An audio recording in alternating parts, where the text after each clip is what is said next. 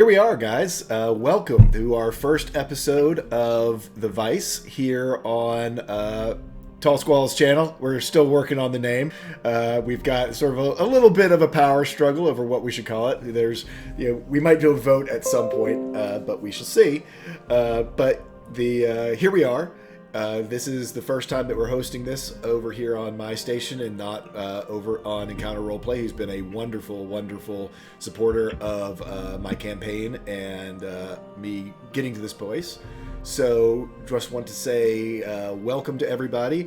If you're watching the stream, please feel free to let me know about levels and things like that so that I know if everything is mixed right. I am still learning to stream, #ProStreamer, and doing that. One of the big things to know about our channel, you are able to donate to affect some things in the game. You will see them in the doobly-doo down below.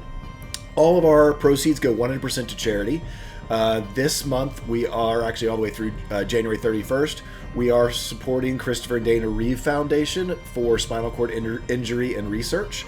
Along those lines, we do have, as we always will, have one special donation, which relates back to it. That's our Kryptonian gym, which would give one of our players a power of Superman, a Superman-like power, for an hour within the game when they crack the crystal open. So that will be a fun thing that they can save for later or for whatever they might encounter.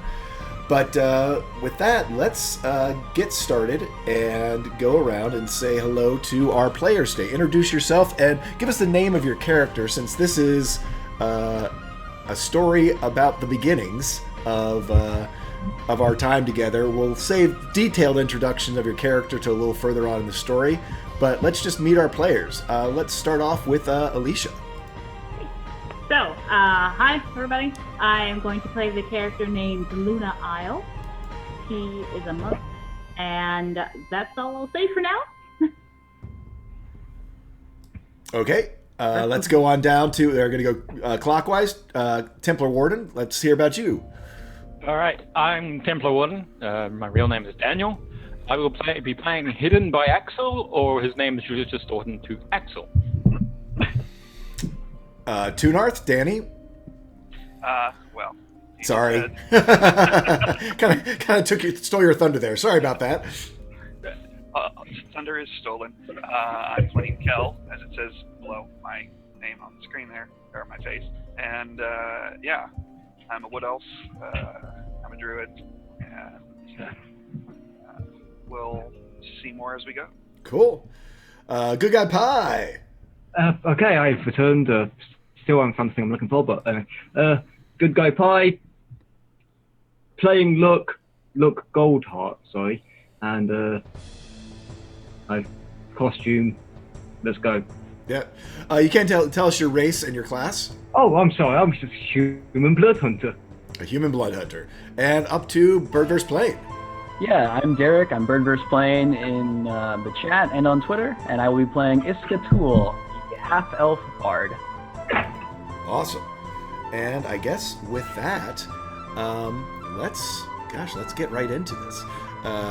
Give me 1 second to pull up what we're going to take a look at and all that good kind of stuff. Twitter's NNG9, which I'm pretty sure is beneath me. There we go. There you go. Done. Yeah, NNG. Actually, let me pull some stuff up side by side because that makes my life a little bit easier. And we are going to start. I'm going to bring down this music a little bit. We are going to start in the wonderful home of our good friend Axel, who is living in a tower with a wizard who found him along the way. We will open up. We actually see a conversation between two folks by a fireplace, a dwarf and a human, and there's things happening in the background, but maybe a crash off screen, something along those lines. For anyone who's a cat owner, you might get an idea of that there could be, there's someone else in the house as Axel is at Tabaxi, there's always seems to be some kind of strange noises coming from elsewhere around Gorm's Tower. Loud voice. I'll just say that he's glad it's a crash because it could have been an explosion. Very good. And so, with that, the loud voice booms out, Axel, come in here, my boy. It's time for you to get your journey underway.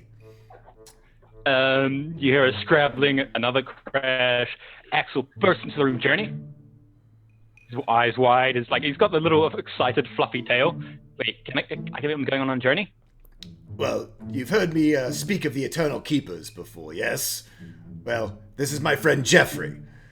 He could point you in the way of them if he so chooses. I'm ready for a journey. Finally. At that point, he sort of runs up, sits down, like at the feet of Jeffrey. He's on the ground because he doesn't really need a seat. So, my excited one. So, Axel, I hear you're from the Wandering Pride, but I know tragedy struck them early on. Do you remember or know anything of your parents' pride and clan? He sort of looks down for a moment and is very quiet, surprisingly quiet. His tail stops moving. He looks up and he seems to be thinking for a moment. One. Yeah. Mother was Jade Whisper. That is all right. And he looks down again. I understand. But you should know, the Wandering Pride was a great friend of the Eternal Keepers. We ourselves search out the mysteries of the world much as your pride did, as they traveled around off the beaten path. They often were our first scouts to know where the secrets and mysteries of this world would lie. It was a tragic day for the Eternal Keepers as well, when we heard of what had happened to their caravan and to the slaughter that befell them. As you being the heir to their pride, it could be that you will find a great many who would be happy to hear that the pride's bloodline lives on in you, and welcome you very easily into the Eternal Keepers. But know also, much would be expected of you. The Wandering Pride was an honored group, privy to some of the greatest secrets of the realm. And for you, having not grown up with them or as a part of them, there would be questions. There would be many who would always be wanting to test you and prove you to see if you were worthy of the title to become a part of the Eternal Keepers here on the western part of the continent. He just sort of looks at you closely, kind of trying to size you up a bit.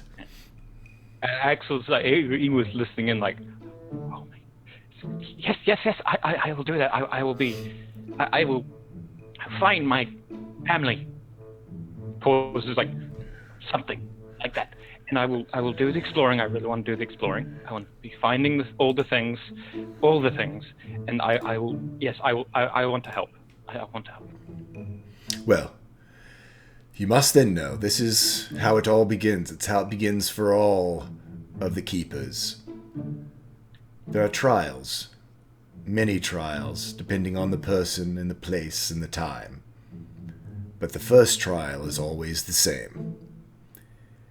You have to find them, and you have to impress them.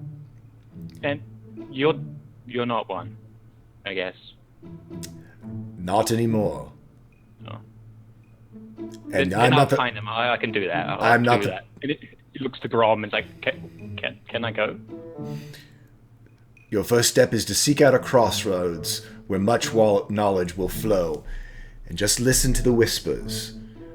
Find those things that are out of the ordinary. See everything you can. Remember, some of the greatest secrets are hidden in plain sight. And with that, Grom does nod to you, and he goes, I wouldn't have called you in if I didn't expect you to go. Not that I could hold you back after Jeffrey being so melodramatic. Sorry. Just apologizes, like uncertainly to go. But I really want to go. I'll go find crossroads. I'll listen. I'm very good at it. Grom's used to this. I know, my boy. I know. I've packed you a pack. Just gather any of your other belongings you might want. There's plenty of rations in there. And I've placed a map in there as well to help get you at least out of our woods here and on your way. Thank you. He goes to stand and then pauses. He's like, and he sits back down and like, waits a little bit. Is there more? Anything else? No. It's all it's your journey now, my boy. Immediately. You hear some scrambling. You hear like a lantern, a table fall over. You hear a lot of crashing, and it sounds like he's in his room, and he is scrabbling and grabbing everything he wants. And you hear, it's basically the sound of a small amount of chaos. Yeah. So you get all your stuff gathered, and as you start to head out the front door, you do notice there's a pack there. It seems to have some fairly good set of rations, and on top there is a small scrap of paper rolled up and tied as a parchment would be tied. At this moment, he's actually got his sort of get up ready, which is he's got like bandoliers and belts that are covered in little component pouches. He's just got like a bandolier of them, and some things that aren't even in the pouches are just hanging off on like pieces of string or on little hooks. And so this is basically all his little gathered components, things that he's found and kept.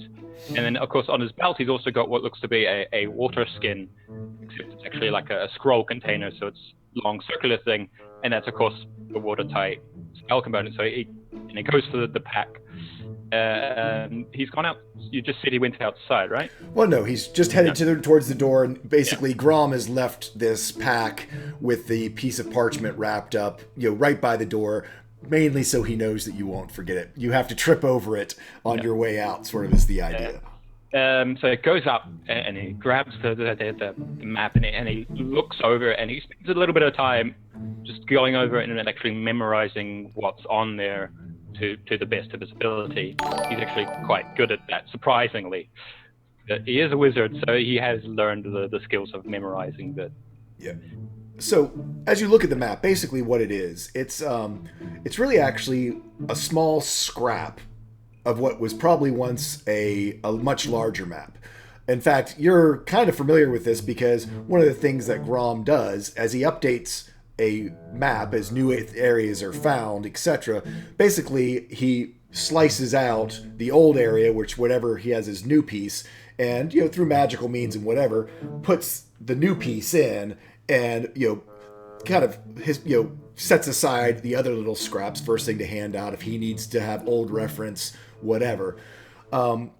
As you look at it, you see where Grom is marked a very clear path, basically from his tower almost straight eastward over to a big, large road. You see an arrow pointing north, which would be Anvil Forge, and Stone Anvil north, and Sojourn's Crossing to the south.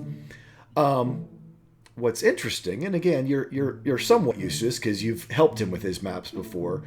Off the path, just to the south of the way you're going, there's an area called Shimmerfall Glade, and you see there's a small symbol in the shape of what looks almost like a little tombstone. That tell you what, do me investigation check. I'm assuming that you absolutely would look closer. Yeah, he's poring over the entire map. So yeah, with a 20, you absolutely. What you see is a little tombstone mark that is still pretty clear. Next to it, you see the area. It's been tried to be erased, but you can hold it up to the light and you can sort of do all the fun things you can do to see what something said, and you can see what's in very precise Gorm's handwriting, the vault of the pious paladin. And you can see where, even before it was erased, it was first scratched through. You had a strike through on it. Video Store Cowboy, thank you for joining us. And welcome to... See, it just saying the Fortress of Squalitude works so well right there, but it's such not a D&D name. Anyway. Anyway, has been struck through, has been erased, but you can see absolutely that... a little bit to the south of the path that he has marked, there is this glade, and inside of it, an area that's been erased off, stricken through, but then erased by your mentor, sort of your guardian, Gorm. Mm-hmm. Okay, so he looked at this. He memorizes pretty much the path. He focuses on that, looks around, and now he starts looking for other things that might be hidden. In the same way that the text was, where it was kind of erased and not very obvious. I presume he doesn't necessarily find anything else. Doesn't find anything else. Do me an insight check, though. Yeah. Not trained. 16, and actually, and with the advantage, natural 20. Since I'll throw you the bone on this one. Gorm has magical means of erasing things, like completely erasing things, like as though they didn't exist. He used an eraser on this. Yeah. So That's okay. All I have to say about that. He grins, actually grins widely, and he rolls it up and puts it in the watertight container, which has all these loose pages in them that are his spell book. These are spell pages that he's written up himself, that he's either been taught or learned. And so he puts it in there, safely. He doesn't scratch it, mess it up, and ties it up. And then he goes to grab the bag, turns around, and dashes back into the room with Jeffrey and Gorm. And he basically glomps Gorm and just gives him a big hug. He's like, thank you, Gorm. My boy. And it just grabs him big. He doesn't quite cry, but he's quite, it's emotional for him. It's like he's leaving home, but he's leaving Gorm. He's taking care of him all this time. Yeah, Gorm's a little choked up and just goes, my boy. And he sort of noogies your head, and... It's time for you.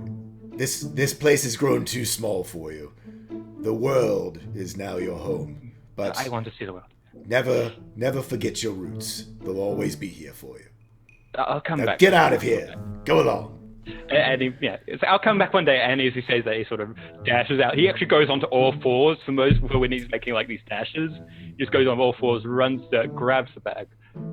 And then he struggles to get on his back because he's got all these, attached things. So that the thing gets caught on his belt and he has to rearrange. So it takes a little long, and he's out the door and running out into the forest. And I presume this sort of path that leads to the tower that he's used before. Yes. So he goes the familiar route back, and then where he thinks he'll be heading. To at least the paths that are marked on the map, the big ones. Gotcha. So at that, because I need to ask, I don't think I really need to ask. So are you going to stay to the path and go straight to the road, or do you have a side journey in your plans? If there's something sort of catches his attention on the trip, like say, if it was like a cat and an actual cat and a bird, if a bird flew past, it would catch cat's attention, and they might go after it, they might not. If he spots, he's really taking this, listen to the whispers. So if he gets like a sort of sense that, I should go this way, it might be something interesting, he will, but otherwise he'll go for the path and he'll be heading towards. He'll be aiming for the place, the was it the vault of the Pious Paladin? The vault of the Pious Paladin. Yeah, that's so Gavin's place. Sorry. Yeah, Gavin's place. So with that, we will sort of fade to black as Axel goes off on his adventure and focus in on another one of our players, Miss Luna. Let me get your music up. So we sort of focus in on Luna and just give us a little bit of a description. What's her day look like? Who is she? And sort of how is she making it through? So Luna is on the taller side. She's a water Gensai, so she is green with green hair and kind of like dark blue-green eyes. She's she's 7'10", so on the taller side, but not the tallest. And she looks like she's kind of perpetually fresh out of a bath or something like it. She's got like water droplets and everything. And she's at this moment she's probably meditating somewhere outside, not near people. Okay, no, that's great. So basically, Luna's wanderlust and her meditations have drawn her away from her place of residence, her, as she likes to call it, her order of the monks, which we'll find out more about later. But she's out in the woods where she's away from everyone and feeling, sort of at one with things. The rains have just begun to blow in off of the coast, so the entire forest is covered in water and moisture. Everything is glistening and sparkling as little droplets of water are on the tip of every... Hey, thank you, Dark Demon Slayer, for your donation. $10. Give luck, advantage, inspiration, and a nat 20 for being dressed in character. Woo! Costume hype. Actually, he didn't even get to hear it. Hey. Good Guy Pie, you got natural 20, a inspiration, and a advantage, wasn't it? It was all three. Oh, thank you very much. From our friend Dark Demon Slayer. For being in costume. Costume hype! Thank you very much. Sorry I didn't get to be there for the donation I was drinking. Yeah.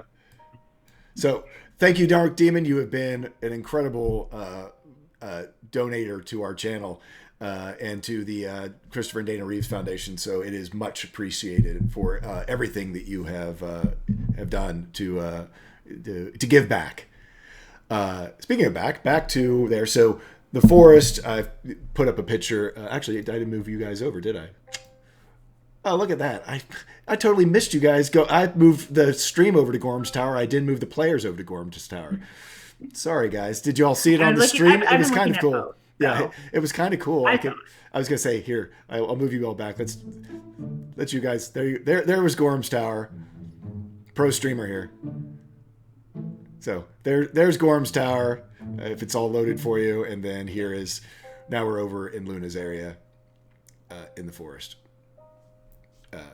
So anyway, the whole forest is just sparkling with water and moisture, and it's just it's beautiful today. Today is probably this is your element, quite literally. Yeah, exactly. Like quite literally. She's probably actually unusually. Like, she looks happier than usual. And Dark Demon with another $5 to give everyone a healing die. So, for anyone who wasn't here early, what you can do, you can add in on your resources on your page, and I'll go through and check everyone later to see if they got it right. And make one for nat 20s, for inspirations, and for advantage, so that you can keep track of them as with your donations and have them. So Anyway, so it is phenomenally beautiful today. There's probably still a lot of as gentle breezes go through the canopy of the forest. It knocks all the droplets off. So there's as you walk through areas, and it's almost as though it seems to be following you. That as you walk through, the wind will blow, and so almost like you always have sort of this gentle, glistening rain off of the treetops falling down and onto your sort of watery form. Not truly watery, not watery. Right, but yeah, it's kind of it's perpetual. Yeah.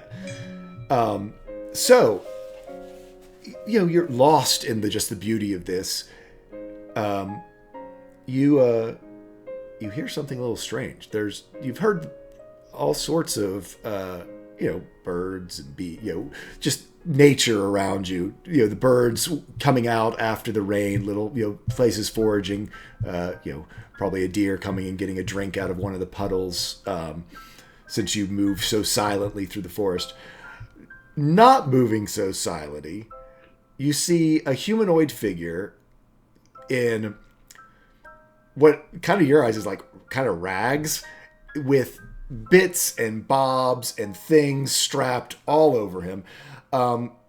Interestingly enough, it's not like anyone you've ever seen before. This is almost like a cat, maybe, standing on its back 2 legs. I mean, it's bigger than a cat. It's certainly not a cat dressed up for Halloween. It's a person, but in your sort of sheltered life, you've never seen anything quite like what is presented before you. He seems to be turning sort of around in circles. He's looking again at a map, just kind of like not necessarily lost, but maybe not knowing exactly where he is. Knows, kind of it's around here somewhere. Thoughts. And as he's making a circle, he comes around, and because you were so fascinated and staring, looks you smack in the face. Now, Axel, there's a green woman in front of you, like nothing you've ever seen before. Her hair flows almost perpetually like water, even though there's not a breeze or anything. It looks like flowing water. She has green skin, green hair. It is, you are, both of you kind of have that, instant of surprise and being struck back, and it's to you guys. What happens next? Axel does Axel have some familiarity with like tree spirits, water spirits? I mean, does he know theoretically what they are? Maybe. I'll say yes. Being around magic, you've in books, you probably don't know about creatures, but you've certainly read about forest spirits and those types of things. Okay. So he's looking at her and he sort of tilts his head in curiosity, and his tail's like twitching a little, and he's clearly very interested because he's sort of looking at you, sort of looking around, like looks around the environment, and then sort of he goes down actually he makes himself like a small profile, so he actually goes down all fours and it sort of creeps around the edge, around you in a circle. He keeps an eye on you and he keeps getting closer because he's just like he's cautious, but he's really, really interested. And of course, as if nothing happens, of course, as he gets more interested, he starts speeding up and his tail starts flickering more, and Yeah, how is Luna reacting to? She's like following him, but she kind of like has a hand like back at her because her quarterstaff kind of like strapped across her back. Kind of has a hand back there, but she hasn't said anything. She's just kind of following you, seeing what you're gonna do. So when he sort of gets in front of you rather close, he finally stands up and walks in there. He basically puts his face in your face, and so what you've got to do is got this golden lion-like cat face in your right in front of you. He's got like braids. His mane is like braided down his back. Bright blue eyes, and he's he's like 5'8". So I don't know how tall you are, but that but Okay, he's so tall. she's slightly taller, but it's still pretty. But he's quite thin and lanky. But yeah, he's like right up and looking at you. He's right in your face. It's like, hello.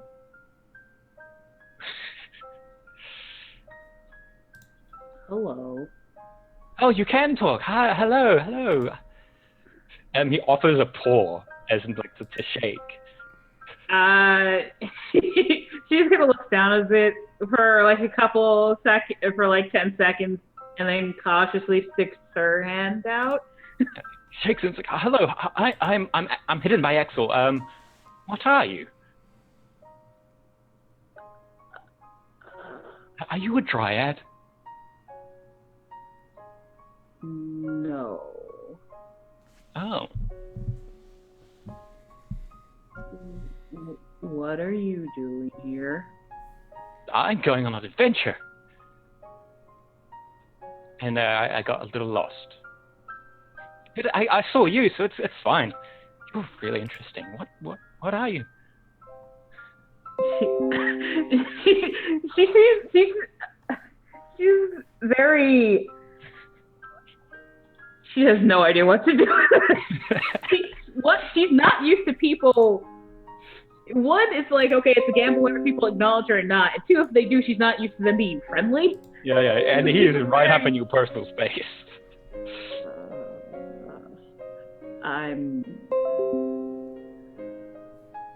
Where are you trying to go? He has the map, and he's like, he finds it right here, and he sort of shows you the map where it's where the little symbol is next to the path. Yeah. Gotcha. Am I familiar with the area he's trying to get to at all, or no? It's on the edge of where you've explored before. You've gone further today than you have. It's away from your, where you live, but you know from where you are right now that probably on the map where he's trying to get to is a little bit south of y'all's location. Okay. And she'll very slowly just like, I can take you there. Really? That would be great. Is there anything interesting on the way? We could maybe. He's really good. He's actually taking a step back now. He's not quite in your face. Okay. She's probably slightly more comfortable. Just gonna like, bubble. Yeah. He's taking a step now because he's not so interested in who you are. He's now distracted by where we're going. Gotcha. Okay, Okay, so like it will be right. And she'll kind of point south. It's not far. Okay, so you actually. It isn't too far. I have got to figure out how to turn off these my notifications from my Twitter because it keeps dinging in. It's like my update now has got this so that it keeps notifying me, and I don't know how to turn it off. There must be something. If anyone knows how to turn off Windows 10 notification pop-ups on your... Good luck. Yeah, because they downloaded something and now everything's dinging at me every time someone does anything in Twitter, and I even closed Twitter and it's still doing it. I'm like, this is all like a weird way of humble bragging about Tall Squall's interactions on Twitter. I get it. Yeah.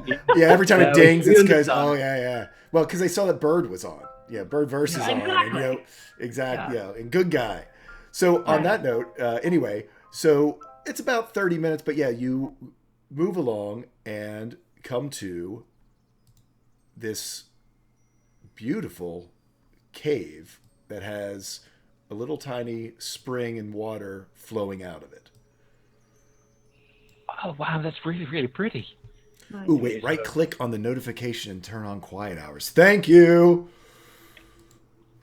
Right click. Luno actually has a very small smile when she sees it.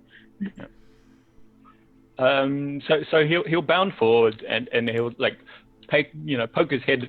He's not going to go into the water, but he's going to sort of stand on the rocks at the edge and sort of poke his head to see if he can lean out and see as far into the cave as possible, and then of course look at the water to see if there's anything in there. Oh, go ahead. Yeah. I was just gonna say, like, now that 30 minutes of probably you just being happy to go, like, and her like realizing, oh right, social norms, she'll be like, I am Luna. Hello, Luna. I said I'm Axel. Yeah, I'm Axel. I'm hidden by Axel, but call me Axel. It's nice to meet you. Same. And the thing is, during the whole trip, he's sort of been darting off on little tangents into the forest and coming back and coming around and going up on the trees and coming down off the trees. He's sort of just wig-wagging while he follows you along, sort of thing. You know, if you're taking a dog on the walk, sort of go and investigate everything. So actually, it makes more sense that it's taken her 30 minutes to be like, okay, I think now's appropriate. Yeah. Do I have attention for 5 seconds? Squirrel. Yeah. No, perfect. Yeah, he's now finally still as he is looking at this pool and cave.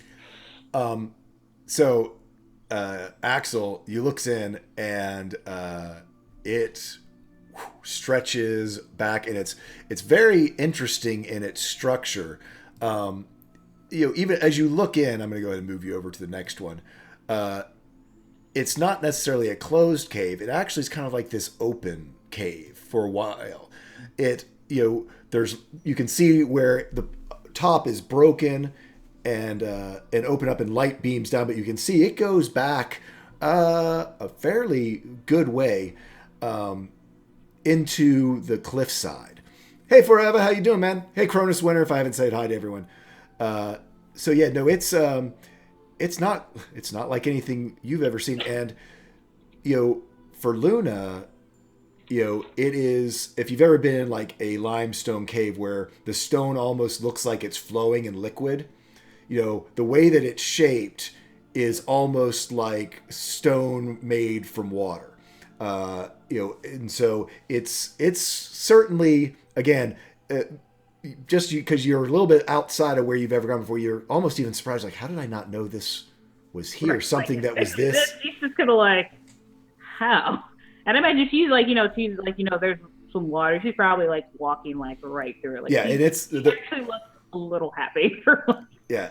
So there's sort of dry areas, and then there's sort of like this wet stream that came all the way down. That's what flowed over the little waterfall on the end. So do you guys keep on heading on in? Yep.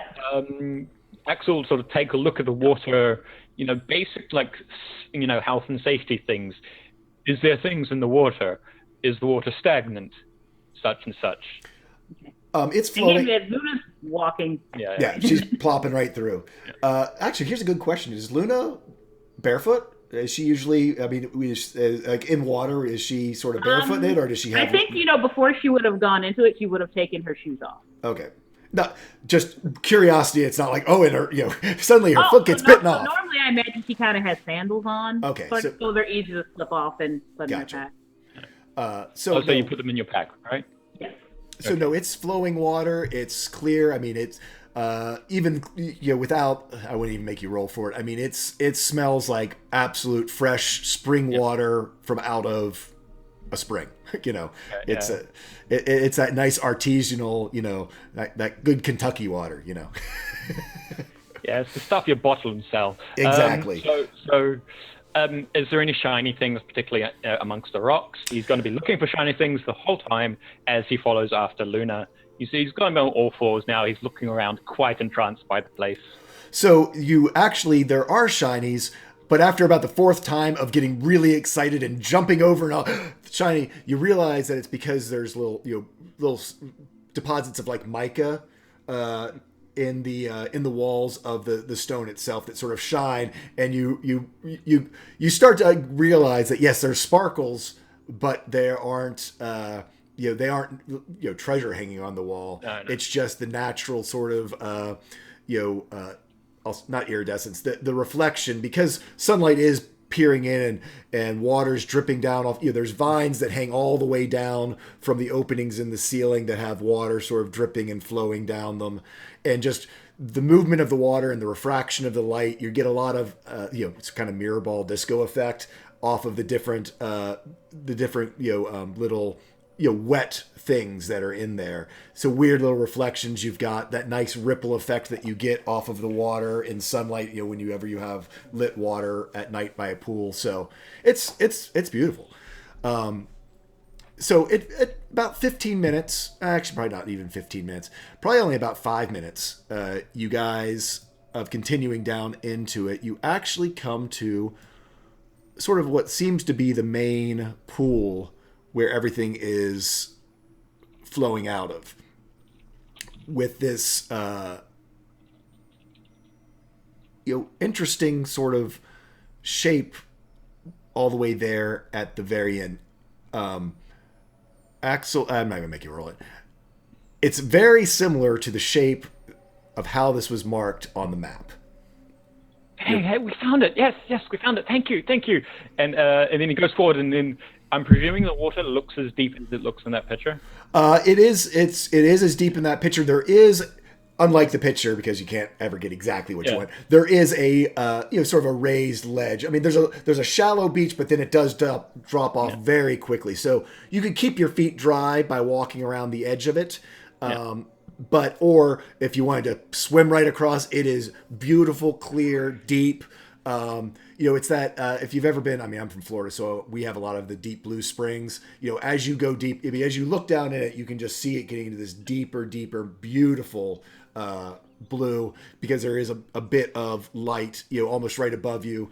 This is like the pictures from the best like travel holiday website ever. It is green vines with pink and blue flowers growing on the vines, dragging all the way down into the water. I mean, it's right out of the best postcard you've ever seen for Fantasy World. So Axel will go around the edge, and I think Luna was swimming. Luna, as soon as she saw it, she's like right in. And so he sort of goes around the edge, and he's sort of watching her swimming with quite a bit of curiosity. But then he's dragged away by some flowers that he grabs and stuffs into one of his pouches. He just sort of grabs a couple of pretty ones and puts them into one of his pouches. He just grabs things. Yeah, I imagine Luna's actually maybe also a little distracted. Like even like as she like dives under, she might even be like making little shapes in the water. Yep. There's beautiful seaweed that's sort of doing its thing because it's a spring. So there's actually current bubbling up through there. So everything is sort of in motion. It is almost as though like you see with like a tide pool. If you've ever seen like those videos of like kelp, how it sways with the tide, because of the volume of water coming up out of the spring, you kind of have that thing that's going on here too. After both having a beautiful look around the place, you actually get all the way over there, and you realize that the archway, that arch thing, is not the stone of the cave at all. It's a door. It is a stone, shaped, arched doorway, and it has been beat to hell with people apparently trying. You can see where people have tried to use crowbars to open it. There are, burn marks where someone might have, thrown fireballs at it. Mm-hmm. But, there are big, huge gashes in it where someone might have hacked. Most of them are ancient. I mean, even in this area, this has been sealed and not able to be unsealed for a long time. Right in the center of the door, there is almost like I hate to keep using modern references, but when you go into like a Catholic church, they have the little finger bowl so you can do the water. Yep. There's a little stone, whatever that is, finger bowl. Little indentation that would hold something inside of it. And I need both of y'all to roll me perception checks. Okay. Put my sheet. I have it. Yes, sir. That's an 8. That is a whatever it just showed. An 8 and a 5. So a bit distracted, I think. Yeah, y'all are very distracted, but this isn't hard to see. So basically, what you see all around, sort of down here, you see buckets, you see old cups. You see rotten flagons, basically just detritus of different things that could carry liquids are sort of all littered around the area. You also notice that above the little cup, there are runes above it, but especially Axel, you know that most of the time runes are very precise, especially runes associated with magic. These were not done by a very skilled artisan, and probably maybe even in a, don't know necessarily a rushed manner, but certainly it wasn't someone that this was their forte in doing this. For that, I actually, you can do a Arcana check with advantage. Yep. So he's going to take a look at it. It looks to be, and it didn't roll, and that's a 15. Oh no, it's a 24. A 24. Okay. And this is when I get to do maths.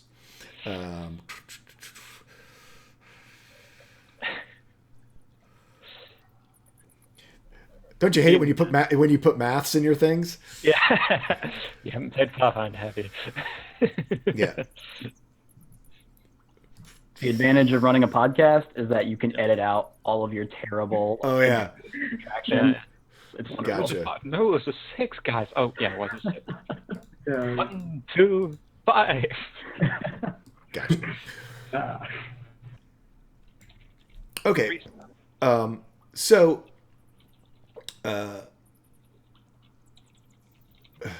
sorry, let me do this again. I did it wrong. I calculated it the wrong way.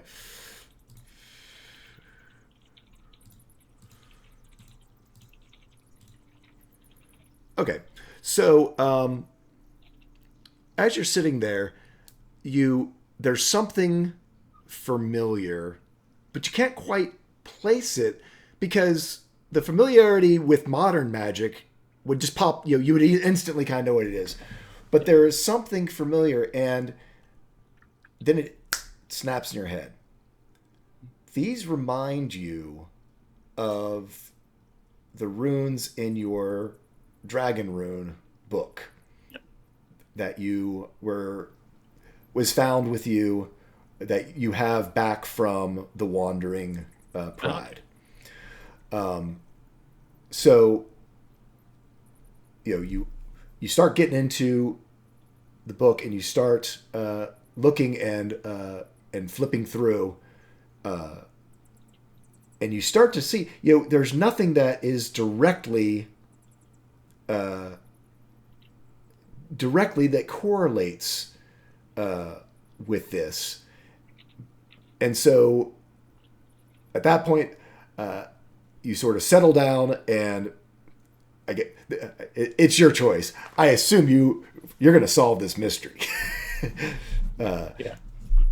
Now that it's been like 5 minutes, Luna will say, "You're welcome." For me saying thank you. Gotcha. Awesome. So we will leave Axel flipping through his Dragon Rune book and looking up at the door and down that, and Luna sort of either you're welcome to just sort of keep exploring around the cavern or whatever, but he's like, I got this. And with that, we're going to fade out on our friends Luna and Axel, and fade in on our good friend Luck, who has. I'm sorry, I love this music instantly. It's like scene transition.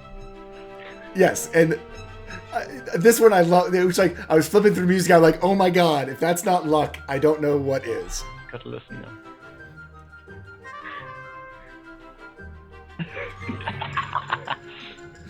So Luck, you have just recently left home. It was a tough saying goodbye.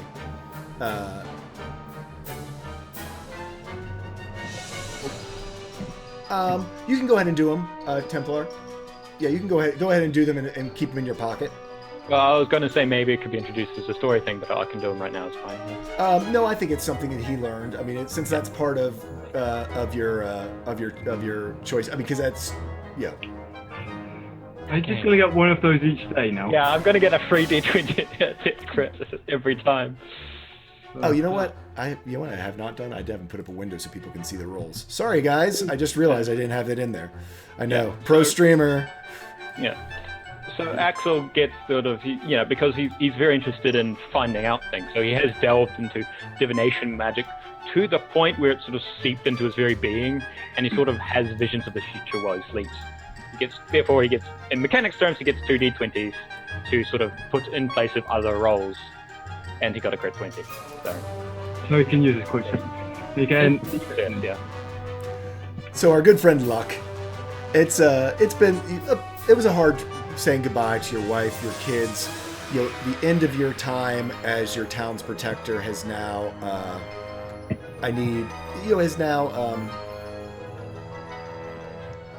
played out. You've done your 10 years, but now you have to leave. So you did, and actually I'm going to turn down this background a little bit. It's a little bit loud. It's a bit loud. Sorry, guys. Yeah, let me know if my music gets weird, because it's all different places, so the sources are sometimes a little bit different from each other. In fact, let me turn it down in the master. I'll turn it down in the master and leave it here so we know next time, so I don't have to do it every time. But anyway, so it's been about 3 days. The air, the scenery, all of that. I mean, it's done you good. You're back to your good old happy-go-lucky luck self. As you are heading there, you haven't really seen, haven't crossed too many paths with that many people. You've just recently arrived on the road, the Stone Anvil Road. You are heading south down towards Sojourn's Crossing. You know that's your destination. Your luck. You have a plan. That's after you left home, that's where you're going to go. You're about, like I said, about 3 days out, third day out from your village. You come over a crest in a hill and see a figure alongside the road, sort of squatting down and just staring intently at something. She has dark hair, has fine clothes with a flourish, we'll say, but is just focused, focused on whatever it is that she's looking at. And I will turn it over to so Luck. What's your move? So he's sort of like,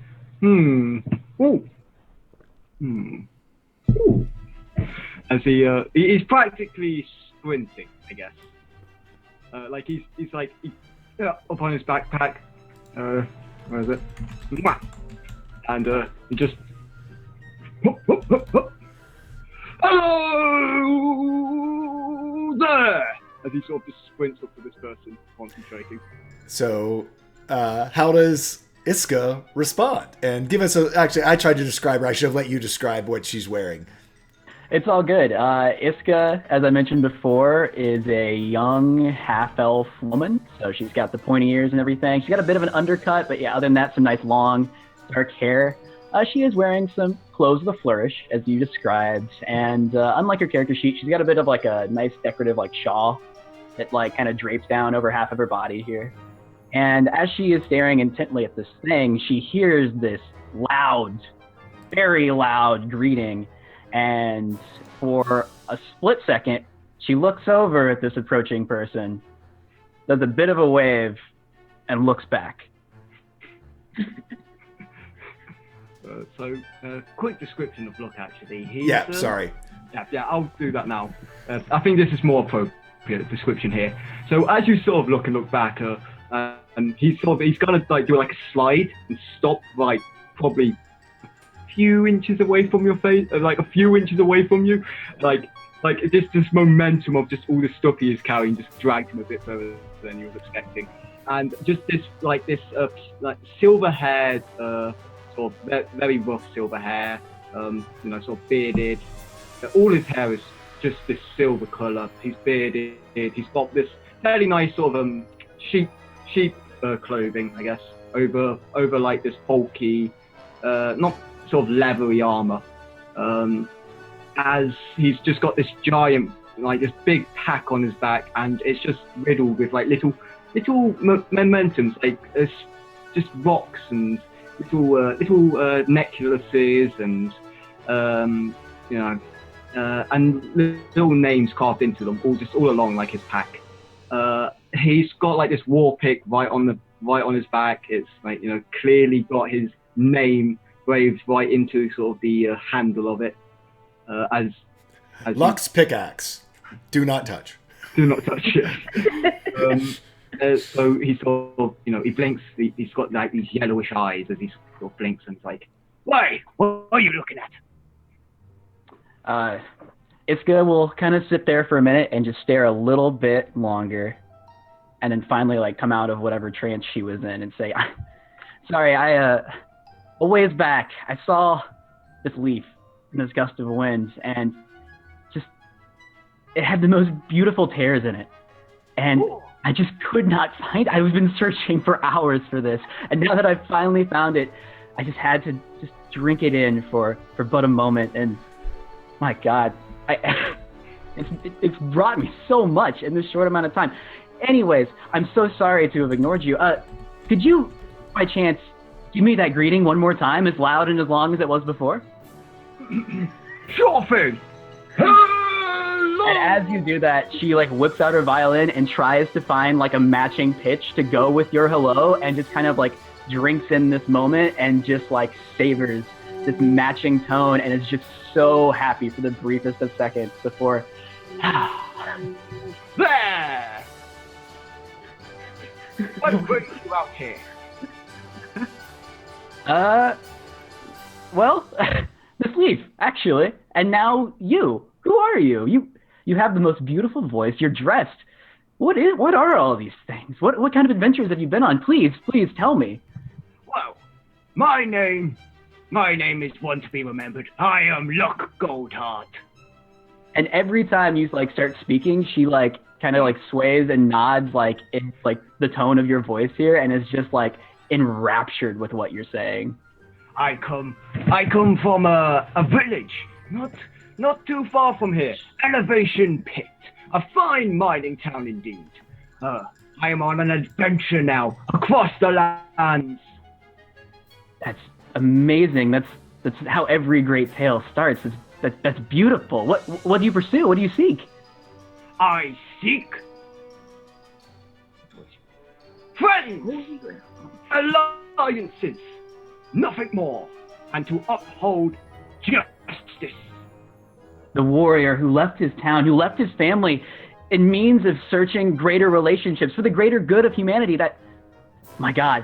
And she like reaches into her sack and gets out this little like sketch pad she has and just starts writing like everything you said down, and is like trying to find like, okay, what's a good rhyme for luck? No, not a dirty song. Trying to like put your character into words right now. So, go ahead. It's a book. You must be. Oh, what are they called? You're bards, are you not? Oh, that's right. I'm sorry. You, my name is Iska. You don't know the name, but someday you will. I assure you, someday you will. Well, today I do know. And she like laughs and is just again like now just seeing how like big your movements are. She's like entranced by everything you do at this point. You're like such a new object in her life. She's seeing someone move in a way. I know it seems really like simple, but like there's so much happiness and like levity to what you're doing, and it seems like infectious to her almost. And she is like basically trying to imitate your moves at a point, just trying to get down your movements. So and just talking at you.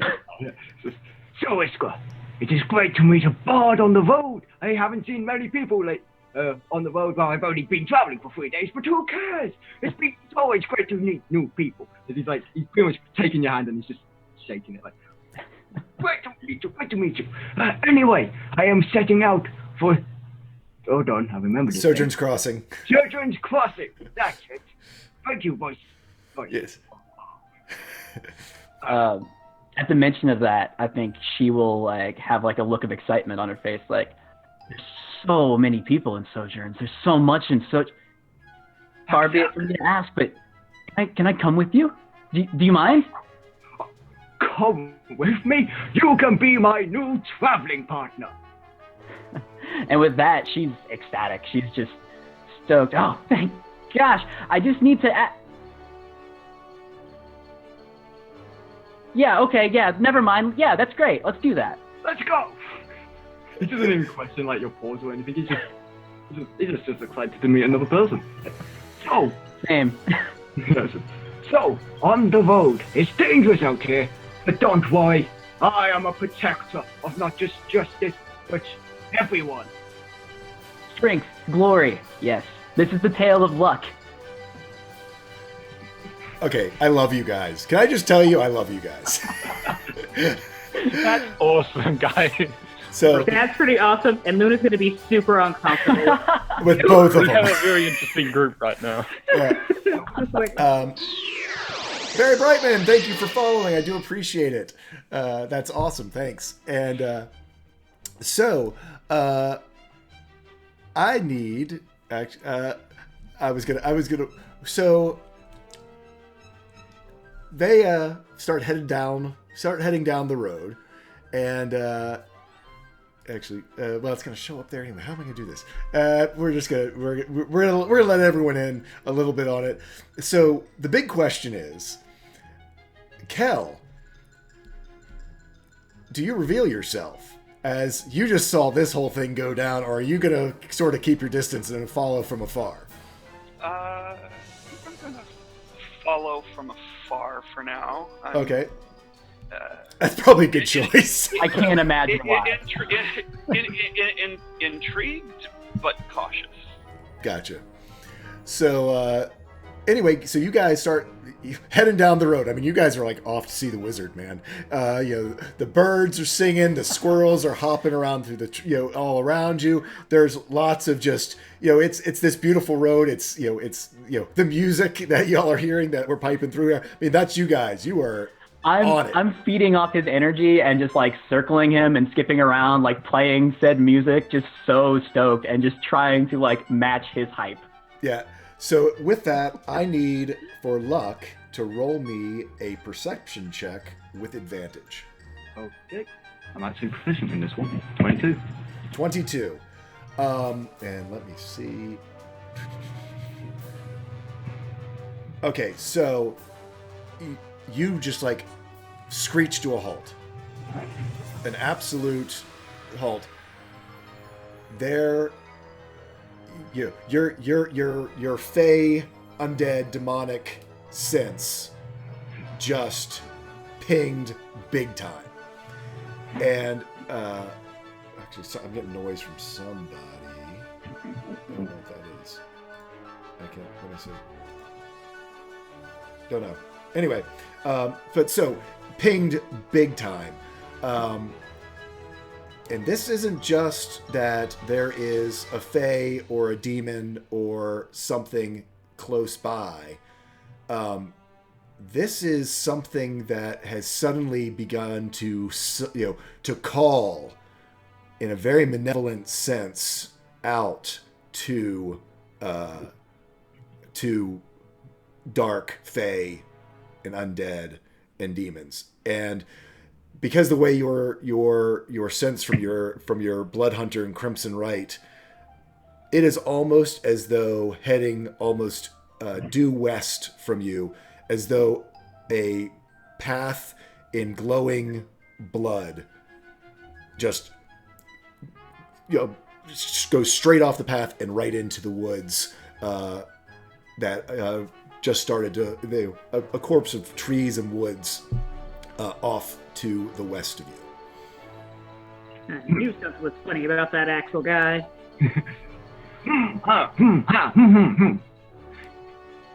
I said something. Iska is like already about 10 feet ahead and like has not stopped as she is totally unaware of you stopping and the shift in your momentum.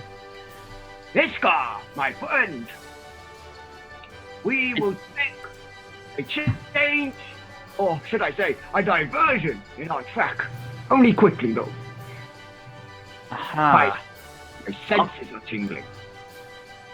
Luck stopped with a mysterious grin on his face, and he was unsure of what was around him, but he was ready. He was prepared. The hero Luck was always aware of his surroundings, and he readied his weapon as a mysterious something happened. Tell me more. Tell me more. What's the next chapter in this story? So grabs his warpick. Now, what I may sense could be dangerous, but I shall proceed with courage, not fear. Onwards, westbound! As he begins to jog. Follow in suit, but this time playing a bit more like dramatic music, maybe like a battle cry as we go, just ready for what's about to happen. And yeah, you guys did see it. I unfortunately clicked on my screen and resizing it. Sorry about the video. It should be stable again now. Let me know if it starts doing something weird again. So, with that, we actually are going to swing back over to our friends at the door. And switch back. So, they're standing there at the door. It's been about 40, actually it's been 48 minutes because that's what the math said. There's math to be done. I note to self, never make time based off of rolls above the DC because that's not math I need to do. Just have it be what you want it to be. Math for the work week. Yeah, that's for the work week. Axel, you've got it. You have figured this out. And what it is that someone in creating this spell, this ward on this door, while they were trying to carve one thing, they actually carved something else in the draconic runes. So whoever tried to seal this sealed it up and then it didn't actually mean anymore what they thought it did because the spell was sealed with, instead of the magic they were trying to write, with this draconic magic, which is much older and much more powerful than pretty much anything that you know of, even though no one really knows how to use it anymore. So you look to Luna and just go, yo, you've got it. I've got it. They were trying to write, give water and blood to receive. But what they've actually written is, give water blood to receive. That's why it doesn't work. But that doesn't mean that we know how to open it. Yeah. I've got it. Wait. So stupid people. Someone wanted to write, give water and blood to receive something. They said, give water blood to receive. So, do you have water blood?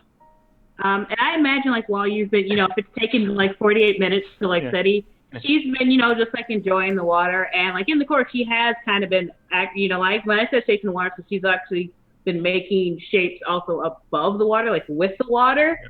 So when you suddenly turn around and stop, she kind of, like, startles and then drops the water. Wow.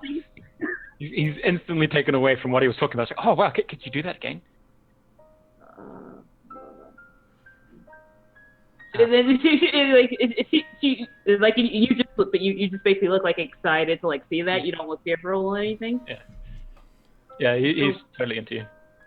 She'll like cautiously like drop like the little spear and Yeah. look at you a little wary. How do you do that? I want to do it. I just do. And she'll like lower it back down. He looks like his base is dropped. Looks this way. And it's like you see his body sort of slump, and it's like, oh, okay. It was awesome. And then he turns back and it's like he looks to the thing and he's like, and then turns back. Do you have water blood? We could open or receive something. I don't know, but I could try. Yeah.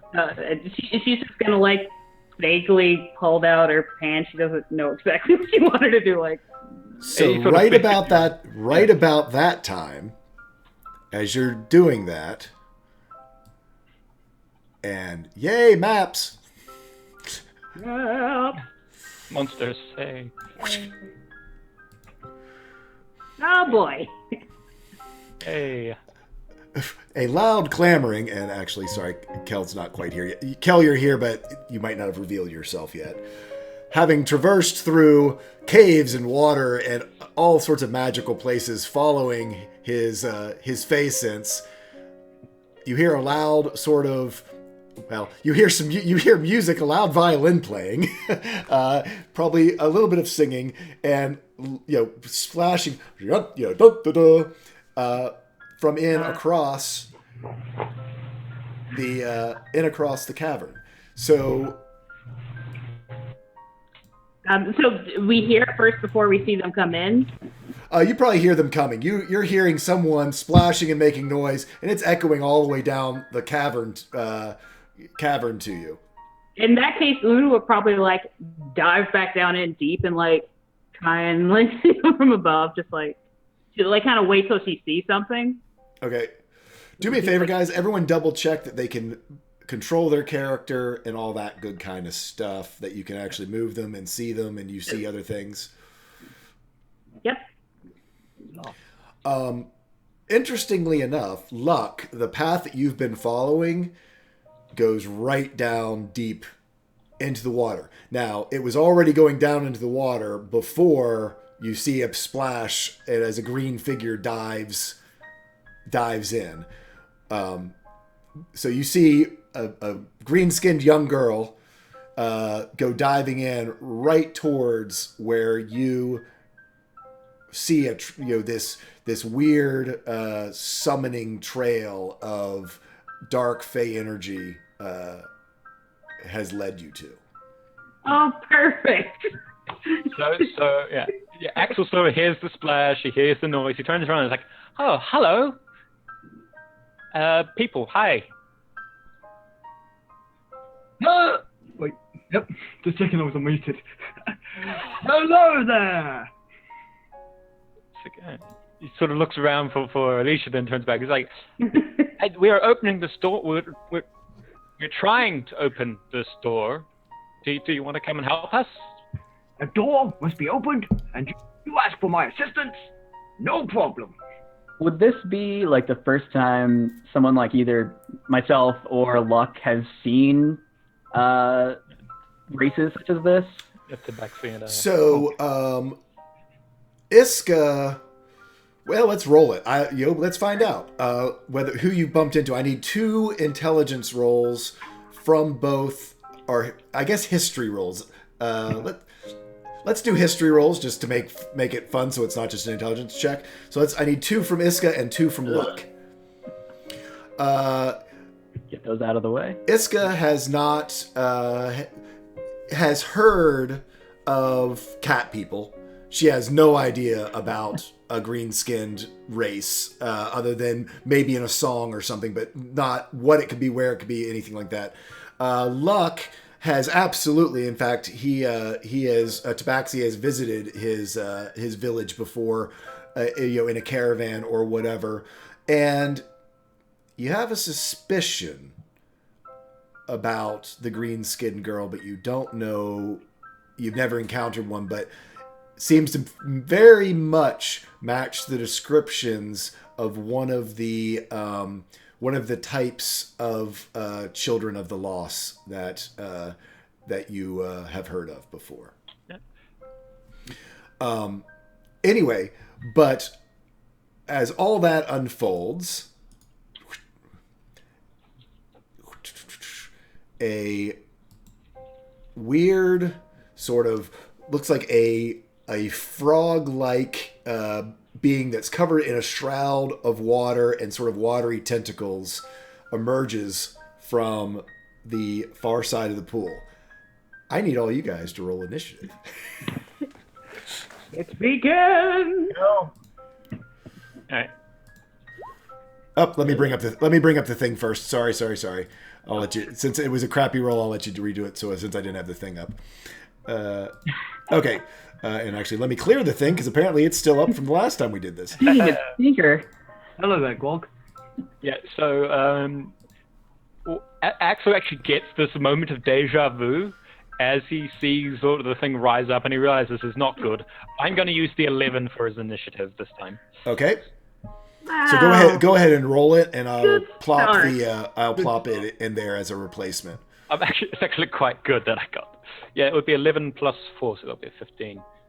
It's very good I used it. Yeah. So you're on a 15. Did everyone else get in there? Okay. 1, 2, 3, 4, 5, and my buddy here, who I've got to add in. Closest thing to home turf, and she rolls a 1. And I think Kel gets advantage because Ranger. Well, Kel's a druid. And Druid. that's the big question. So, Kel, at this point, since you didn't reveal yourself, I'm assuming you still haven't revealed yourself. But it's a free action for you to pop out of it. So the question is, when you see this thing, whether you're gonna hop right in or I just watch. a technical point. I sent you a whisper. Oh, whoops, sorry. I don't know if you saw it. Yeah, okay, yeah. You should roll 2 just so we know. But you are completely unnoticed and it's unknown that you are here at this point to all the players. Okay.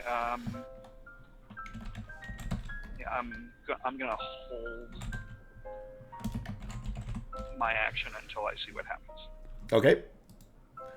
And I need to roll for the water thingy. 10. But did you see the whispers I sent you though? I saw the one. Oh, I didn't roll up all the way there. I'm sorry. Okay. And yes, you are welcome to do that when you so desire. Should I roll the history? We can roll it later for you because in the middle of this, Okay, or we can, so we already know. So go ahead and roll my 2 histories so we know whether you've encountered or seen anyone of their race before. For the 7, okay. So what order did I do it in? So 7 was Tabaxi first, right? Yeah. So yes, you have not encountered a Tabaxi before. And then another one for whether you've encountered a Children of the Lost.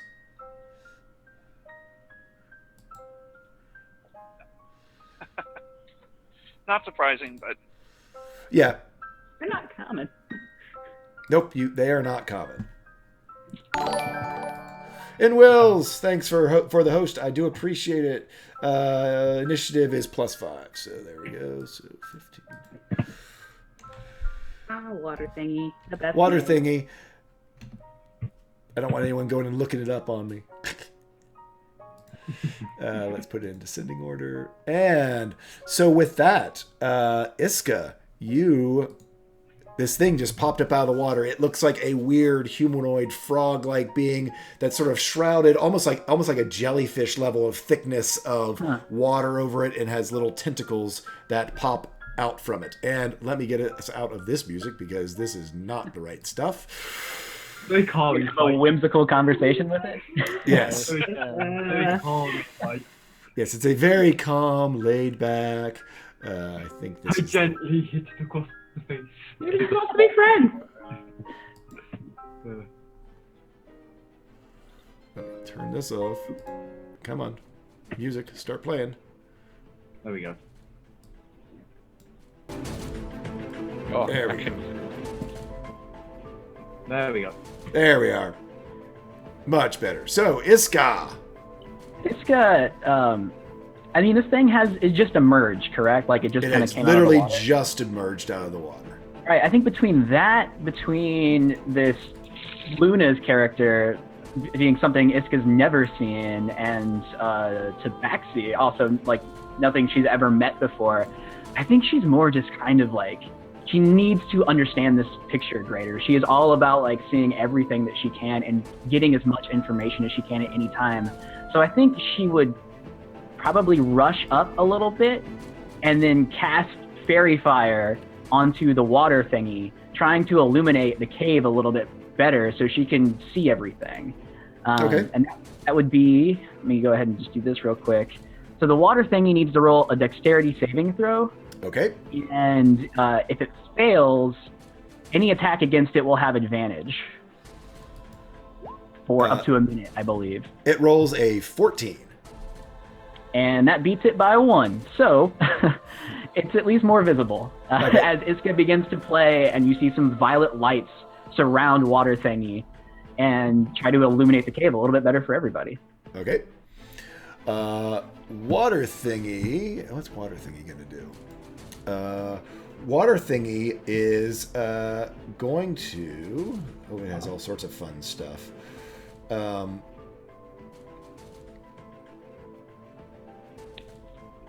Actually, at this point, it probably is just going to come over and.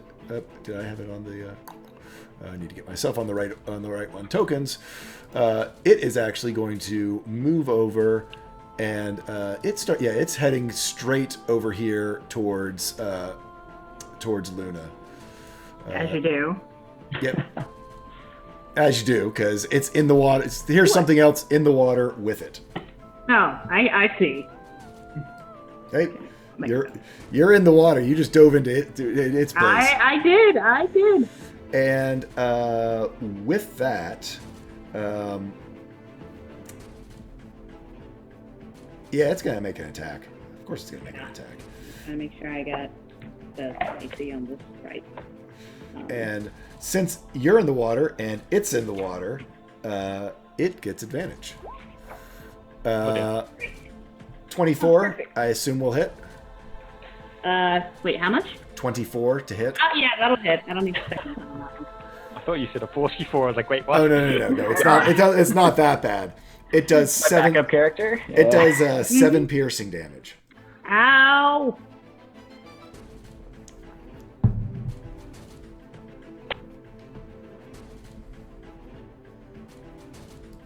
Hidden by Axel, my buddy, my friend. Yeah. Oh, Sorry. do you want to say something? No. Go ahead. Okay. So, does he recognize this creature when it first cries out of the water and then gets lit up in fire? Does he recognize what it is, its shape, anything about it? Well,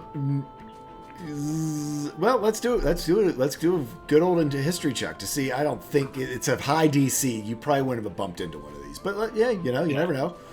16. 16. It's I mean, you can tell that it's a fey creature, but as far as the actual species or type, I mean, just because the fact that it is sort of shrouded in this water, and your guess is that it's a fey of some type. So when it attacks, when it's like swims towards what's your name again, Luna, and it attacks her, and of course there's blood in the water. His eyes widen, bad, help, and he calls to the group that he's just arrived and help, and then he draws out one of his blades and just tosses it. Like, it's not even actually a throw; it's like a toss. And when the blade hits the water, it bursts into like 3 pieces. Or it's like, not necessarily the blade, bursts into 3 pieces, and that's a magic missile on that thing. Nice. And it's not running. Remind me. Oh, right. I don't get to roll anything, do I? Not a magic missile, no. Yeah, magic missile's just flat out. He takes it. Yeah. Got it. 10 force damage. 10 force damage. So as the dagger hits the water and goes flying into one, hits on one of its tentacles. The other one sort of goes into the sort of chest area of it. Another one sort of almost slices off another tentacle, and just and it's not happy now. But yeah. So anything else you gonna do?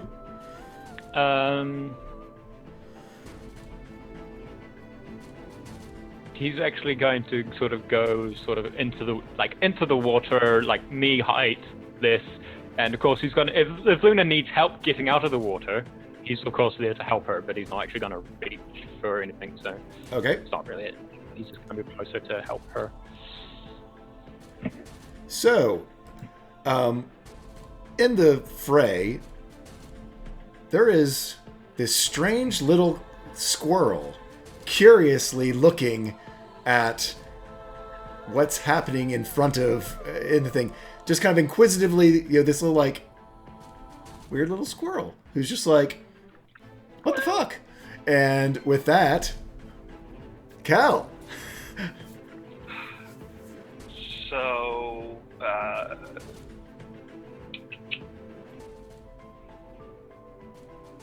which kind of range do I have on this? Oh, okay. So, from behind all of you, you suddenly hear this roar as out of nowhere, a large bear starts running past 1, 2, 3, 4, 5, 6, 7, 8. Because I'm presuming if I go into the water, I'm slowed. Because it's difficult terrain? Yes. Yeah. So I'm going to stick to the ledge. And you see this brown bear roaring and running around the ledge, running past Luck and behind Iska. So, seemingly coming out of nowhere. So, yeah, perfect. If anyone was paying attention, which they probably didn't catch this because they're more concerned that, they would have seen this little small squirrel just begin to swell and just explode in this huge torrent of muscles and claws and teeth and turn into this giant bear and just go charging across and run around there and charge around the outside. But no one was watching, so they missed that whole epic thing that just happened there. As a little squirrel exploded into this giant brown bear. It was, just when our problems were getting worse. Yeah, well, it's interesting. He does sort of run right by you, but doesn't seem to pay you any mind, Luck. So don't mind. It was being a friendly bear. With that, it is Luck's turn. Okay, so look. That's a bear. That's a bear. Yeah. That is a bear. The angry bear. So, this bear is just. We will not follow that angry bear. We will. Is this sort of shallow area here? Yes. It's shallow and then drops off to fairly deep right there. As sort of as you can sort of see, there's a little bit of lines in there. So yeah, we're going to probably go there. That's where it seems shallow. As we just. Don't worry, stranger. I shall help you. As he sort of brings out his hand crossbow. Now, Crimson, right? The way it works on ranged weapons is the same as normal weapons, right? Or is it... Correct. So what happens is that each bolt, you Crimson Right the weapon, and each bolt gets it. So it's not like you have to Crimson Right each weapon, each bolt. It's that it's on the bolt and it gets transferred to the weapon. Yeah. So that's how that works. Yeah, but if you switch to your pick, it is starting a new Crimson Right. So you'll end up taking damage again to start the new Crimson Right. So it's currently 22 max hit points. Okay. So yeah, he just pulls out this hand crossbow and just booms off this just thunder, just like this, almost like sort of thundery lightning, just covers it. It's actually it's more like it's red thunder practically. Mm-hmm. Sort of like this, like he grabs this handle very tough, as sort of like a little bit of blood begins to sort of trickle as this blood just forms into like these lines and across these hand crossbow. As we are actually, we're gonna use after that nat 20. Any of that was so kind to give. Yeah. Nice. So, thank you for that. As we just, as we release this bolt covered in this thunder lightning into it, which is hand crossbow. Yep. So, and go ahead and roll damage. We'll double that. So that's 18. Then do your. Oh, well, you double it. I normally do the plus. But... Okay. Because that's how it normally rolls. It is adding 2 rolls together. So yeah, we'll do the 15. 15. Then give me your double crimson as well. Yep. So that's 19 total points of damage. Yep. So no, exactly as you said, you pull out your hand crossbow and, some little blade or something is hidden in the handle that you know just exactly where it is, and you rip your hand along it so it slices open, and as a little bit of blood goes, it turns into lightning until it goes up and goes all the way across the crossbow. You look, get your eye on it, you've got it straight in your sights, and it is an incredible shot. It goes shooting right at it. It goes through a little bit of a gap where the water is sort of flowing around it, right into its main body, and the lightning just goes skirting all over top of it in red, and it did not like that one little bit, but it is still up and and fighting, but it is not a happy camper about that one at all. So with that, Luna. Hey, I get to finally respond. Since I dove right in, I'm going to assume I do not have my staff or anything with me. Because I managed to get, so she's just going to be mano a mano in this thing. Oh, yeah. So she is going to kind of be like zipping around in the water while she's doing it. So she'll kind of like swim under it and like aim for what the back of its head area would be. Okay. Kind of like round. Oh, first one. Do some. Good. And since the fairy fighter took, I have advantage on this, correct? No, because it made its deck save. It beat it. Oh, it did make it. Okay, because I thought it was. Yeah, Okay. it beat it. Dang it. All right, so just straight roll then. So the first one. 11 does not hit. Okay, and the second one. 20 absolutely hits. Yep. Well, it's unfortunately not going to be a lot of damage, but hey. Hey, every little bit counts. 4 bludgeoning. Actually, that's where. Oh, the damage that I was drinking on. So that should actually be 6 bludgeoning. Okay, plus 6 bludgeoning. Okay. So, no, so you absolutely, it's your first strike at it, it's able to get one of its tentacles up and sort of brushes it aside. The second strike, though, just as you do it, you basically pop it right in the nose. It's like, boop, and just dot it. And it kind of reels back for a second, and then just sort of looks right at you. And do I, you know what? No, I'm still going to stay up front and post with this thing against my better judgment. Okay. Iska. Yeah, Iska, seeing this thing as the aggressor here, is going to grab her light crossbow, knock an arrow, and fire at this thing that's attacking these new people, these new creatures that she wants to learn about so desperately. So she will fire a shot for a 10, which is not great. Nope, 10 will not hit. And then I also want to use a bonus action to give Arctic Inspiration to Luck. And I will do that by kind of like yelling in his direction that Luck shocked not only his newfound friends, but the creature itself with his magical powers, and his friends prayed he would do it once again. So you get to add a d6 in the next 10 minutes to a roll that you choose. Awesome, and nice inspirational stuff there. Very cool. Very nice. So our water thingy, the Blotty, will do an attack. Well, let's see what he wants to do. He's taken quite a little bit of damage there. What does he want in?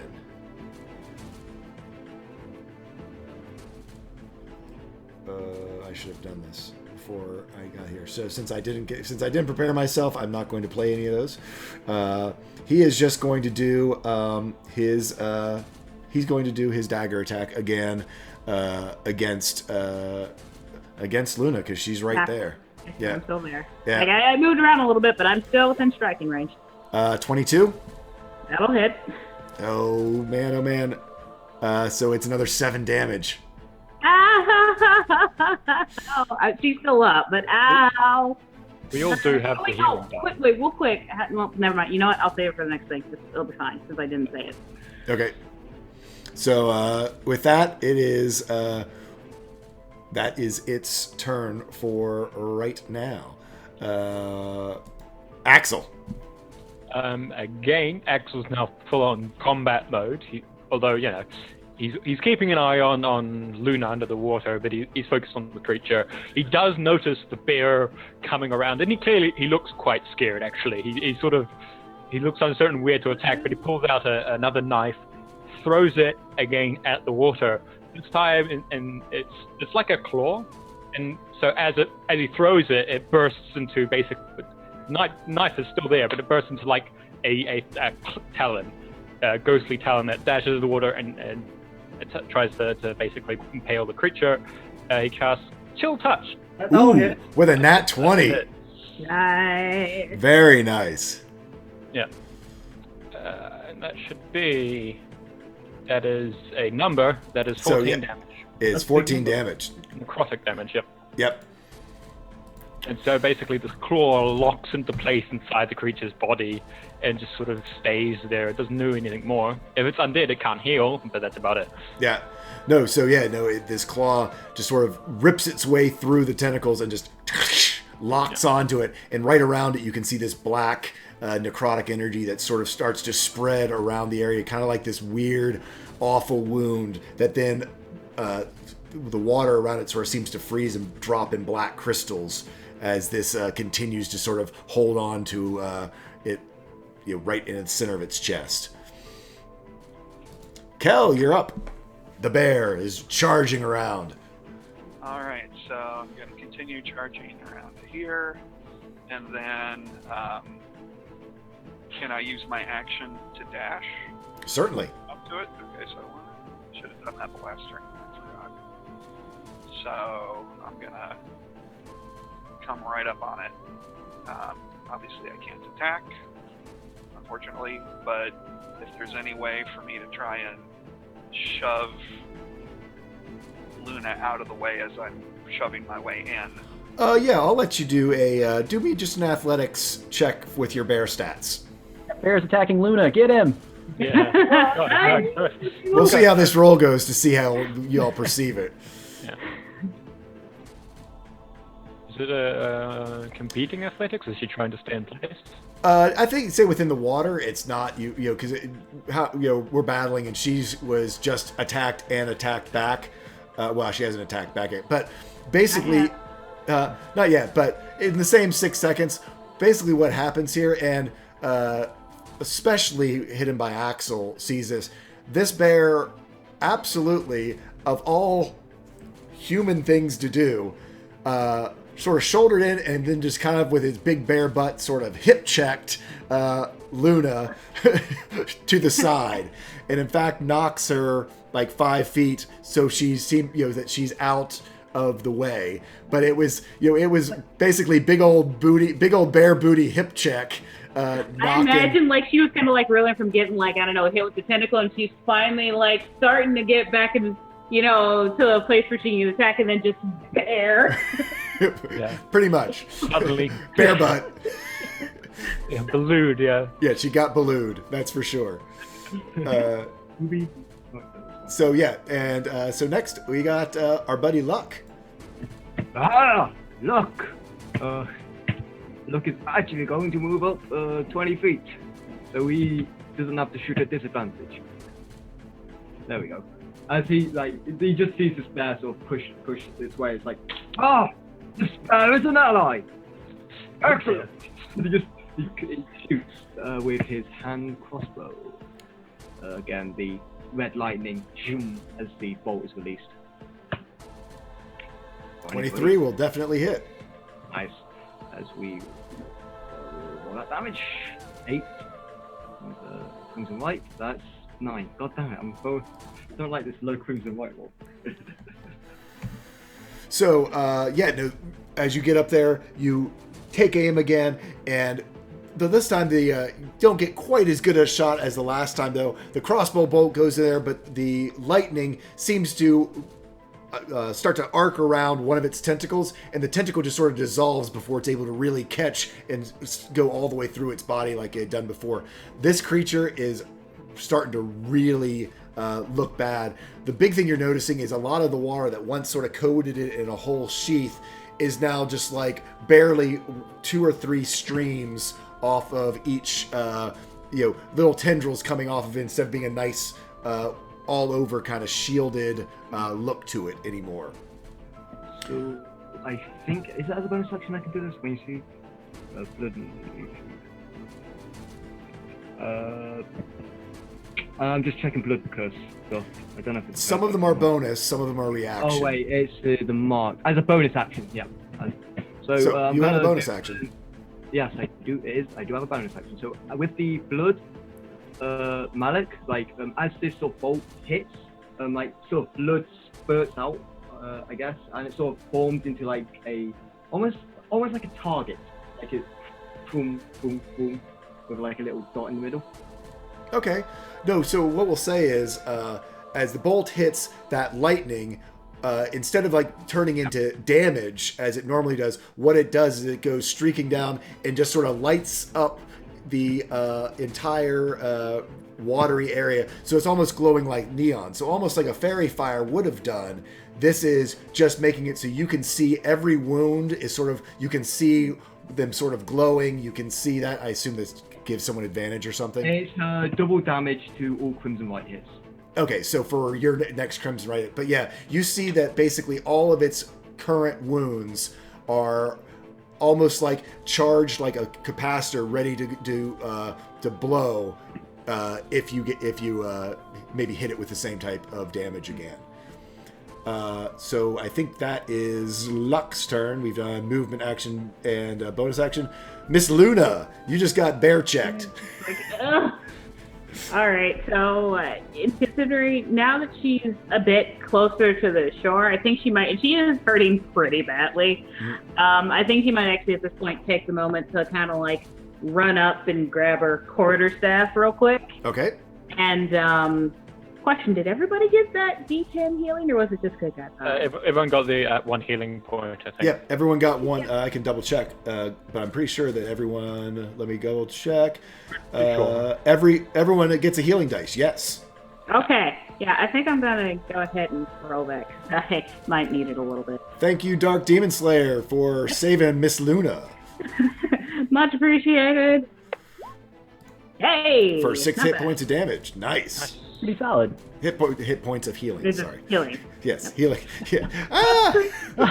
The one. So she. And that's a free action. That's a free action. Healing dice are free action. That's why it makes them such a nice donation. If you'd like to join and helping us support Christopher and Dana Reeve Foundation for Spinal Cord Research. So she'd run up, grab her quarterstaff, and I don't know how much movement you would say that would take. We'll say it was 10. I mean, 5. I'd say 5 there, 5 back to get you back there. Okay. So you've got still 20 left. That's okay. So in that case, she'd probably dive right back down in. I don't have it off the top of my head, but because you don't have to. You're able to move through water without it being any type of. Yeah. I am in my element, literally. Yeah. Yes. I was just double checking. 20, yeah, so I think she might actually be able to get back. So, yeah, if she has 20 left, she should be able to get back in range with it, I think. Yeah. No, I think so. Okay. Yeah, so she would, and like kind of like dive down, take back in, and just kind of like spin, do like a little like vortex spin in the water and hit it in with the quarterstaff. Go for it.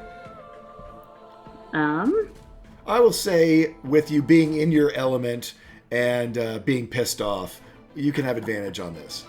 Yes. Right. Yeah. 23 definitely hits. Actually, the 15 would have hit too. So See, that was the problem. I just need staff. for 6 bludgeoning. Got it. So it should be 7. I need to fix these on there. Because I fixed like the attack with dex instead of strength, and I didn't fix the actual damage. Sorry, so it's 7. Not Gotcha. 6. So with that, you come swinging around. You've got your quarterstaff. This little thing pissed you off. This little frog head, toad-eyed, water thinking. It thinks it knows You're this coming to my element. pond. You disrespect. You're on mine. So, how do you want to do this? I'm trying to think what we're going to say. So I guess, she's like kind of swirling around like in the, because again, like if she dived down, she kind of like did like a little whirlpool thing with this stuff. And I imagine if she's like coming around, she'd probably say in primordial, like, you chose poorly. Nice. Awesome. So yeah, this little freak of nature bastard thinking it knows water better than you.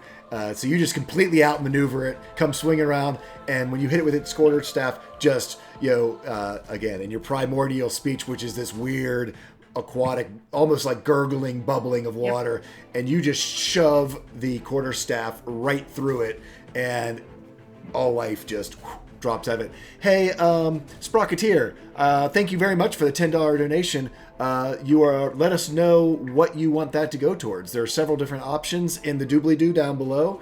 Just let us know what you would like it to go for, and we will make sure it gets to the right player. So yeah, on that note, guys, woohoo! You have a dead little squiggly squigger thing there.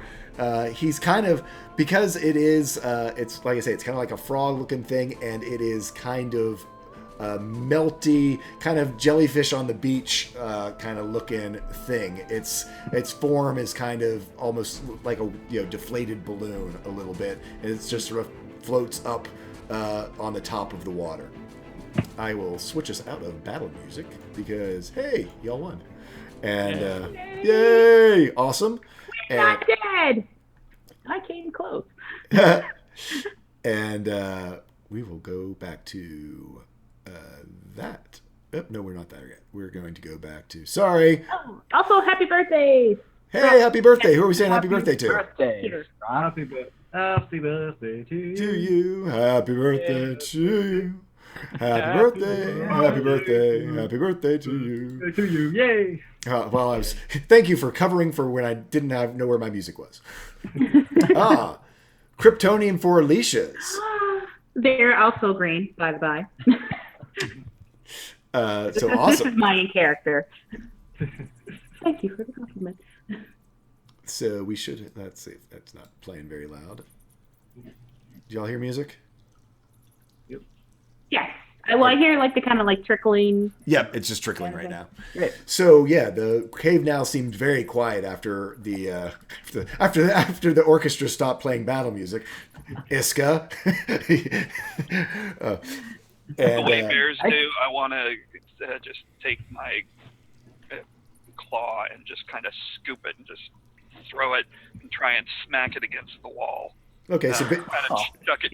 I imagine I've taken my quarterstaff out of it at this point. Yeah. So kind of the bear throwing a salmon during the salmon run. Exactly. So yeah, with a massive swipe of its paw, just like scoop, and where everyone was expecting it to sort of hit and bounce off, literally it hits the wall and just and just has that it's like think back to high school, really nasty loogie spit on on the locker room wall, just kind of like stuck but kind of drippy. It is not pleasant. And I'm just gonna do a bear, just like kind of turn and trundle back out of the water up onto It's been dropped to the. Go ahead. As the bear walks out of the water, like Axel's like, nice bear, and he sort of inches around and goes to reach for the body to try to basically get it off the wall and onto solid ground to take a look at it. And of course, he's using his claws, so he doesn't get too much on his hands. Yeah. But he's trying to peel it off the wall and get it onto the the ground. So with that, I need. So I've just got to ask because I just have this image in my mind. Hey, thanking Wills, $25. Like I said, feel free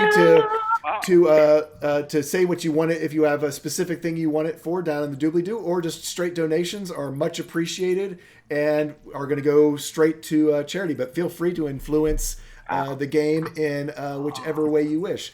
So I've got to ask you, Kel, does he do the big shaggy dog shakedown of to get the water off? To get the water off? Yeah, absolutely. So I need Luna, Axel, and Luck to make decks. Luna at this point, she's like underwater. She's just like poked her head, or just like her eyes are above it right now. Okay.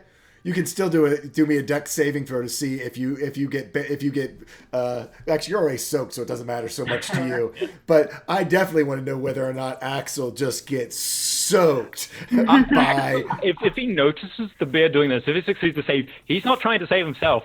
He's got paper and there's a book up next to the door that he's going to try and jump over so it doesn't get wet. Okay. You do a pretty good job, but I gotta roll it. What you've done is you saved all of your paper and everything that could be damaged by water, but in the process, you just got drenched. And Luck, throw me 1, 2, throw me a deck save. Yeah, sure. It's amazing just how far of a range a bear can get water. As you catch a bunch of big old water spray from Kel shaking himself off as well. Iska, you are observing this, and I'd love to hear your reaction to seeing the end of this fight and the splot of a blotty, literally it's called a blotty. That's blotty stuck to the wall, being picked off by its claws by a cat, and then a bear just. Like immediately after that battle ended, Iska dropped to like sit on the edge of the dock and whipped out that like pad and is like trying to sketch notes. Like, here's this water figure coming out of the water with her head poked, and this bear swiping a thing, and I need to draw this, and I need to write splort in like huge letters. No, not splort, splurch maybe, splurch, I don't know. And she's so like just entranced with like, how do I convey like this battle? And everyone that like became a part of it. This bear showed up. Like, there was a bear. Really confused about this bear being here. She's more just like, that's such a great, like, out of nowhere thing that's going to be great in the third verse when a bear arrives. Holy cow. And just trying to capture this moment perfectly. Cool. So, I'm turning it over to you guys. Y'all are in a cavern. There's a door. Imagine, like, the bear shaking and Axel getting the jellyfish frog off of the wall. Luna's like been very slowly and carefully, like kind of like swimming over to where Iska is. And I think she'd probably say still about, maybe about there. Like, she's not right next to you on the dock, she's far away, and then it's kind of like slowly, like it almost looks like she's kind of like coming out of a ledge.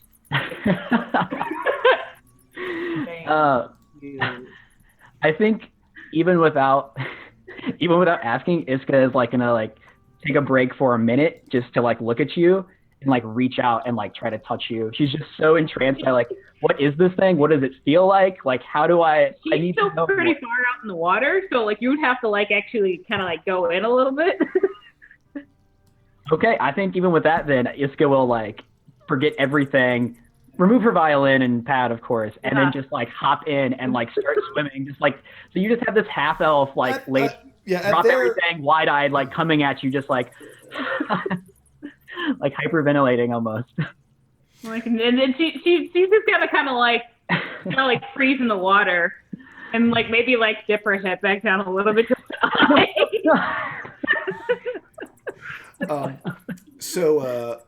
about there, it's only about waist deep. So, where she is, of course, it's more like shoulder deep because it drops off pretty quick. So, you don't necessarily have to get completely wet, but you're certainly wading out about Right. up to your waist. Actually, yeah. So in Will's, yes, we can do the Agathir souvenir item bin. It is a uncommon, the lowest level, which I believe is uncommon, I forget, the lowest level of wondrous item available in the game. So that is what a Agatha souvenir is. So no, they can be phenomenally useful depending on what they are, but it's not like it's going to be, it's not going to be a legendary item that, it's not a deck of many things or something crazy like that. Oh, So man. if you would like to have your donation, I don't remember all my levels, but your donation or part of your donation go to having a player find something from the Agatha souvenir bin actually on this body. That's pretty much perfect timing. So just let us know who you want it to go to and who my new follower Iska. Yeah. So Yeah, and Yes. and the Kryptonian thing as well. so the Kryptonian. I'm sorry. So I missed. We had Kryptonian for the nails. Who did what? Sprocketeer did Kryptonian nails to Luna. So yes, Luna can. I'm calling it that now. Yes. And wait. And then for the, I'm trying to catch up. Sorry, guys, because I don't remember what my own levels are. That's pretty terrible, right? Yeah, get used to it. So what the $25 level is? Is that a item from our friend? A potion, so yeah, 20. So you have 20 for the item in Will's, and you still have $5 left to do more shopping. So you have $5 to shop for something else, and 20 for whatever player you would like to give Iska an Agatha souvenir item. So I need you to roll for me, my friend Iska. Iska. And actually, how we're going to do this, just because it's so convenient where y'all are located, Luna, as you're diving down, getting away from Iska, and right in that area, you do see a sparkling gem embedded on the bottom of this spring that just sort of pulses a little bit as you look at it. And we will say that is where you found your Kryptonian gem. And the nice trick about that is none of us know what it is until you use it, because it's a random roll at that time. Great. But for Iska, it's interesting. You're there, and as this creature, person, fascinating new inspiration in your life, goes there in front of you. You roll a D, I believe it's a 33. No, I'm sorry. Let me keep going. It is a D. Oh gosh, it's a D58? Yeah. Wow. A D58. All right. I got a 41. A 41. Oh god, I don't even know what that is. Sure. This is interesting. Okay, give me this is going to work totally differently. This is fun.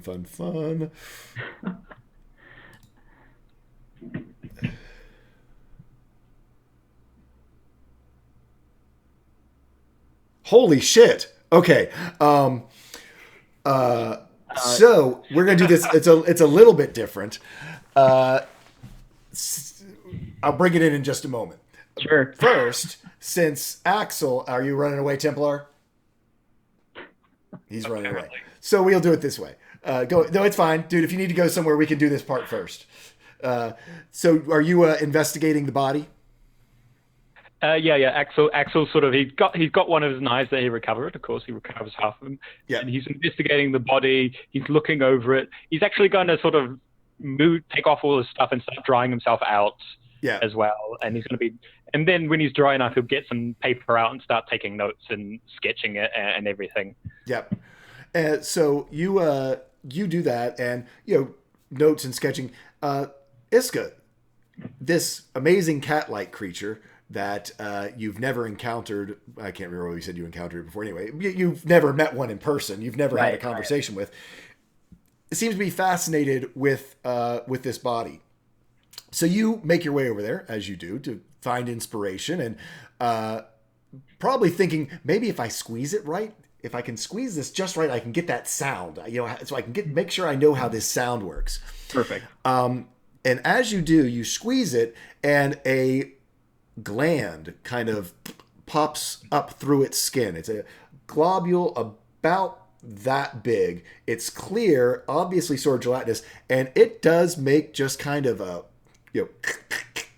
kind of great sound. You are just it's the coolest thing. What it is inside of it, and I don't know how you would know this, but D&D, pretend like you know this. Are you when you use it? This is what happens. It is it is called ointment. I'm sorry, Cagil's ointment. It is a restorative ointment. This gland contains, actually roll me 1d4 plus 1. And let me know what you roll. So, well, when he does that, Axel's like, "Ooh, what's that?" And he's immediately his attention is taken off the creature onto Iska's find. He's still kind of like taking notes, but sort of on the edge while he's actually got his attention elsewhere. Yep. So you find within this, it contains what would be 3 doses. So mark that down somewhere of a liquid that smells actually. As you can smell the ointment, the actual stuff. It actually smells quite nice. It makes a fun sound. It's kind of like one of those little squeezy toys that you get that kind of has glittery stuff in it. But as an action, 1 dose of the ointment can be swallowed or applied to the skin. The creature that receives it regains 2d8 plus 2 hit points, ceases to be poisoned, and is cured of any disease. Nice. So, wow. So yeah, in Wills, to answer your question of whether or not stuff out of the souvenir box can be good stuff, yes, it can. Wow. Nice. Gotta find some more of those and kill them too. Yeah, you'll never find another one of those glands intact on one of these creatures. Unless you happen to roll a 41 on the... Cool. There's always Hey, Cloudsidin, thank you for joining us. You will never believe where we are. We are outside the door of the Vault of the Pious Paladin. So, on that, again, we've done loot. We know what we found. We have, unfortunately, there's really nothing on the body. It's kind of melting away. The only thing was this gland that Iska was able to find. And for most of you, your knowledge right now, maybe if you get it identified later, or I don't know how we want to play it, whether you just use it and it happens and you were inspired to use it if you haven't got it officially identified beforehand. Hey, you look hurt. I found this gland. Let me rub it on you. Yeah. Like I say, I think the reason why you have it more is because it goes... That's the real reason why Iska has it. It's like a musical instrument and a makeshift accordion. Yes. You look like you're about to die. Try some gland. Yes. Open up. Oh no, I didn't see your nat 20 message. I'm sorry. So in Will's, Good Guy Pie can have a nat 20 when he needs it, since he really tried hard with his hair tonight. There you go. Thank you. Oh, very cool. And I'll let you keep track of all your shopping. Yeah, the best thing to do in Wills, if you have something that I need to see in game, go ahead and do an @tall squall, because then it comes up in red, and I'm able to see it easier, because sometimes I don't pay super close attention to chat, but I always look at the things that have my name in it, because it pops up in red.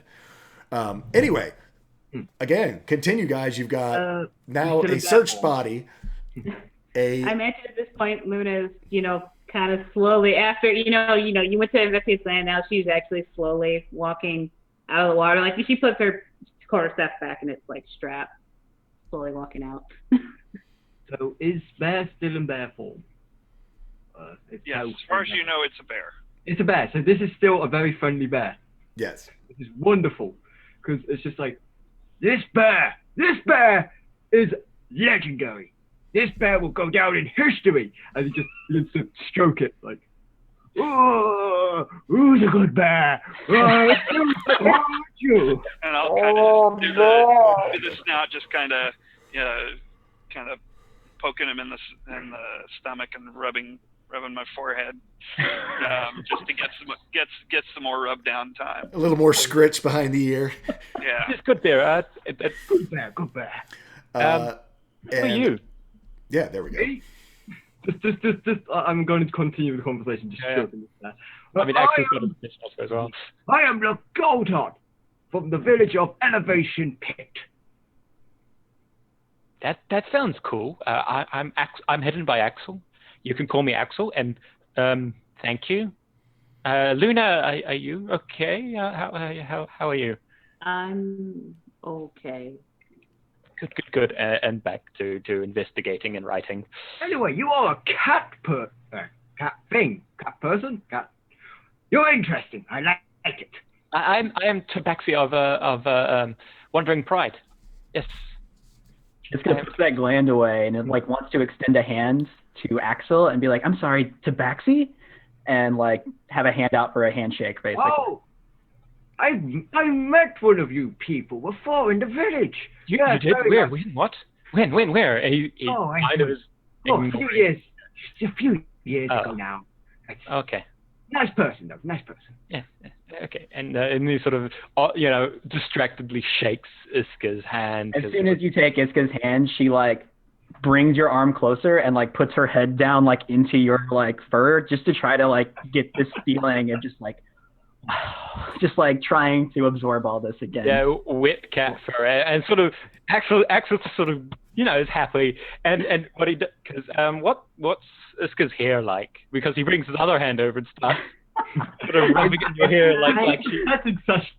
It's undercut underneath, but it is long and flowy. So you do. So he's sort of running his one of his paws through your hair, and he's like, yes, hi, I'm Axel, and what is your name? She removes her head from your fur, and there's like this huge grin on her face, and she's just like, it smells terrible. Wow. Oh, Iska. I'm sorry, Iska. Hi, I got bear on it. Do you know bear. What this is? Hashtag I got bear on it. And so at which point the bear turns towards you and kind of gives another little and then walks towards you and starts trying to lick your fur. This bear is awesome. But Axel's like mortified. There is a bear. That's a brown bear. So those things are not. I mean, it's on all fours, and it's basically as tall as, because you're like 5'2", right? 5'4", 5'8". Oh, I'm sorry. For some reason, I was thinking that you were shorter. No, it's because you shrank last time. That's why I was thinking you were short. Yeah, but not this time. Yeah, not this time. But yeah, no, it's still. I mean, this bear certainly comes like almost all the way up to your shoulders. I mean, brown bears are big bears. Yeah. And it's like, no. I clean myself. I clean myself. I imagine while all that's happening, Luna's like slowly walk away, inch away from all that, because it's like that's alarming. And like she's kind of bleeding anyway. She's gonna go and like either like hold her arm or hand or whatever over the bowl to try and see if her blood works. So, while all this is going on, and you all are, there's bears shaking and scritching. There's Luck, who's just saying having the best damn time. Iska is still. How in the world am I going? What cord is the correct cord to capture the smell of wet bear cat fur? As soon as Axel says no, stop. The bear stops and just kind of sits back on its haunches and just stares at you. Yeah, it's got that good. I wish I could do Trinket as well as Matt does, but I know. there's the big I'd be doing. Hi, I'm Axel. Hi. And right about that time, and just kind of nods You hear Bear nods its head at you.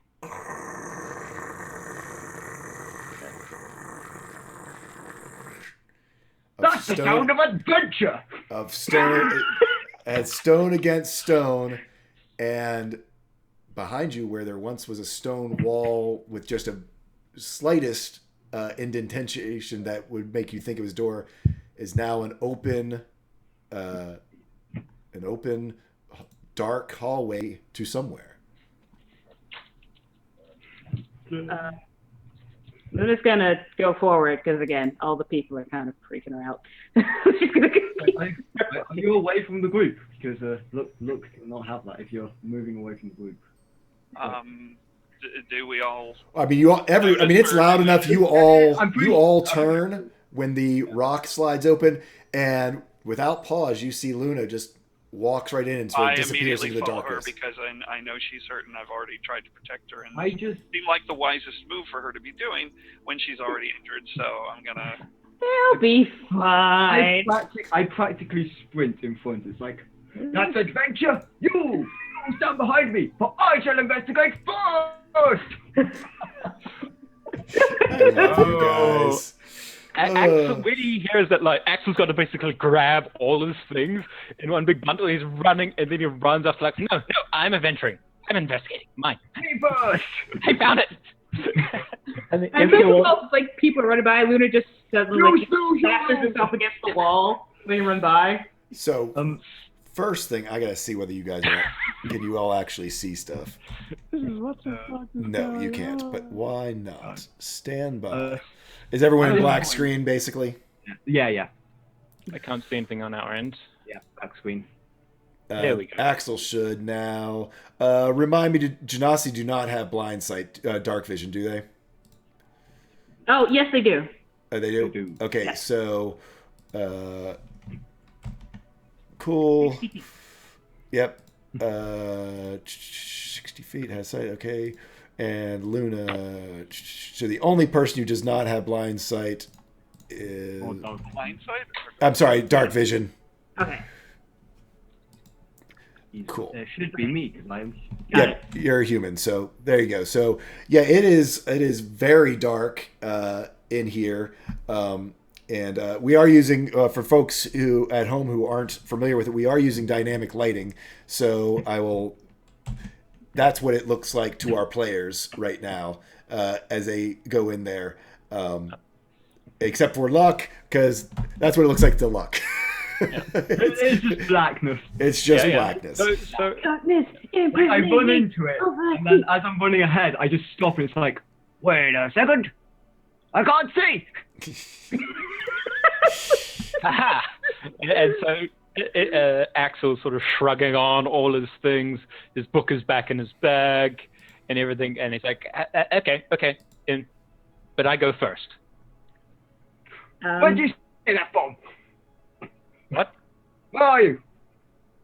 I cast light on basically what's like a little crystal hanging from his shoulder, and he casts light on that, and basically it's basically a light on the shoulder. There you go. Okay, so I'm sorry, Kel. You just not Kel. Kat. The bear is going to pace Luna. That's fine. The bear is going to stick with Luna because she's hurt and he doesn't. That's appreciated. She's just kind of, again, slowly inching along the wall. So all the people are, like,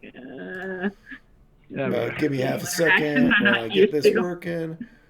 So, do you see stuff now? Yeah. Okay, yeah. So, but it should be coming from our buddy next to you, so I claim that it is. Yeah.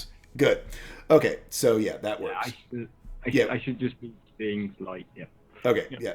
Light doesn't travel with you, you're just seeing the light off of him. So, you guys enter into here, and as the people with dark vision see right off, but for Luck, as the light bursts off of Axel, you see right inside this antechamber area, you see a frieze. You all know what a frieze is. It's basically it's kind of like plaster sculpture up on the wall.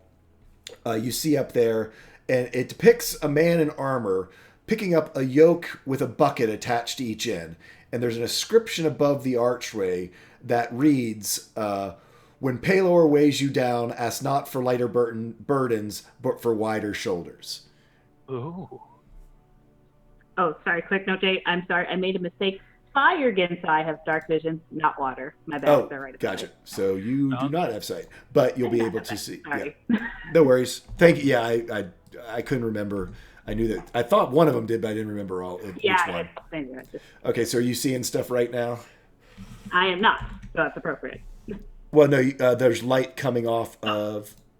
There you go. You should be able to see the light that's coming off of. Yeah, there. Okay. So, so you see that freeze, and you see this hallway leading in front of you, and yeah. So that's what's going on. Can I do like, so we all see that phrase, or no? Yeah, all of you see the that freeze, that sort of depiction up there. Like I said, between the dark sight and now that Axel has cast light, everyone gets to see it. So, Okay. So you see that, you see the inscriptions in common. It was not meant to be a secret. It's basically kind of similar to anyone, the typical things you would see on temples or other things of a religious nature that you might have bumped into or studied, or no one's so isolated that they don't get that. This is the equivalent of scripture up on the wall sort of idea. Okay, I was going to actually have her do, religious to see, like, okay, is this part of a common prayer or? It is, no, it's not. I'd say, not of anyone that it's not a common prayer, but since from Axel, Axel said you're going to the vault of the Pious Paladin. So for the two of you, I don't think Axel shared that with the rest of the group yet. But that's what this place is, and so it certainly makes sense to you that that's what this is. Okay, fair enough. Okay. So Axel's taken in by this. He's reading it. He actually again pulls out he's just a loose leaf of paper, and he's writing down what's there and such, and note taking and things, particularly the words. What was the phrase again? The phrase was. When let me get it. When Pelor weighs you down, ask not for lighter burdens. I tell you what, let me just cut. Are you just typing it in somewhere else? Let me do this. Yeah, pretty much. But yeah, it's kind of note. But let's make this easy. I could have put in notes for everyone, but yeah, there you go. Yeah. So you can scrape and paste. Google Drive open. Yeah, so you can scrape and paste it. I should have made you all a handout of all the Oh wait, the one inscription, right? Yeah, that's what. There's only one. Is Pelor a name? I guess it would be familiar with or heard song or tales of. Absolutely. Iska definitely would know. Pelor is one of the major gods of this land. In fact, you would know. Axel would know. Luck would know. Wait, there's other gods? Cal. You might not. I don't know how your parents. I don't think. That's true backstory. Whether religion was a part of your household growing up, yes or no? Perhaps only in the context of mentioning it in passing from events of the past. Yes, you would know who Pelor is. You absolutely would know who Pelor is because of other history. I'm gonna say because to me, to our village, there's only one god. Okay. Yeah, no, that's fine. I wouldn't know who this is. Okay. So yeah, no. But it is a major deity in this world. Whether your character, play this off as how you would for your characters, knowing it or not, depending on your upbringing. There's other gods. Well, it just says Win Pelor. You might not even know that it's a god unless someone mentions it. It just says Win Pelor. Unless someone mentions it. Who is this Pelor person? Iska at this point would be trying to fill Luck in, but with the most verbose, long-winded story possible of in the beginning there was but only, and just going. Axel will chime in sort of offhand, and he starts basically explaining more of the social dynamics, the cultural influence of Pelor, the things you read about as a scholar as opposed to a theologian. Well, maybe a theologian, but yeah, sort of all these things, and he tries to explain it roughly at the same time. He sort of slowly nods his head to whatever Axel says, but he's just.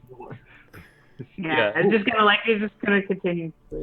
Okay, so Luna, the light is getting dimmer as you get further away from it, but the tunnel obviously is descending at the angle it's descending. You're quickly getting below the water line of the lake up, or the spring area up above. The stonework is crude and unfinished. I mean, it is stone, but almost like as you saw the cave on the outside, it's almost a tunnel made that way. That same sort of rocky, sort of liquidy water through limestone caving. There's sort of a briny, an ooze that kind of, it's not slippery enough that you're going to fall, but though, there's definite moisture on the walls that covers the walls as you all move down this pathway. On your right-hand side, you do see there is another frieze there. I'm trying to think who's up there. Kel, you're up there with dark vision. You're probably just out of the light of Axel, but as he comes forward, you see another. It's a group of people. It's that same knight in armor before, and he now has the bucket of water. I'm sorry, describing the wrong frieze. So basically, you see a group of people that are laid to rest, obviously in their final repose after dying. One of them is the gentleman armor for the. Basically, you see these people laid out. They're all laid out, and they have different objects on their chests. And you see their spirit, a depiction of their spirit trying to leave their body, but it is chained back to that object that they have, whatever object it is that they have laying on their chest. The one person, the one that you saw in the depiction up front, has the yoke and two buckets instead laid to his side, and you see that his spirit is going upward peacefully into a shining light above. And the inscription there reads, after death finds you, freedom can only come to those who have placed aside their burdens. And I'll cut and paste it in.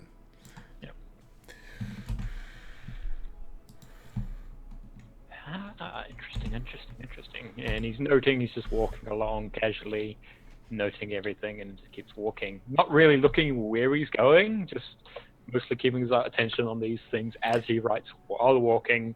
Yeah, tell me a little bit about what everyone's doing as they're heading down this hall. Luna's just kind of sticking, I guess, basically with keeping pace with the bears, keeping pace with her. I'm obviously, kept going, trying to stay ahead and just on alert for basically anything to jump out and go boo. Just alert for danger, alert for anything possibly attacking us. Okay. How about Luck and Iska? Iska is looking at this art and is trying to kind of hum a little tune to herself. She's humming descending notes to begin to show these people still chained before hitting a higher note at the end to show enlightenment, and trying to figure out what exactly the tale is here, what exactly the narrative of this is supposed to be. Is this the ending? Is this the conclusion of whatever this tale should be, or is it going to go on? She's trying to just decipher this from a narrative aspect. Okay, and Luck? He's he looks at the things and he's these are some really nice, this is really nice work. I really do enjoy this. Oh, what's that over there? Oh, this is fantastic! Oh, it's Skyer. That's a nice tune you have going on there. Axel, wait up! The light! Oh. Hey. Sorry, I did the same thing twice, didn't I? Yeah. Sorry. So I need Iska, since you are looking at this as intently as you are. Mm-hmm. Well, golly, where'd it go? Did I actually? No, I think I did. I think I cut it. I pasted it on top of it. I'll get it to you in just a second. Where is it? There it is. Yeah, what I did is I actually pasted. There we go. After death finds you. I need you to do a perception check for me, Iska, since you were examining that one closely. Ooh, nice. Nat 20. With a nat 20, this, as you go up closer to look at it and you're whistling your notes, you catch something that you hear. And it's a slight, almost, at first you think, did this just whistle back at me? And then you zero in on it and you realize that it's air passing through a seam on the outside of the freeze. And as you go to put your hand up close to it, you give it just the slightest push, and an area, you see a tunnel stretch out before you. Stand by. Do we hear the opening of this? It's very quiet, but Iska, let me put Iska back where you actually were when this Absolutely, happened. yeah. I wasn't sure where this tunnel would appear, so. Yeah, no, I get it. So, and let me make sure that I actually did it right. Hey. Control. No. There you go. Yep. So you see as the freeze pops open that there's a tunnel there in front of you. Everyone else has sort of passed and has moved on ahead of you because you were sort of lagging behind. So. You know, the better idea would be to call people, but it's Iska's nature to become kind of obsessed with mysterious or new things. So I think Iska will kind of venture forth down this tunnel a little bit without really saying much. Okay, so you can go ahead and do that. I will have Luck do a perception check to see if he notices that you've gone missing. But of course, his light's up in front of you, so I think it's perception with disadvantage, my friend. Yeah. 9. 9, you do not realize that Iska is no longer with you. Like, he's still talking to her occasionally, like, do you see that, Iska? For the rest of you guys, you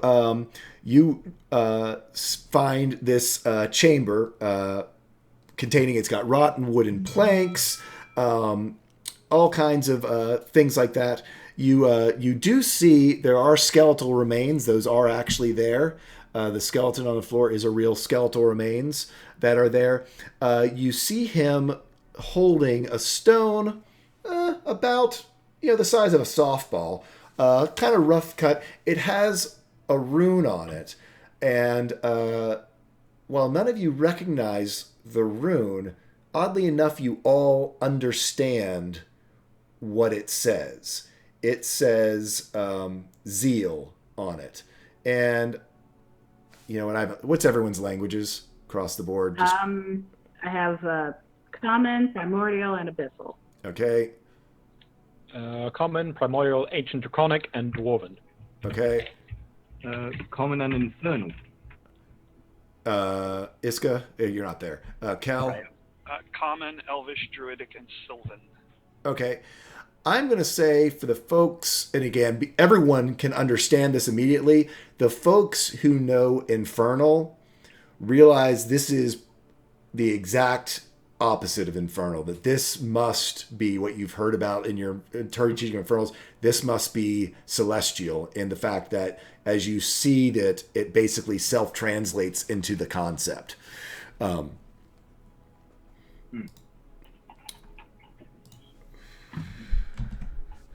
So just to, since I've been up and back and kind of wandering around, is this like a dead end and these little alcoves in the back of this cave, or just this is it? No, there. Well, actually, I need to open up some more of this. Actually, I'm going to plop back down. I don't know whether I'm going to plop back down to Iska yet, or not. Give me 1 second. Sure. Because I walked all the way to the back on the left-hand side. Correct. And I need to check to see what you're seeing. Give me a second. So at one point I was all the way back here. Yep. No, and that is correct.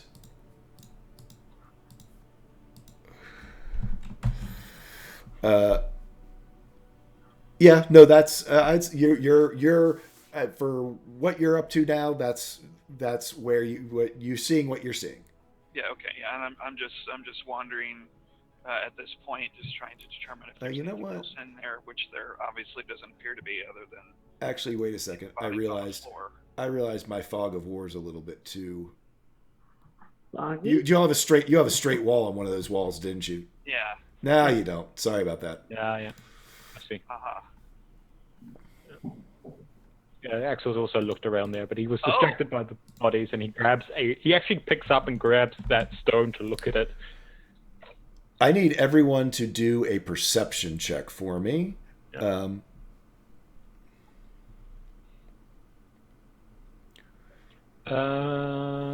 Since he was studying, he's really interested in this place. I'm going to use the nat 20 from his portent. He's seen, he knew to come here because things were going to happen here. He saw it. So. Hey, Axel. Oh, shit. Where's Iska? Yeah. Where's the one that likes fur? Over there. She's he listens. Can he actually hear any music from her? Is she still playing music? Let's see. With that 20, I don't know, Iska. Are you humming? Are you still trying to figure out the tunes? Are you composing something as you walk down this mysterious hallway? Yeah, I think she's actually moved from humming this enlightening sound to, as cheesy as it is, like a very tension heavy little track that she's kind of giving her own little backtrack to. Speaking of, where is my music? There was supposed to be music during this. It was supposed to auto load. I do that dramatic, look around. Oh no! How could I be so serious? No, it's that. Yeah. Should we go? Ooh, should we go get her? There's the music. He's kind of paying attention, but he does have the stone with the zeal written on it in his hand. He's looking over it, but he is kind of, split attention. Should we go? Where is she? Which way is she gone? That way. Points down the way they came. That's where the sound's coming from. Off I go! As he just runs into the darkness. Wait! Help! Help! So does everyone follow, or I know Kel was looking down another pathway. Do you? Well, when I hear this, obviously, I'm going to come back and try and see, where. Since I am coming in the opposite direction now, do I see this tunnel? Oh yeah, no, it's open. She pushed the freeze apart, and it's open. There's now a tunnel that you did not see before, for sure. How wide is it? You're actually, it's because I didn't delete all of the right stuff. Give me stand by for just a second while that little tiny crack you're seeing is not as tiny as it seems. Okay, good, because there ain't no way a bear's going through that. Well, the thing is, there's bigger when you go around the corner. It's actually a much bigger spot. So you can keep going out, and it will work. You'll see. You'll see what it really looks like. Yeah, Axel sort of does have a look around his area. It was just there was a little chunk of lighting that was disconnected, so it looked like it was tiny. Yeah. So Axel sort of did have a glance around the area. Did he see anything in particular? No, the big perception thing was the fact of seeing that it was gone. And I was going to say we described. Yeah. Oh, you know what? You did. So I should say, you're right. Your good look around the area. There is another freeze. Kel probably saw it too in the back alcove of the area. Mm-hmm. I've already done this one? No, I have not. Okay. So there's another freeze in that back area of the large chamber in the back. It's on the far wall. It depicts the man in armor, carrying the yoke with a bucket of water hanging from each side. He's followed by 3 figures. A downtrodden woman who has a vase on her head. You will see a man in rags who has a box of grain that he's carrying, and a thin child is carrying a small goat. And the inscription reads, we are tested by... Pelor tests us by making us carry our burdens. And I'll paste it in there. There we go. Okay, so he seems interested by that, but of course everyone's moving away, so he turns around and sort of pads after them a little bit, really quick. Yeah. So, do we hear... now that you're around the corner with your bear hearing... You're down this tunnel? Yeah, now that with your bear hearing, you definitely can hear that Iska is, basically the music that's playing in the background. She's doing a pretty good job of making it sound like that. Okay, well, I'm going to... not... Because I've been just kind of strolling fairly slowly, and I'm going to kind of pick up the pace and see if I can go down this tunnel and find her and catch her. Hmm. So as you're descending down this cramped passage, you guys, Iska and Kel, have emerged into this, sort of circular, chamber with these alcoves in it. I'm trying not to reveal everything on this stream, but it's proving to be kind of hard. But anyway, you already know that the secret passage there, so you'll get there eventually. Basically, scattered on the floor, you see all sorts of little stone tablets. They're all broken up. There are sort of 4 slumping figures in here, directly sort of in front of the altar. There's another frieze in this room, but you can't quite make it out because I need everyone to roll. I need Iska and Kel to roll initiative. Oh. Oh. Okay. Let me clear this out. Click on y'all's picture, and I need you guys to roll me initiative. Alrighty. So while we're heading down the passage, Axel is kind of like poking his head. Probably, I'm guessing Luck is bigger than him, so he's sort of poking his head over the shoulder. He's trying to see if he can squeeze around, but of course it's a bit thin, so he's anxious to get ahead. But of course, he's you're going ahead in front of him. Right. Golly, where did those guys disappear to? Anyway. Oh, there's where we are. Doot. That's why you couldn't hear me. You're actually taller. All right. You're 5'7", didn't you say? No, 5'8". 5'8", yeah. Yeah, I'm 5'7". Okay, I'm probably wider with muscle than you. Yeah, he's probably poking his head, but he's still like looking over your head to try and see what's ahead. It's good. Yeah, I imagine there's Claire, I'm stoked that Kel caught up. I'm so happy. I imagine this kind of like tone thing going with you because like you're 5'7", Axel's 5'8", Luna's 5'10", so just this like like a little bits of their heads over the top of each other. Yeah. Okie dokie. I just need to roll some initiative for critters. So I need looks like a +2. Another one, and another one. I should have had those pulled up beforehand. You all might have got a swap at what you were doing, but you're not going to be surprised. So that guy's a -2. The other guys are a +2. Okay. And what did I roll? 10, 10, and 5. So that works. Sorry, guys, as I add people in.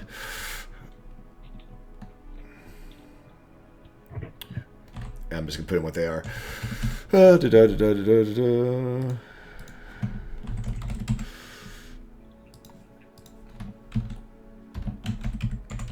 So 3 figures that were slumping there sort of motionlessly suddenly get up. And go ahead, the other guys, roll it, but you're just not going to be able to go in this first round. Or actually, you're far enough away. Let's go by it, because you're going to hear something in front of you pretty quick. So you're going to roll and can certainly be running up there, but that's going to be about all you're going to do. Would the blood hunter take that? How is it? He did not. I kept asking, and he did not do a perception check. He was saying he was distracted and looking around specifically because I was begging for you to say, because I thought you were going to be the person who would find it for sure, because you would detect undead behind the wall. Yeah. I would suspect undead. No one suspects you're dead. That's what you get from a happy blood hunter. Yeah, happy blood. Yeah, hunter. you What do you get from Ruben. that? Brooding then. Sorry, I'm not broody enough for this. Yeah, We I are know not in a Wales. I broody could have group. kept it a secret, but I kind of was like, you know what? I didn't want to hold up the stream any longer with me trying to keep it a secret. They were going to know soon enough as it was. Yeah. So on that, Iska, you are right there, top of the round. What are you going to do? So, real quick, would you describe what these figures look like? They were these dead, sort of desiccated figures. They sort of, one of them over in the corner sort of creeps up. It's got gray skin, all this gaunt thing. Its fingers are sort of into long, nasty claws. One by the altar stands up. He looks very similar. And then over in the corner, there's one that looks completely like a dressed, pretty much a walking corpse, in a fully dressed walking corpse. As they rise up, you do catch a pretty good stench off of them as this air that has not been disturbed for a while suddenly does get disturbed with these pretty nasty looking guys. Okay. I'm gonna mutter, "Oh, it's worse than wet cat fur" to myself, and then two for one here. I want to cast Vicious Mockery on this one right here, and say that nature's betrayed your secret, and nature will betray you once more. And it's gonna be both Vicious Mockery to it and a bardic inspiration to my bear friends. Okay, so do you have I just gotta remember what Vicious Mockery does. Do I have a save on that? Yes, I believe it's wisdom of 15. It's a DC 15 of wisdom. And you're doing it on that guy there. So he rolled a 2. So Nice. he just kind of goes, clutches the pearls. Is very upset. And yeah. So with that, he'll take 4 damage of psychic damage. Takes 4 damage of psychic. And Kel gets bardic inspiration whenever you choose to use it. D6, yeah, right? Very cool. With that, Luck, you hear Iska call out saying, incanting about nature, and you hear and we'll say since it is an undead thing, it doesn't do the thing. It's like a go up there. With that noise, I won't even make you roll it. Immediately, bing! Your spider sense goes off, and there are undead up ahead, and your friends just went there. You know what? His friends are in front, and you know what? Who needs light really?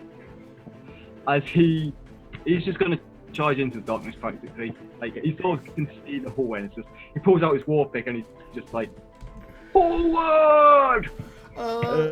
Yeah, you can. Well, you can see far enough down, and you'll get. I'll say how far you're gonna go. You'll be up into the light. You can move full speed. Once you're through the light, you're at half speed.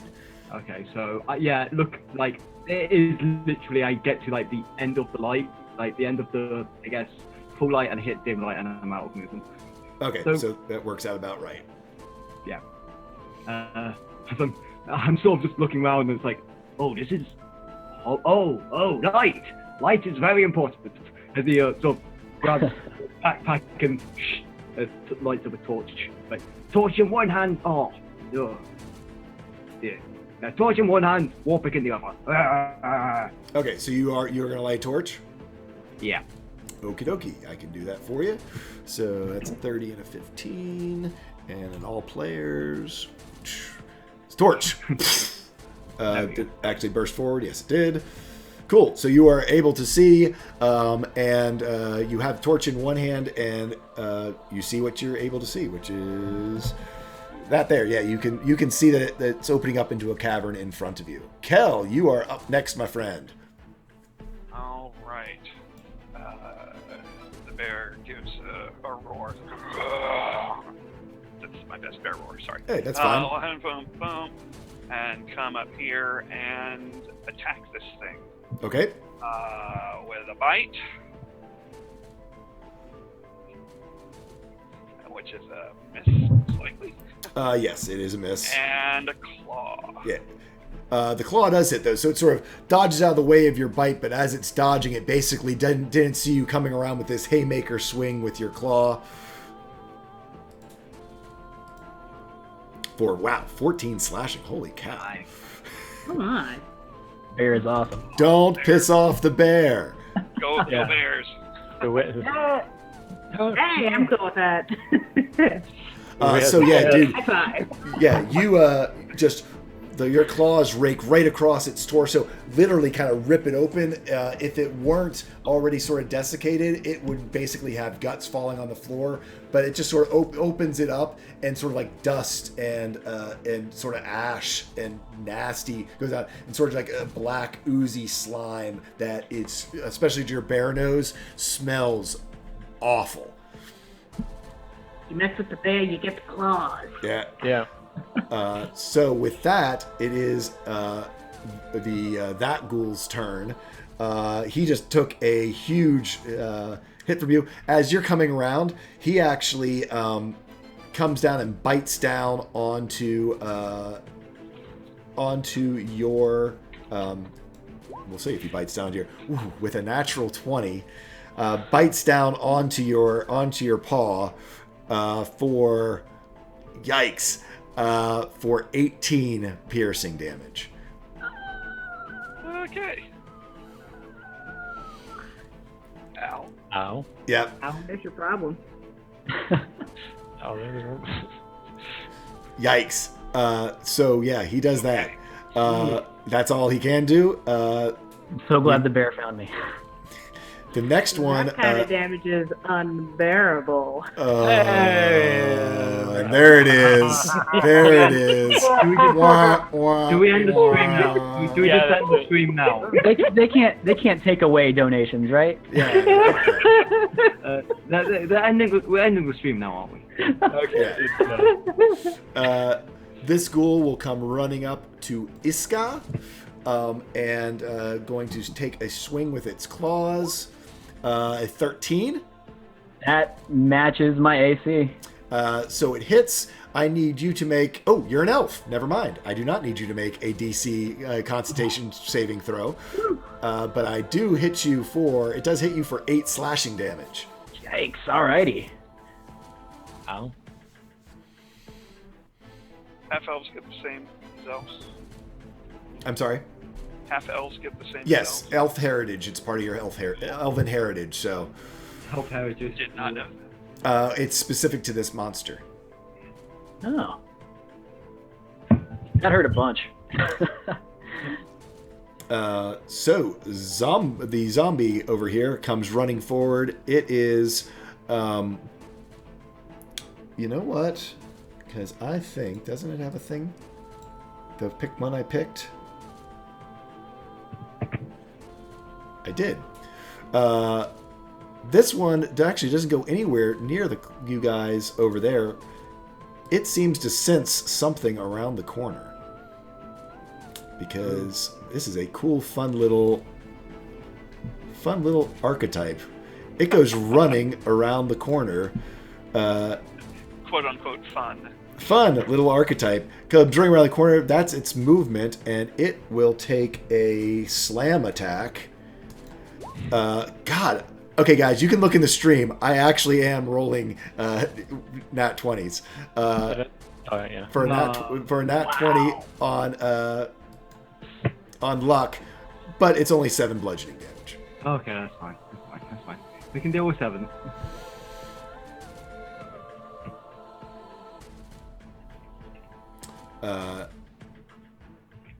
With that, wait a second. We did not have. Oh, Axel and Luna, you. Yeah, go ahead. You need to roll initiative for me.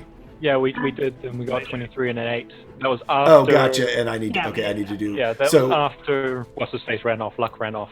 Right. So, what I'm going to do is then I'll go ahead and put it into descending order. Yeah. And so, yep. And where's Luna? Why do I not see Luna? She's on There. Top. Oh, Luna's at the top. Sorry. And then it's hidden by the 8. Gotcha. Actually, no, we're good. Let's just keep going. Luna, it's you. Okay. So I, kind of hearing the commotion and seeing Luck Thanks, run off. and Wills, for joining us. Really appreciate it, and thank you so much for the donations. At the like I said, at the end of next month, we'll be hopefully sending a big check to Christopher and Dana Reeve Foundation. So thank you very much. It was great having you on board with us. Have a great one, guys. Luna, you are up. Okay. So, hearing the commotion and seeing Ruck run off with his discretionary thing, I think Luna's actually going to try and, kind of dodge around Axel and just buck it down. First the action. Okay. So squeeze out of the way and then, follow along, of course, but... Yeah. So she actually has a 40 on land, so I imagine she pretty much catches right up Luck. In fact, yeah, if you've got 40, you've probably... I forget how to do the little ranged one. What do you try to control them between? 1, 2, 3, 4, 5, 6, 7, 8. Yeah, with your normal movement, you can make it certainly all the way to there. Okay. Yeah, for the fancy movement thing, you click on your token, you push space twice, and then it gives you a little tracker, and then you push space to mark as a movement point, and then space again to set waypoints. Gotcha. While holding it. Not the thing. Whatever. fancy movement. Fancy movement.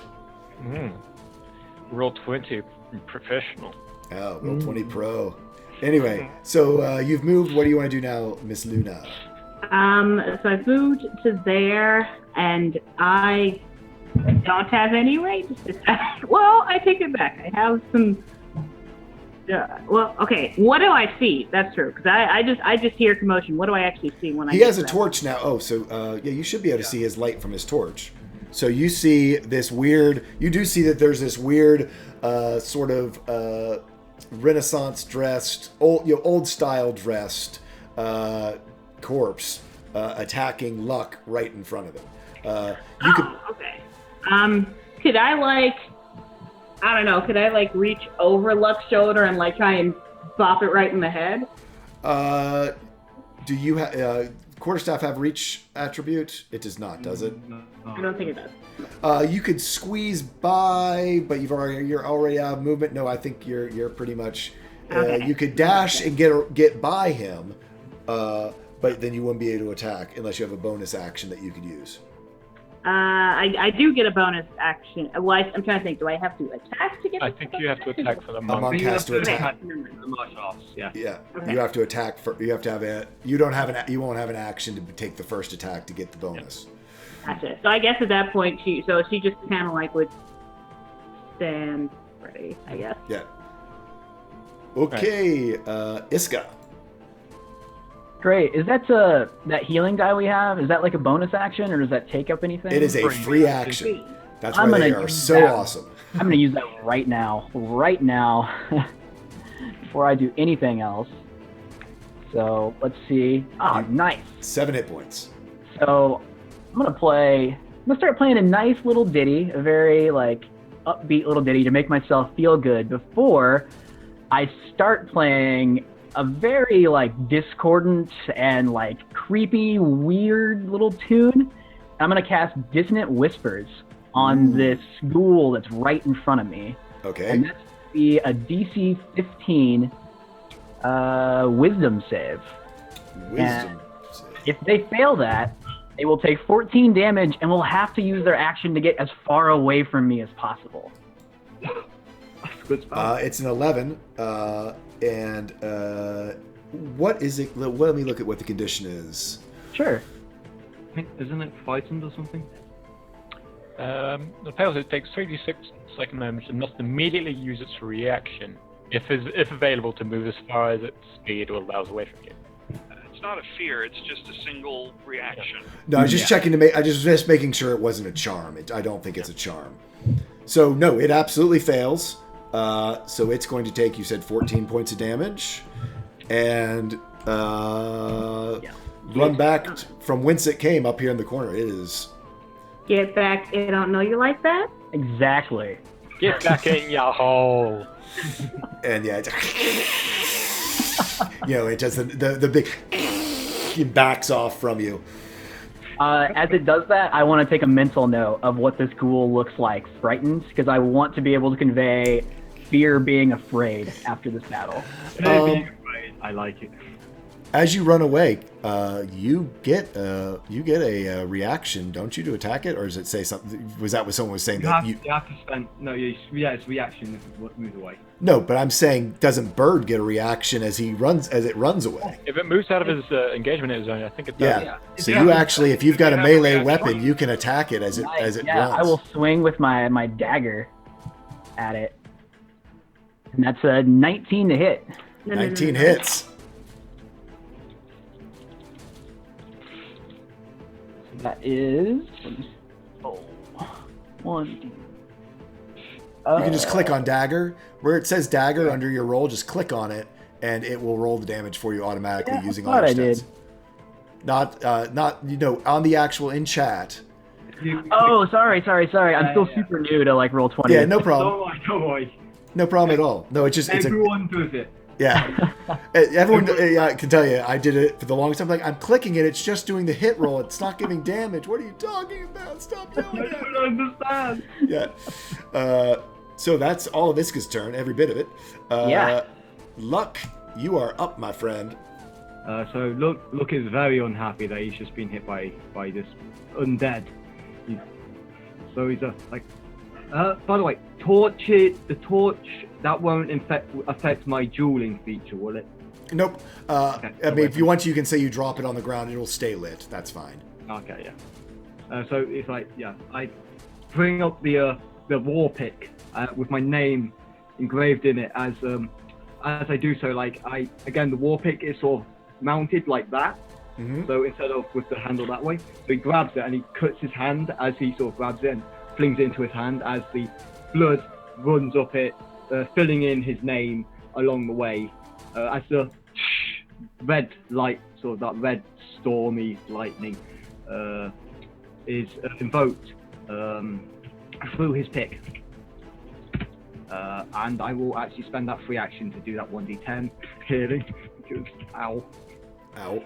Ouch. 8. Oh, lovely. Awesome. So yeah. So and I will now begin to sort of like skirt around him,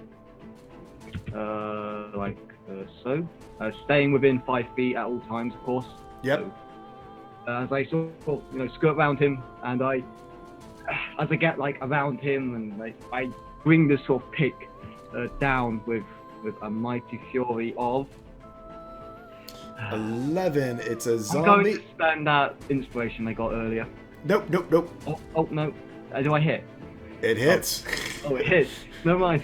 Yeah, no. Zombie, yeah. It's a zombie. They don't move fast. These aren't the skitterers. These are the.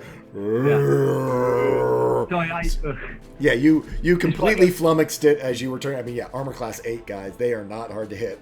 Sorry. I've been playing some high level D&D earlier. The zombie, not the ghouls. The zombie. And I've still got that high level. It's like high level AC for everything. Yeah. No. So yeah, no, you hit it. Don't you worry. Yep. As sort of this comes down and the lightning soon follows. So takes 10 points of damage, and yeah, you literally just drive that war pick right into it, and as it goes in, the lightning goes down across its body. It does a little Michael Jackson Thriller dance thing, and it takes its 10 points of tea and does not like it. And of course, I'm going to shout at it, "Feel the justice of the living!" Nice. Mental note. Yep. Swimming, that's good. Kel, my friend.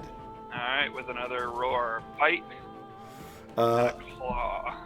The bite does not hit it because these guys are a little bit tougher than the others, but the claw absolutely does. And I think you can use that on the bite, that inspiration on the bite if you want to. The D6. Oh, I forgot I had it. Can I do it? I'll let you go ahead and do it since I know we're all just getting used to stuff. Yeah. Well, I think actually. That's a D6, right? Yeah. Yes. Yeah, actually, part of Bardic Inspiration says the creature can wait until after it rolls. Wah, wah. Which meets its 12 armor It class. does. So I do damage with Worth the it. bite. So do damage with the bite as well. It didn't go. That's weird. Hmm. Well, just what is Alright, yeah, what's your what is- bite? Yeah, just Sorry, what- let me look it up real quick. Bear, That's where crazy. are you, bear? I must have done something wrong putting it together. Untold damage. anyway. 1d8 plus 4. Piercing. 1d8 plus 4. Hole. Nice. Nice. Yeah. So I know you're shocked to hear this. How do you want to do this for that guy? I bite off its arm and then I just swipe and just my claws just cleave it in half. So yeah, just as you say, you go up there, you bite its arm, you yank your head back, literally the entire arm just comes ripping off of it. And using your other claw, you do this one way, and then with the other claw you come back sort of like almost like a backhand and just right across it, and just, I mean, it literally splits in two. Head goes one way, body goes the other way. Arm goes one way, body goes the other way, and slams up into the altar, and it is dead. Really and I dead. let out another roar. The roar just echoes through this thing and just roar, roar. You hear it, echoing in this chamber. It was barely a challenge. It was. Oh, my Lord. Again, just send it to me. Again, I think this is fine. This is beginning to be a little unbearable. Oh, Okay, Birds did one even Pause worse. with the joke. Just pause with We've gone over the edge. Now we're just going down. Clawsome, really? Clawsome Birdverse? I saved it for chat, I wasn't proud enough to say it aloud. Okay, so we've reached that point. Let's give you. I have to say, as old as some of these jokes are, they're probably getting a little long in the tooth. Yeah. Sorry. I'm embarrassed for that one. What does the ghoul do? What does the ghoul do? What does the ghoul do? Ding, ding, ding, ding, ding. So this guy is not still affected by this, correct? He's able to move. I was just reading Dissonant Whispers. It's not a multi-turn thing. It's just... Nope, he just had to split as far away from me as possible at first, but now he's back in action if he wants to be. He is back in action. He, and then after getting hit by your dagger as well, he then, the music has stopped, and so now he focuses back on you. He's like, and comes charging forward, charges back down towards you, and he's gonna try, teeth first, coming in, trying for a bite attack, and was a little bit too excited. He rolled an 8, and reaches up at you and is like gonna try like get into your neck, and like just snaps right in your ear. It's the Sigourney Weaver alien thing that you see, this nasty dripping ghoulish jaws right there at you, but you're able to hold him back as he's like right up there in your face trying to get at you. Big grin on my face during this as well, just like stoked to like be this close again to this scene that I can just take in. You notice, because it's you notice like when he's doing that, like a maggot actually like crawls out of the top of his mouth and like across his teeth and back down, and I whisper beautiful to myself. Yeah. Beautiful. Beautiful. Hidden by Axel, you are up. All right, so when he sort of notices that that's a zombie, he sort of bares his teeth and narrows his eyes and hisses at it. His fur stands up on end, his tail goes up, like all fluffy. Nice. He's an angry cat, and so he's going to draw as he moves. He draws out a dagger, throws it. It turns into this, the smoky claw, and straight for the zombie. So that's casting. She'll touch again. That's a 16. Definitely hits. Yep, and that's 5 necrotic damage, and the zombie gets disadvantage on its next attack. Nice. So plus 5. And the claw digs into it. So basically this claw, because you're seeing it sort of backside right now because it's facing towards Luck, and it just, again, rips, sort of digs itself right through the back of the center of its chest and just locks into it. Again, the necrotic damage sort of goes out and on a zombie, because he's already necrotic, it just starts to turn to dust, and it's disintegrating anything that it's touching within the zombie. Right, nice. Now it's the zombie's turn. He is hurting and not pleased, so he's going to try to throw a slam attack into Luck. It fails miserably with a 7 and a natural 1. So he tries to slam into it, and basically instead of hitting Luck, slams into the wall instead. Between the damage it's taken and the claw sort of knocks it as it's just trying to completely misjudges, and we move on to Luna. All right. Now that Luck's on the other side, I imagine Luna's gonna, close with it, staff out and just, try and go right for it, hit it right in the side. Okay. Go ahead and roll that attack. That'll do. That'll do. That's going to hit. That'll do, pig. That'll do. That'll do. So that would be 11 points of damage. Did you get this fixed? So it's true 11? Yes, I did get it fixed now. Okay. Plus 11. Which, tell me how you want to finish this guy off. Perfect. So I imagine, she kind of hit it in the side, and then are the walls in here kind of slick with that same moisture you said? It is, yes. So she hits him in the side, then plants the quarterstaff, and running across the wall, just kicks off its head. Yeah, nice. Awesome. Yeah. Good show, my friend. Good show. I was gonna say, I can't describe it any better. Your foot connects with its head, and its head just goes sailing off into the room. Actually, because we know she'd appreciate it, literally rolls to a stop, kind of looking straight up as Iska has the thing snapping in its face. Yeah, nice. Luck's just like, very good, very good, very good. Good show! As it sort of goes over his shoulder. With that, we actually come to our good friend Iska. You've got a zombie head at your feet and a ghoul snapping in your face with maggots crawling through its jaws. It's like your best day ever. Yeah, with it up in my business, I'm going to swing my dagger again just because it's so close. I don't think I can do much else attack-wise. Okay. So only an 8, though.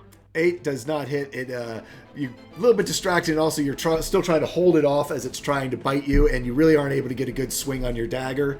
And it's still there menacing you, trying to get at you. I think I'm trying to search for where that maggot might pop out at, just so I can see where this ends. So I'm swinging, but I'm also focused intently on its ghoulish face. Yeah. Cool. It's so cool if it doesn't kill me. Yeah. Where did that maggot go? It's gonna come out the nose? No, here. Huh? Look, your friend Iska is being menaced by a ghoul snapping at her face. Friend! I shall come and help! For the sake of the living and the blood that flows through me and through my weapon! As we are actually going to take the inspiration from the demon earlier. As we just charge forward with just like kicks. Quick. As I So said, this. You don't have to take it until after you roll, because you might hit without it. Oh so. yeah, you might hear without it. That's war pick. Yep. Yeah. Yeah, you hit it without it. You would have hit it. You would have double hit it, triple hit it. You get a good. You land a good swing on this. Roll me that damage. That's. Oh, I did a bird. A 7 with Crimson Light is... Don't let that catch on. Come on. I wanted to catch on. 9. As we just... Yeah, with... Poof, into it. And yeah, as you came running forward, in the name of the living, you go up and swing your pickaxe. It comes around, and how are you going to kill this guy? So, beforehand, he sort of kicks, like the torch he's dropped, he sort of kicks it into the air as it flies through the air, and he follows it, so he still has a constant set of light. And he's just, his arms are swinging. He's shouting, "Friend!" as he jumps into the air. And sort of as the torch lands next to the pool, he sort of brings it down into its head as just this lightning through its body. And he just brings the body down into the ground. Awesome. So Iska's sitting there looking at it, and while you're looking into its jaws, looking for this maggot, all of a sudden, wait, what is that? And you see the pick come through the top of its mouth, down through it, and then where the and then the lightning bolts, the red lightning bolts, light up the inside of its mouth like a lantern as it goes around, and you see this burning lightning from within inside of its mouth as it. You hear in the background, "For the living!" The lighting is beautiful as the torch falls. You've got this changing light that goes from above it down to below it. The lightning like a magical ghoulish Japanese lantern of a ghoul face. And right at the last second, as you see the life goes out of its eye, you see a little maggot like I go and turn to ash. And with that epic ending from our good friend Luck, our combat here has come to an end. Let me get us back to our nice... Do I recall? Well, I think that's... I all had one D10 healing that we could use. It is a free action. You are able to use it whenever you want. Just keep track of them because I can't keep track of all of them as they come in. Right, I So, would like to use mine now. go for it.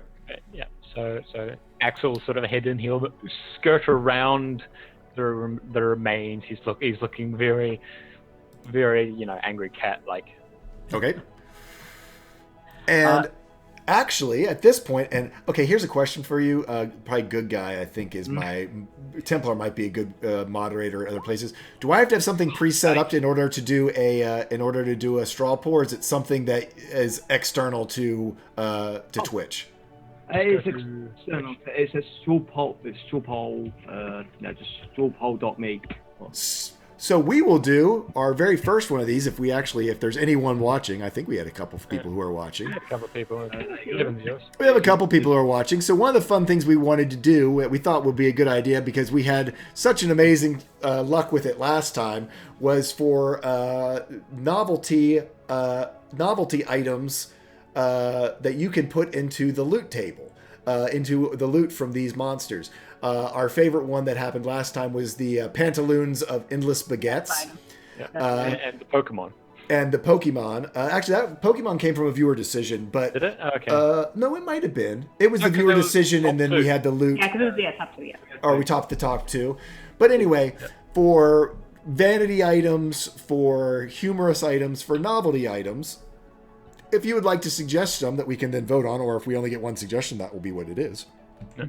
Under this line in chat, give us your best funny D&D, in the vein of Pantaloons of Endless Baguettes thing. To throw it in there to chat as we do our investigation and looting of these bodies and descriptions of the rest of the room.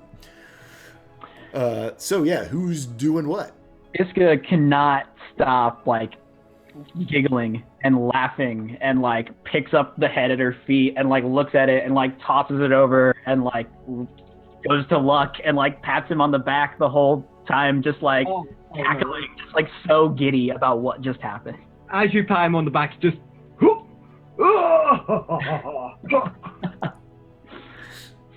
Awesome. The bear's gonna go over to the altar and kind of nose around and see if there's anything I like that one. unusual there.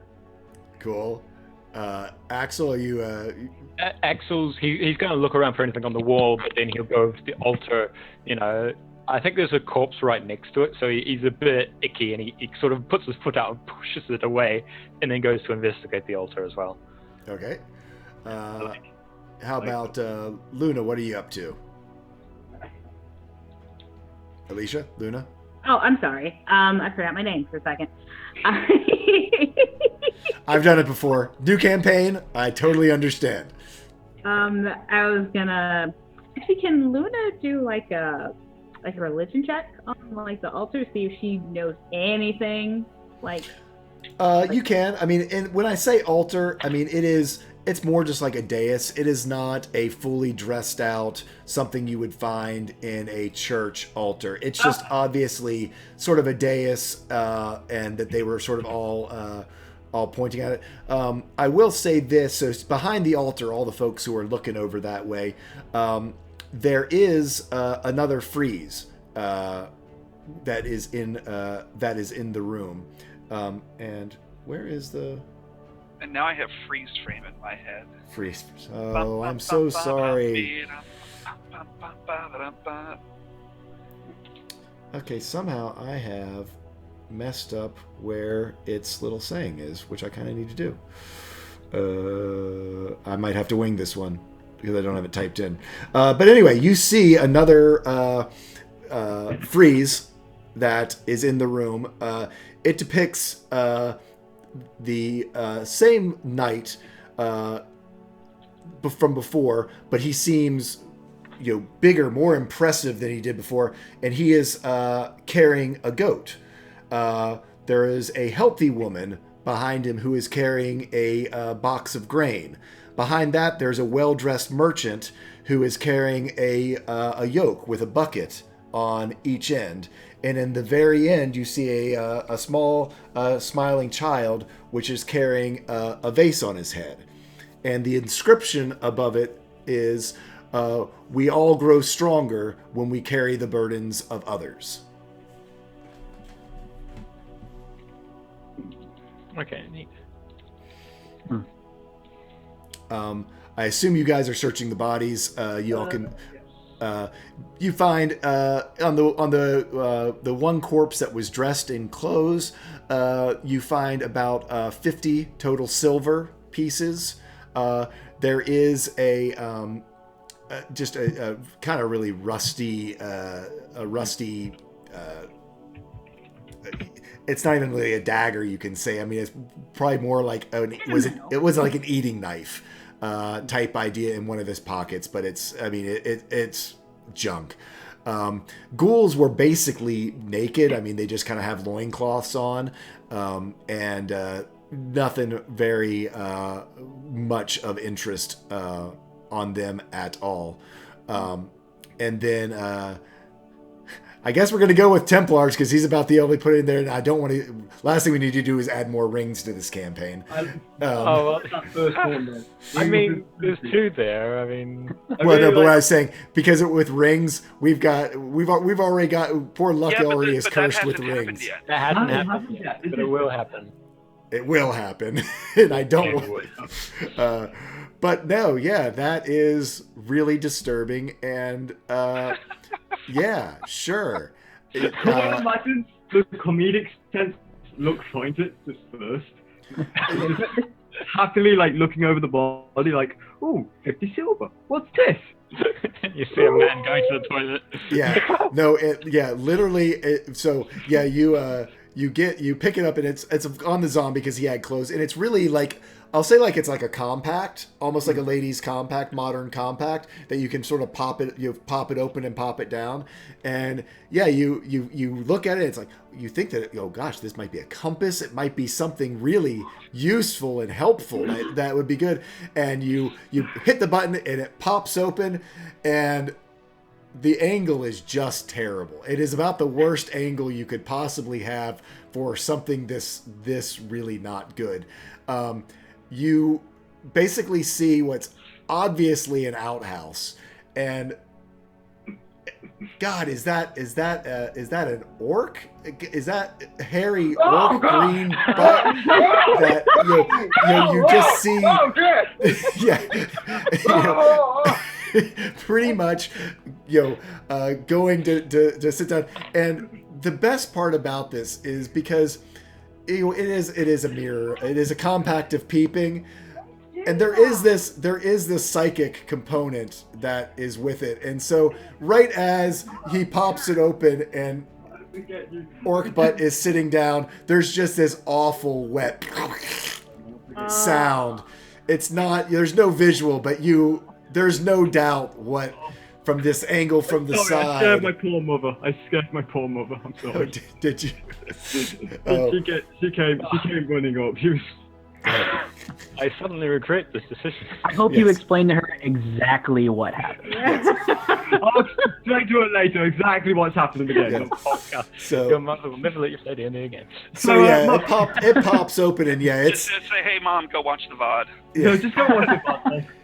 It's side view of big hairy orc butt, and unfortunately there is a psychic component that goes along with this. So though it's not an audible noise, since you are holding it, you just hear this really wet, horrible sound, and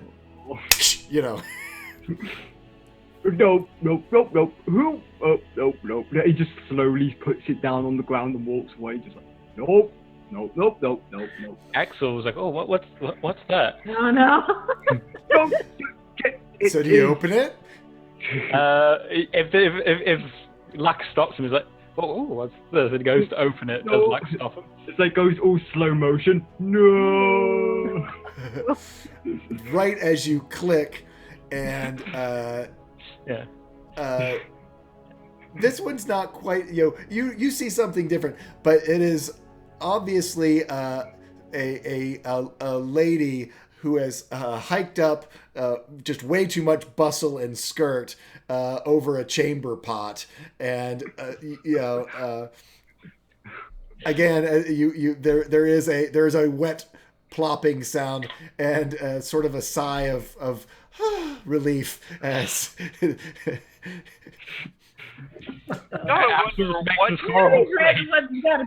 he stuffs it in one of his pouches. You gotta wonder what kind of wizard made this.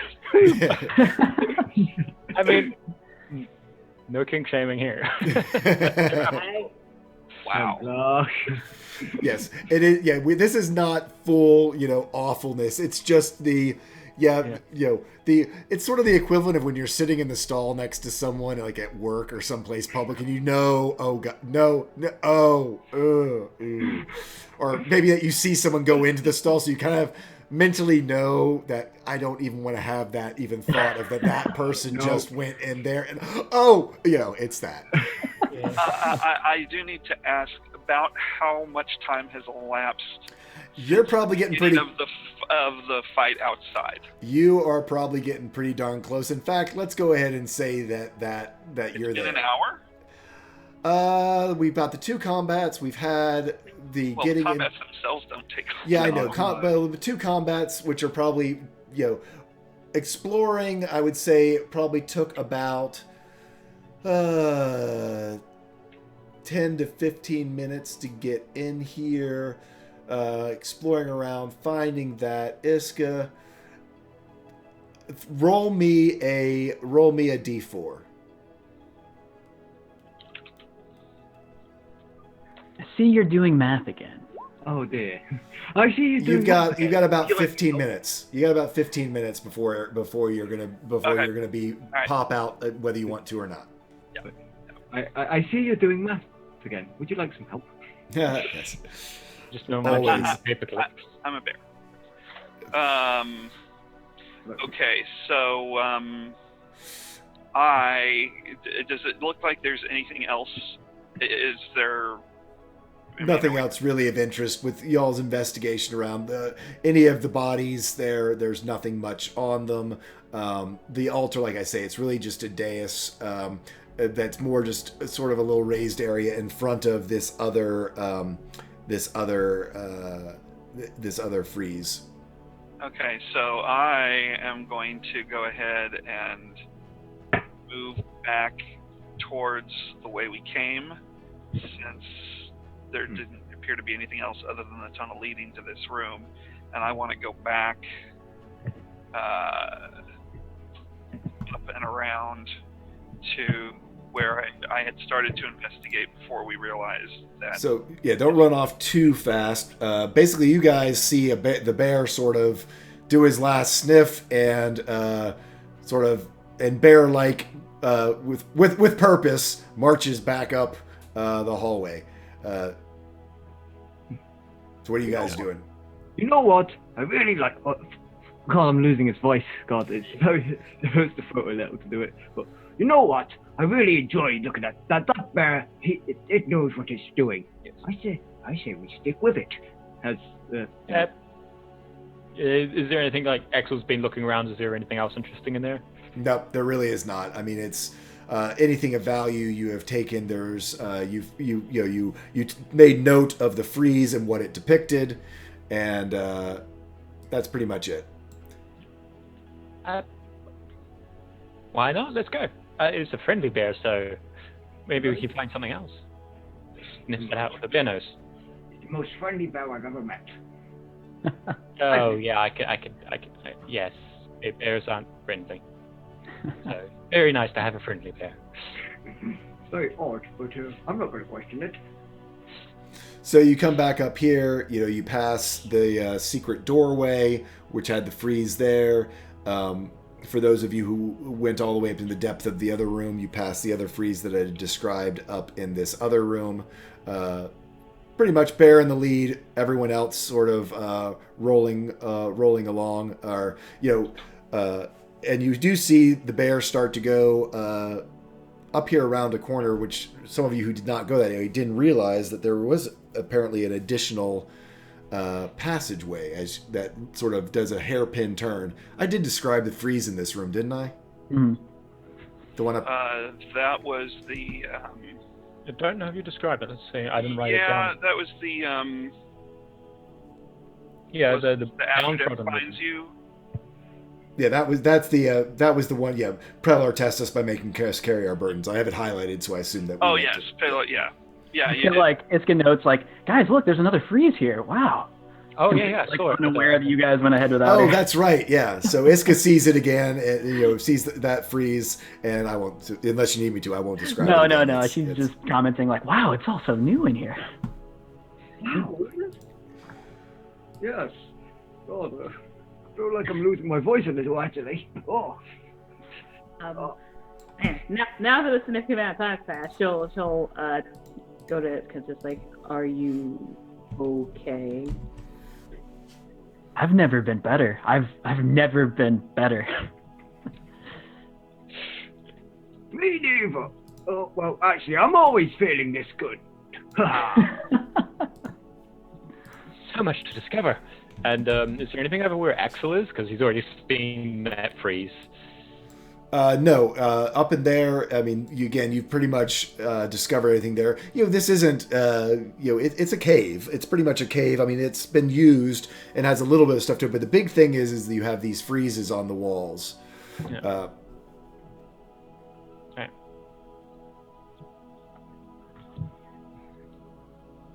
So yeah, if you can't find anything, Axel will head back to where the group is. It's like, oh, did you find something? There's a path this way. Man, I don't like the way. I'm just realizing that I don't like how that works. What? Oh dear. Yeah, time for improvisation. Yeah, no, I don't like. Y'all come forward, and we're just going to describe this and not put it on the stream. So don't look at the stream if y'all aren't following it. Okay. Because unfortunately, I forgot that all my DM notes show up. Yeah, I had to switch. I was like, switch. Oh yeah, I just popped haven't out. been watching the stream. Yeah, I because- popped out chat and don't watch. Yeah, I have stream. chat in a box. So. Yeah. I So did too, but I keep switching back and I keep forgetting. But yeah, I got it. Yeah. Yeah, the trick is to do the pop-out chat. In fact, I probably will ask you guys to do that in the future, just because... Yeah, to do pop-out chat, because otherwise, Secrets get revealed too soon. So I'm just appreciating the spot creator's comment there. Yeah, Cronus, I have 3. Oh, Brian Blessed. That's good. oh, I love Brian Blessed. It'd be nice to have more than one monitor. Yeah. So do you guys have your chat popped out, and so your Roll20 won't show? Okay. I'll turn it back on for our viewing audience, because so anyway, at home. So anyway, you guys go down around a corner and see Kel seeing it first, but there seems to be a chamber up ahead. This certainly seems to be much more carefully built and structured in its construction. Okay, well, I'm gonna go on in, obviously on alert for anything attacking us. Why would you ever think you need to be alert? Not like I gave anything away. That's just judging by the other room. Considering we've been attacked twice so far, once outside and once inside, it would only be prudent. Yeah, I'm going to go a bit on alert. Or so thinks the bear. Did I just introduce you guys? Axel, as soon Hello? as he sees that this room is here, he's going to sort of squeeze through and then come out. What just happened? My ears just went away. I don't know. That's not good. Stand by, guys. Sorry. For some reason, my headset just went completely down. Rip headset. Headset. Yep, no, my headset just went kaput. I wonder if my Has everybody in the audience heard of Loot Crate? Loot Crate. Donate to. Have you ever heard of Crunchyroll? Crunchyroll has that's the Bard's job. It's the Bard's job. Yeah, Bard. Do you want to shamelessly? Yeah, guys, feel free to plug, because now no one can hear you either. Service, I must say. Yeah. Oh, Squarespace. I can hear you. You can hear me. Yes, Audience, you I can hear think, us can now? hear you. Squarespace. Audio output capture there just went away as well. I need to get music back.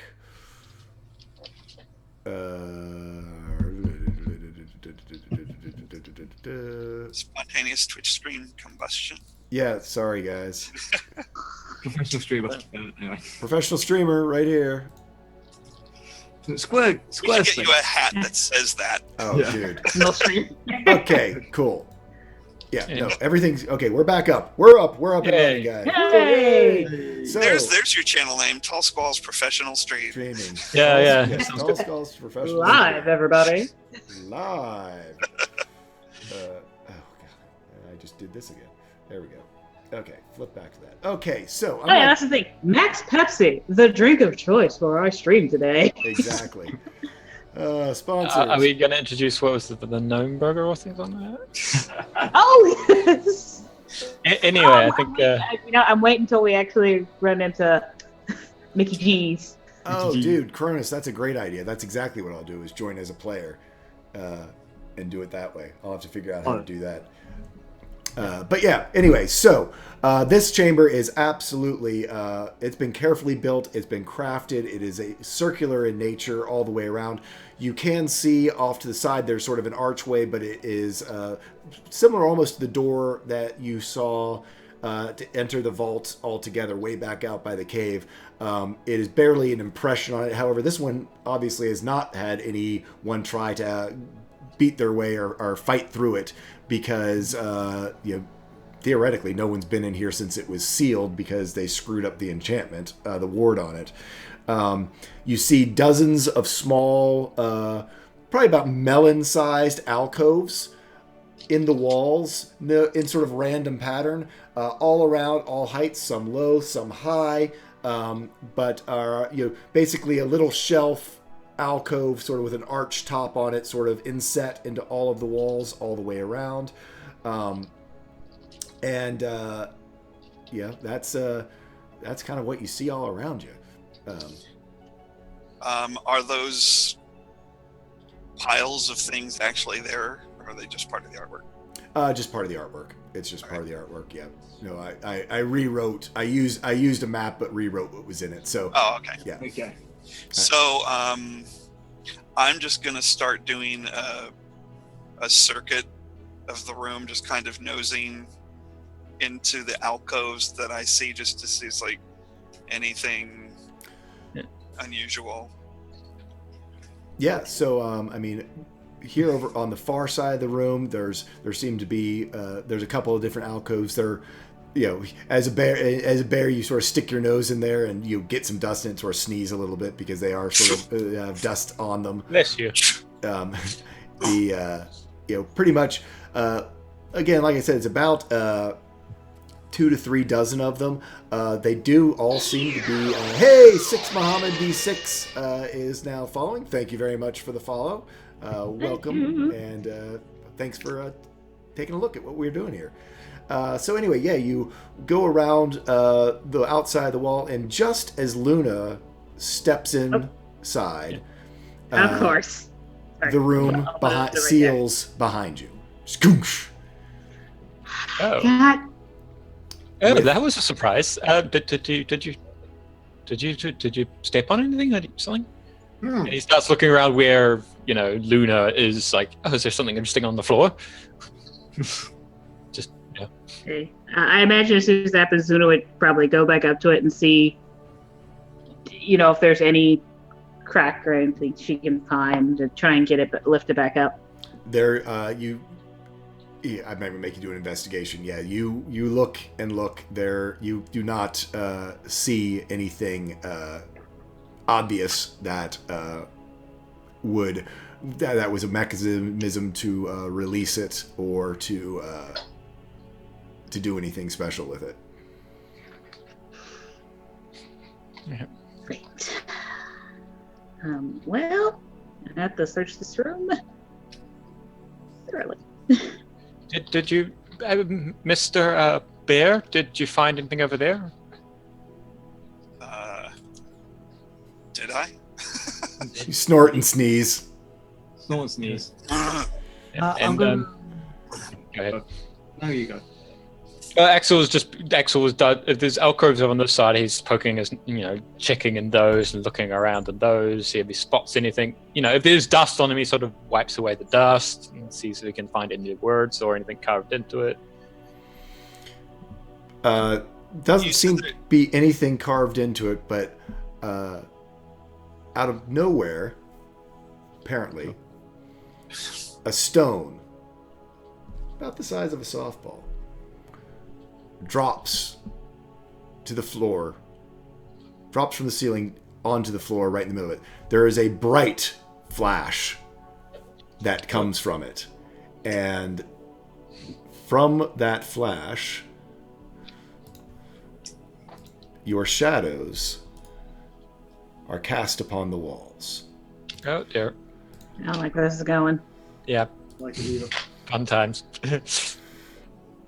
You think it's your shadows cast upon it, but there's definitely 5 shadowy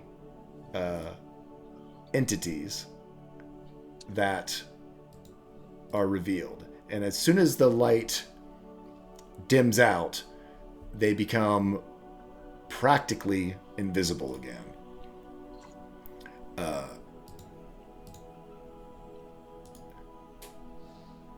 On the center stone, there is a rune. And upon that rune is written, or that rune, there's a rune, and echoing in all of your minds is the one word that sort of reverberates through. It says, cursed. And that's the rune that is on the stone. I need all of you to roll initiative. Oh yeah. So Axel's like, when it drops, he goes to it. There's a flash, and then he's like cursed, and he's like, oh. Oh. All right. Oh, let me get the thing up. I'm sorry. Yeah, it should add it. I'll get it right. or does it just automatically? Yeah, it automatically updates. If you have your token selected, which I didn't, so I didn't know. If you need me to, yeah, I can set it in. You can type it in manually if you I've need to. already done that, so yeah. Okay. Yeah. And I'm just gonna do the shadowy figures all at once. Oh, is that why my name has been showing up on mine? Yeah, if you select your token, it shows up your name while you roll initiative. Where is it? Stretch. Good bit of stretch of the muscles. Yeah, been sitting down for a little while. Never trust the Spanish Inquisition. They never expect it. Never. Did I roll my 20? I did roll my 20. Oh, no, I the did not. shadow. The shadow knows. Sorry. For those. I was thinking about doing it. So, for all those old folks in the audience. And my I'm not old. No, for me, I was saying. At heart. Yeah. Too young to understand. So wait, are we talking about purple spandex shadow or the comic? No one saw that movie. There was a Baldwin in the Shadow movie, right? Yep, it was a Baldwin. Okay. Too young to get the joke. Be thankful for that. Use while you have it. Right. Okay, so yeah, stone about the size of a softball, rune that says cursed on it falls to the center. The light flashes for a moment, revealing these 5 entities that are around you. You are they seemed very real in there, and then basically turned into sort of that wavery, almost Predator movies. There you can see them, but they are hard to discern. But there are 5 of them around the room, and Kel, you, my friend, are up. Okay. So I'm just fixing the bite. I realized what had happened, so I'm... Bite OP. 3D, what is it? So obviously, I'm going to attack the one closest to me. So And that's why I'm trying. That's why I'm trying to fix the bite, so it'll roll it right. What was it? What did I say it was? So the closest Pro streaming here. protein. 1d8 plus. What did I say it was? God. Short-term memory is like 2 seconds. wow, you get a whole 2. I only get like 1. Oh. I only get like There. There we go. Let me get our battle music back up.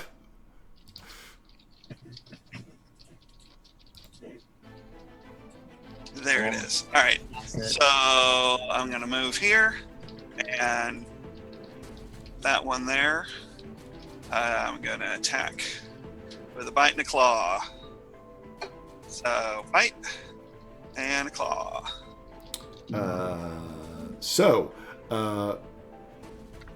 Even though they are very shifty and difficult to sort of get your eye on, you are able to land both of your attacks. So there's the bite for 5 and the claw for 10, so a total of 15. So as you bite it and claw into it, it's almost incorporeal. It does seem to react a little bit to your attacks, but your claw catches it a little bit, and a few little strands of shadow come off with it, but it is not nearly like when you were hitting the creatures from before. It is definitely a shadowy critter that you are dealing with here, and not behaving as you would normally expect. Of course it would. All right. Well, that's what I'm doing. I don't think I have I don't have any bonus actions I can do. I don't think. So yeah, that's it. Luna. All right. So there's a shadow creature right there. So she's gonna strike at it. Kind of like try and hit it with the bottom of the stick. So like flip it back towards it. Okay.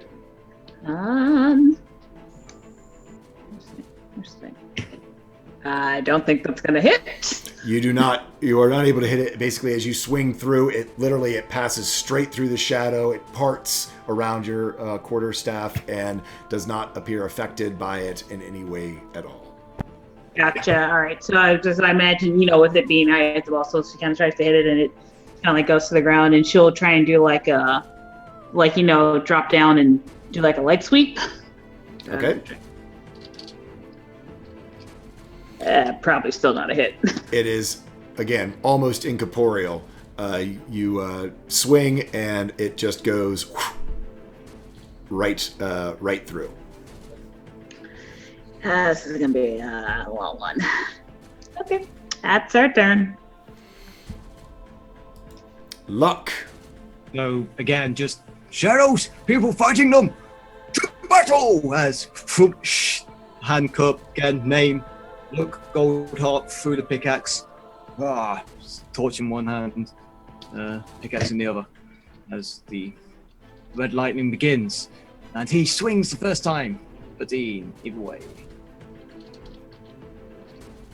Wait, I thought you were doing pickaxe.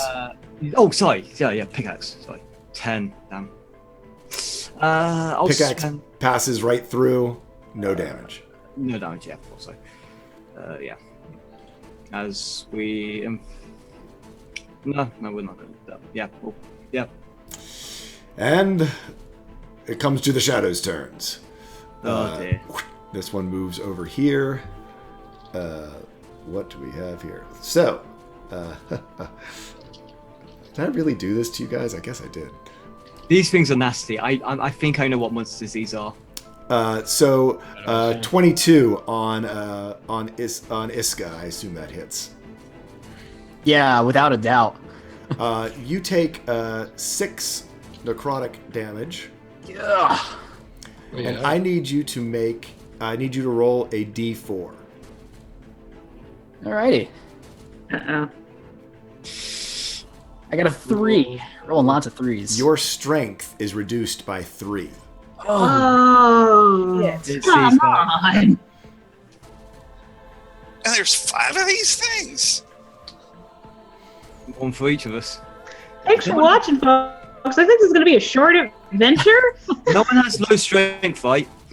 We need to survive though, because we need to show up later. Or Oh well, there's called the thing called that the futurists exist somehow.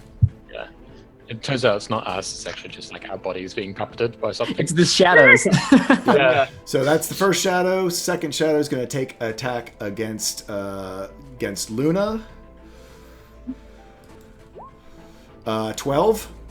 That will not miss. That will miss. That will miss. Sorry. That- I was sorry. saying that will not miss. hit and that will miss. That will miss. No. So yeah, it reaches out for you, but you're able to dodge out of the way before it hits you.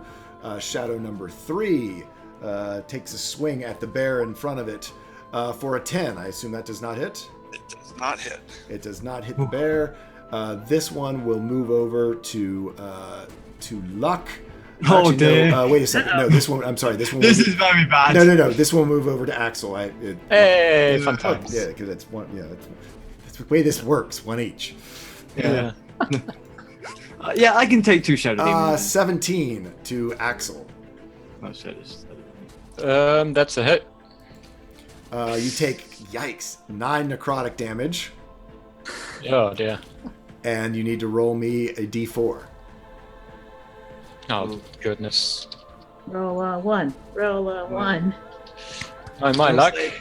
It's a Oh, one. hey, it's a 1. I did have good luck this game. So. Yes, your strength is reduced by 1. Oh yeah, I don't use strength. Yeah, that's bad though. Yep. Yeah. And shadow number 5 will take a swing against Luck. With a natural 1, it totally whiffs and misses. I don't even notice it attacks. I'm just like, It's the torch. Yeah, maybe it's the torch. Who knows? Hit him by Axel. It is your turn. So he was going to pick up this rock.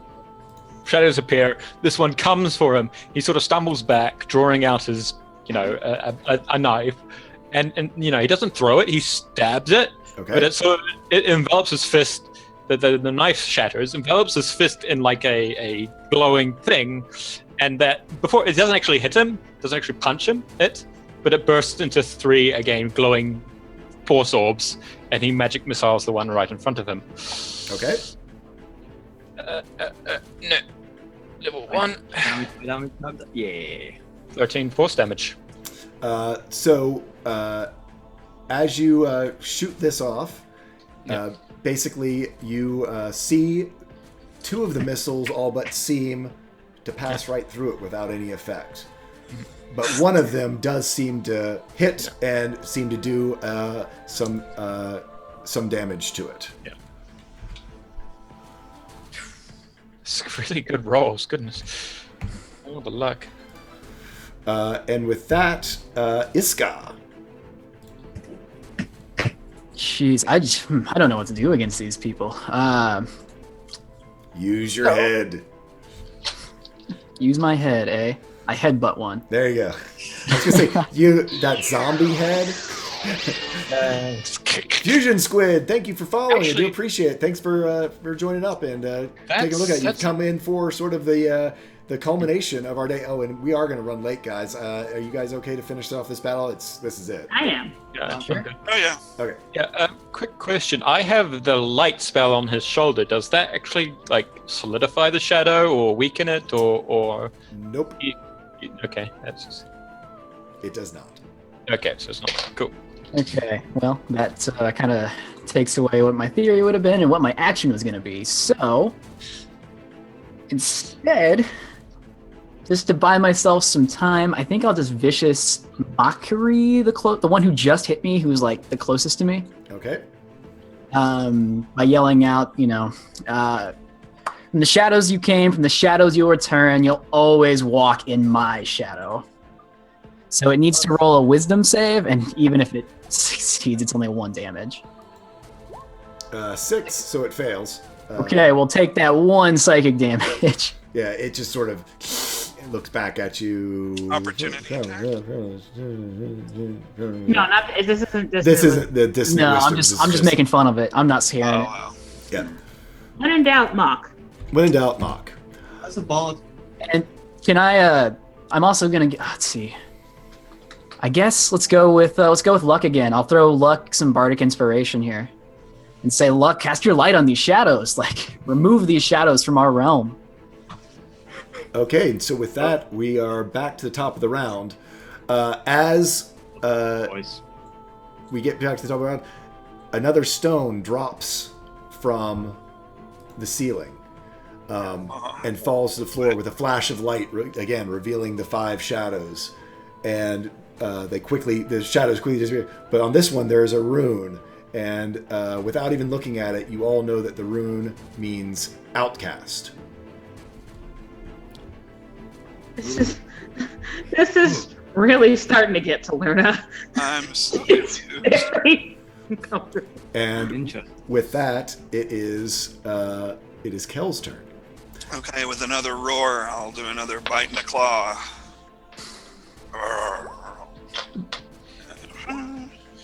13s on both. So the bite hits, but these are almost entirely incorporeal. It has not come into play quite yet. Your claw does not hit. Oh. Okay, well, I still do 12 slashing damage. Again, your claws go tearing through this, and Well, that was the bite. Just the bite. I'm sorry. Man. The bite. Yes. So yes, you go up to bite it. Your jaws clamp down, but barely catch any type of purchase on it as you close down on them.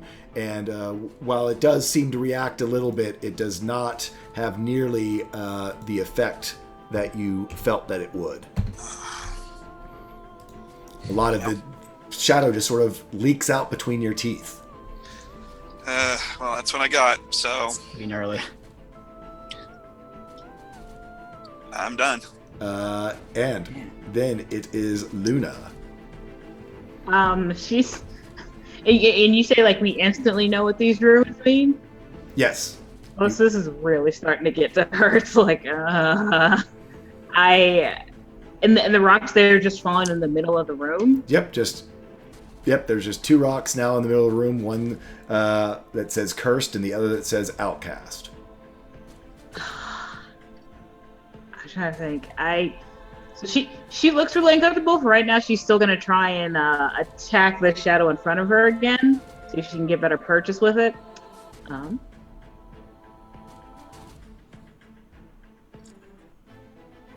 16. Again, these are all but incorporeal. You do not catch purchase. So, in case you all haven't noticed, you all have disadvantage on your attacks.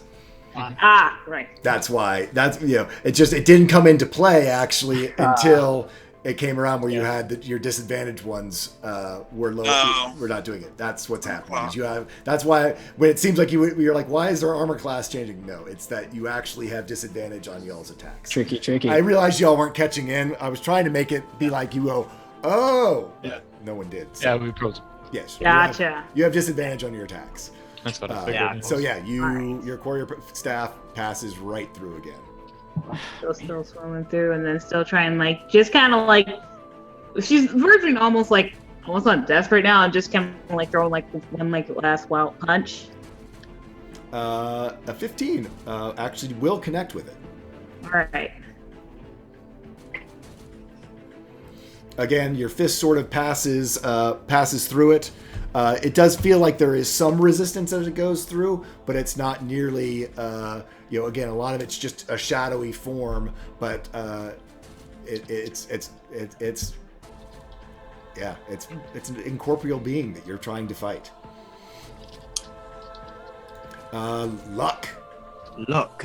He's going to again swing that war pick. The war pick of justice shall bring light down upon you.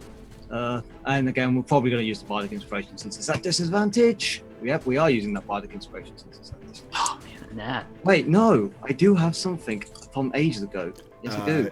You would have had to call it if you were. I'd have to call that. Never mind. Yeah, you know what? Let's just roll that 1d6. That we would do.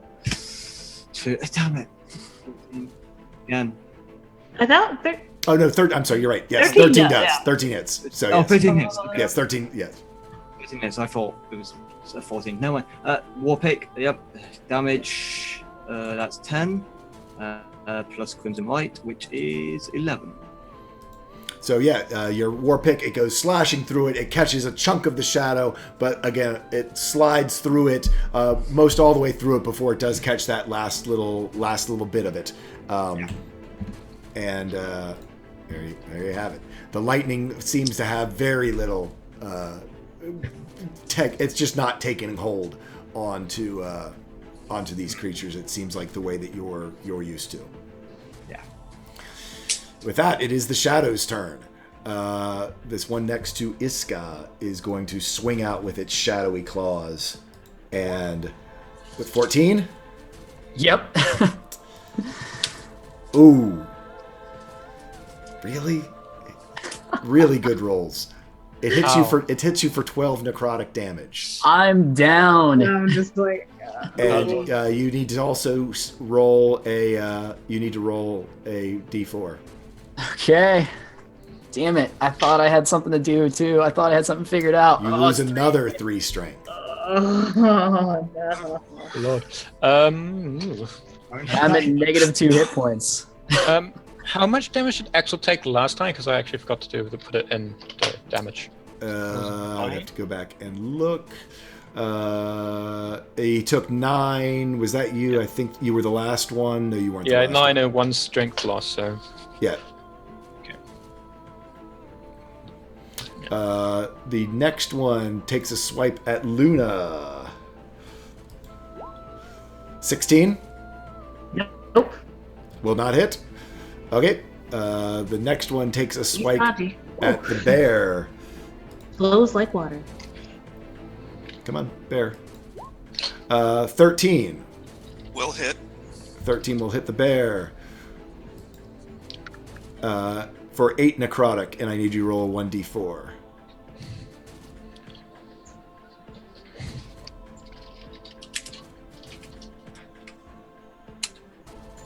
3. Okay, I actually did this. I did this wrong, but so I'll just use the next roll on the next person. I actually rolled twice, but since we've already got you with that, so yeah, you take the 8 and the 3. The next one on luck is a 9, which I assume does not hit. Nope. And is that all of me?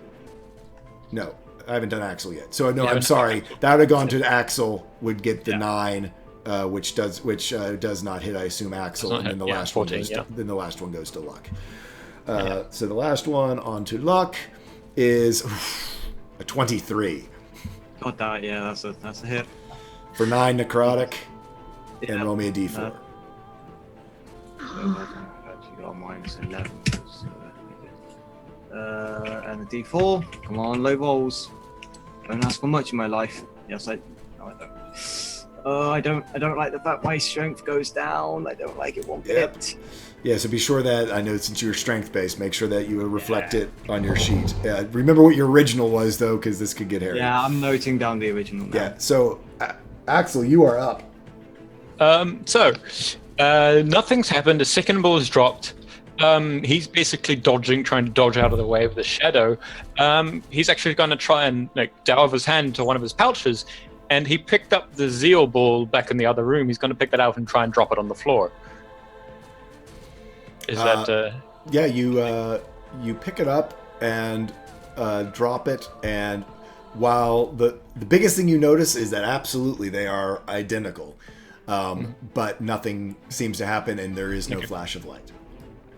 Okay, and then he'll sort of try and pull out a dagger and again sort of throw it at the like a little throw at the one in front of him as he tries to basically dodge out of its way, and he will cast Chill Touch. Okay. 19. 19 hits. I'm waiting for the butt, but I'll roll damage. It heals. It is right on target. It goes straight for it. The black clawed hand goes into it, and as it hits it, merges with the shadow and seems to dissipate. You healed it. Yay. It's not like I hit it. Oh, I like the 2 damage. Is that it?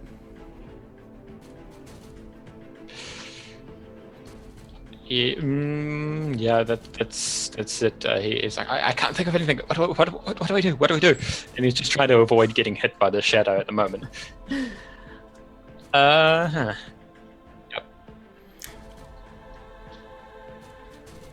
Next one is we go to Iska. I need you to make a death saving throw, please. Oh, I don't like it. Yikes. So yes, you fail your death saving throw. Alrighty. This is when it gets scary for the DM as well. You realize that your puzzle's not working. Well, Maybe I will be a guest player after all. yeah. Yeah, So, you're one. Thanks for joining. As we reach the top of the round, another stone drops from the ceiling. The third stone has a rune on it, and the rune says ambition. Oh. Okay, we've got 2 more rounds, I think. Cast ambition.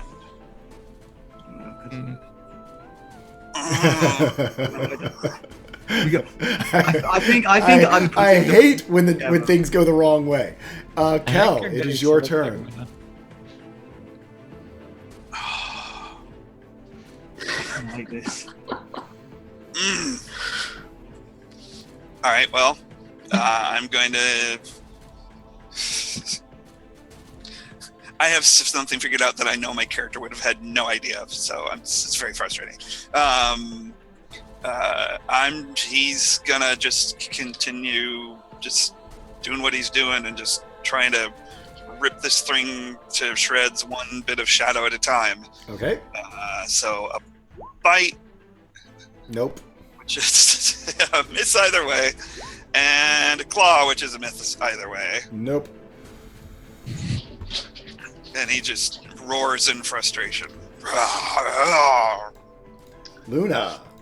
All right.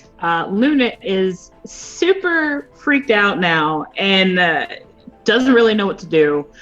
So she's gonna actually spend a key to use the dodge action, and she's gonna just like go over to the stones and just pick. She's gonna pick up Cursed and Outcast, and just like look at them like with like these crazy-eyed look.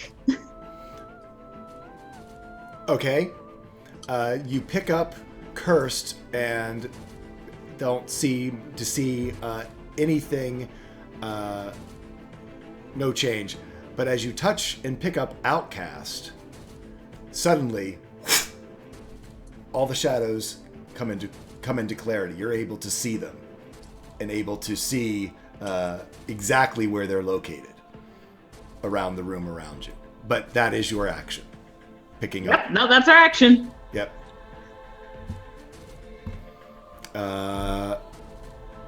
Luck.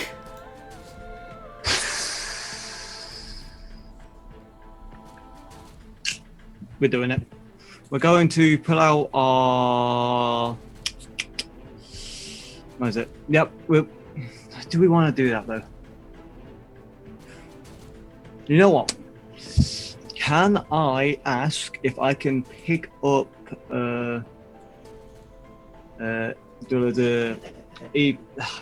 I've been saying your name all. Hold on, I've got this. It's in my head. It's in my head. No, I've lost your name. Iska? That's it. I've been saying your name this entire game. I've only just forgotten it. Like the opposite of remembering a name, it's forgetting it. It's just straight up. You pass out once and everyone forgets you. I get it. Yeah, All right. Yeah. So what I'm gonna ask, can I pick up Iska and like drag her with me? I guess is what I'm asking here. Or can I drag Iska with me as I run off, or run away from these guys? Because I know. So you're going to basically use the disengage action as your action, and I'll let you. Where are you carrying her to? We'll say at half movement because she is pretty small. So I'm just gonna get there. So, okay. With her. So yes, I will let you do that. So go ahead and put yourself where you are, and Eska comes with you. And since you used your disengage action, we will say that they did not. They didn't take opportunity attacks on you. Now, it's an action to stabilize, isn't it? So. Yeah, it would have taken an action to do your medicine check. Yeah, it would. So with my bonus action, I'm going to drop my torch and on my sort of like back of my belt, I'm gonna grab my what is it called? Healer's kit. So I'm gonna get that ready to use next turn. Okay. Next up is our shadows. Shadow 1 seems to just sort of be standing and looming. Shadow 2 is going to take a swing at our good friend Luna for a 9. I assume that does not hit. And you're actually in the center of the room, aren't you? Yeah, I'm actually over, like, here, I guess. Yeah, so it swung around. It came around to try to get you. Yeah, that's fine. And I rolled a 9. It misses. The next one takes a swing at the bear for an 11. It just hits. So for that, it is going to do its 14 necrotic, and I need you to roll a d4. It's really bad. Fine. Another 3. Yikes. Where's number 4? There's number 4. Is going to take a swing at Axel. for a 10. Ooh. That's a miss. Nice. Heart's going, heart's going, heart's going. So yeah. And number 5 is going to come around and take his swing at luck for a third. Is it more than 16? No, it's not more than 16. Okay. So for a 13. Did you say I took 14 points? You took 14 points of necrotic, Okay. yes. All right, yeah, that's what I thought. Just wanted to make sure. So it does not hit you. With that, it is Axel's turn. All right. So what exactly did I miss? What are they've moved around? I can see. So the big thing that happened is Luna picked up the curse stone, and there seemed to be nothing that happened. But when she picked up the outcast stone, suddenly she was able to see all of the shadows very, very easily. They came into sharp focus for her, and they no longer seem to be their shimmering selves. But none of the rest of us know that. Right. So they just look more solid to me. Just to you. Okay. Yep, just to you.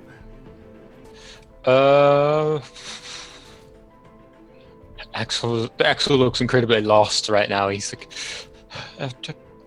so You he's pick up the ambition rock. yeah, no, he doesn't know that. That's the thing. Oh, were you here when the ambition rock fell? The ambition rock fell. Yeah. So yeah. Yeah, if Owen said ambition.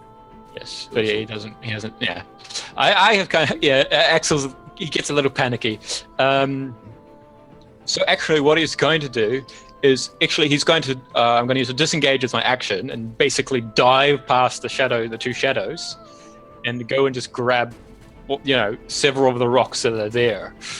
So the only one that's on the ground is the ambition rock because And Luna has the Zeal one he dropped.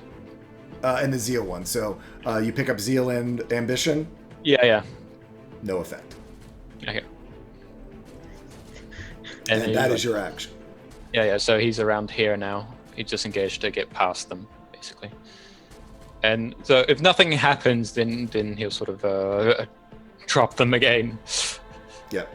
And bring up, ready to cast a spell, but that's all he can do. Don't do it to me, Bird. Don't do it to me. Don't crit fail, Bird. Okay. 2. Don't worry. Don't worry. I've got your back, Bird. I've got your back. Don't worry. I forgot to heal him.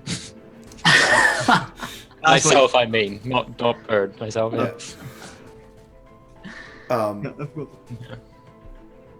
So with that, we're at the top of the round.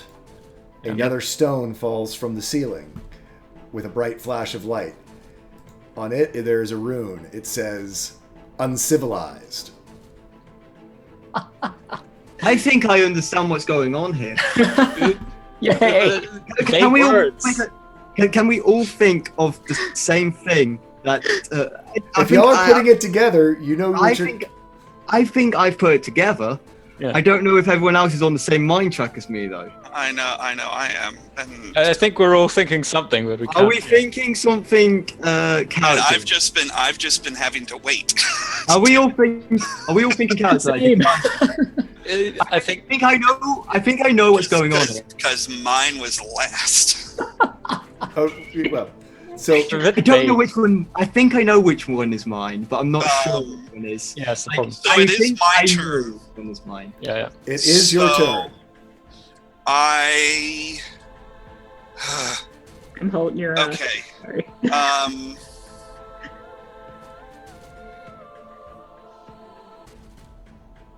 Oh, brother.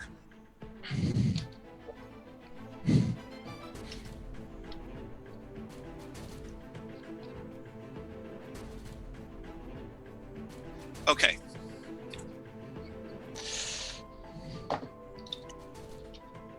I'm going to move. I guess I'll have to risk the attack of opportunity to move over to the stones. Unless you want to take a disengage action, yes, you will. You can Because that would be using an action. That though. would be using an action, and it takes an action to pick up a stone. Okay. Right. So I'm going to risk the attack of opportunity. Okay.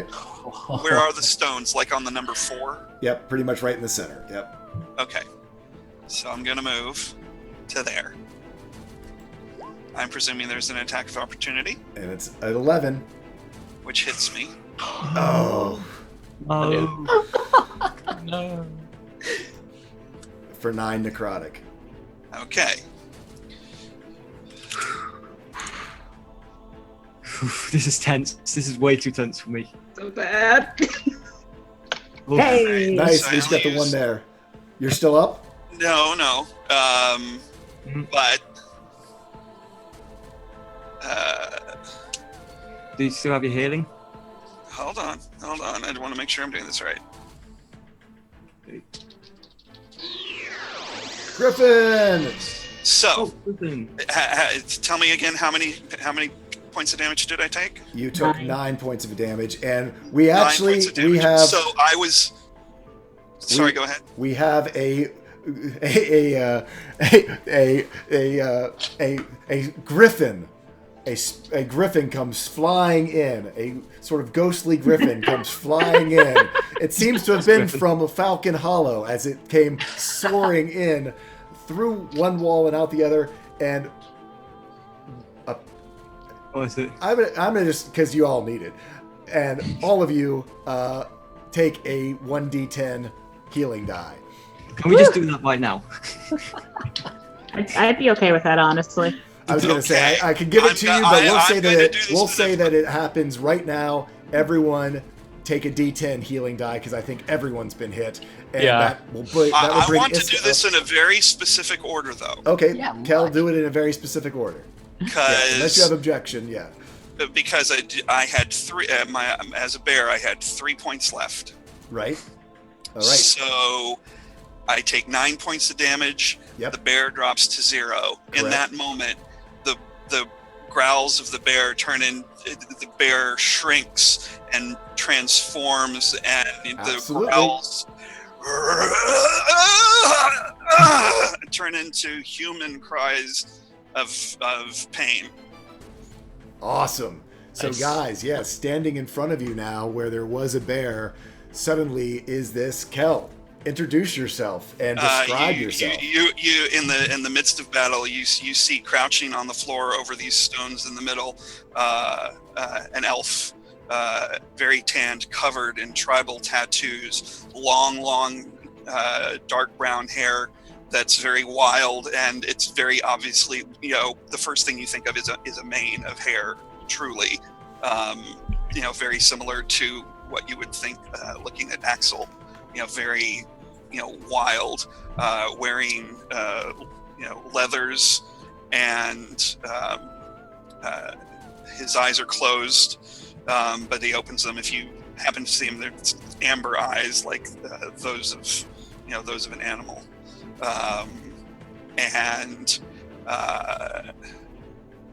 At this point, now that I'm down 6 hit points as me, I'm going to use that 1d10. Yep. So, guys, roll them. Look at Luck with the 10 max heal. Nice. I needed that more than. God. And Oh, so Look at Nice. that. that was overkill, but okay, so I'm at full health. So I use my action.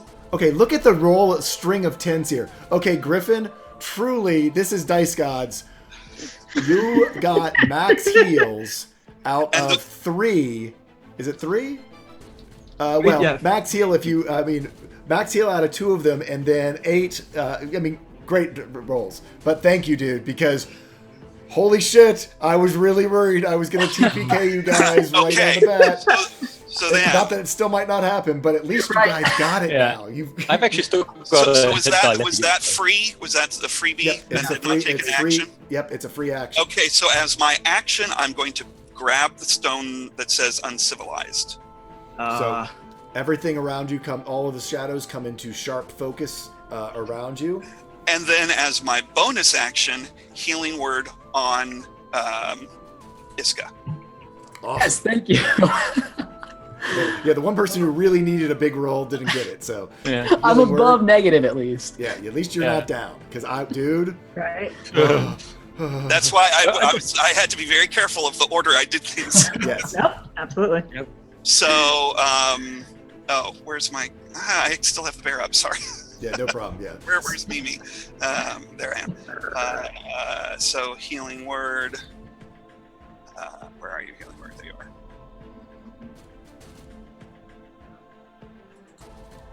Nice. 5 healing to our friend Iska. Awesome. So awesome. Yeah. And that is my turn. Thank God. Great. Continuing. Yeah, Luck, you can just like feel Iska like start coughing and like the life come back into her as she's like on your shoulder. You live. Luna. You're fine. Okay. So, did I realize that the outcast stone is the one that where absolutely. I was able to see them? You realize, I mean, there is an affinity that you feel towards that one. And Okay, in that case, you would drop the cursed one, pick your quarter stuff back up, and just try and crack the shadow against its facial region. you make an attack roll. Okay. You hit it. Boom. Yep. Damage, and then kind of go for, and then a kick to its midsection. Go for it. Roll it up. 17 hits. I do have a question for you regarding strength. I'm down 7 total strength, but I started. The bear had 4 more strength than I do. Well, yeah, we'll say that it absorbed 4 sorry. of those. Your bear form absorbed 4 of the strength loss. Okay. It doesn't absorb all of them. You're not at your main, but we'll say whatever the difference was in your strength to its strength was soaked. Okay.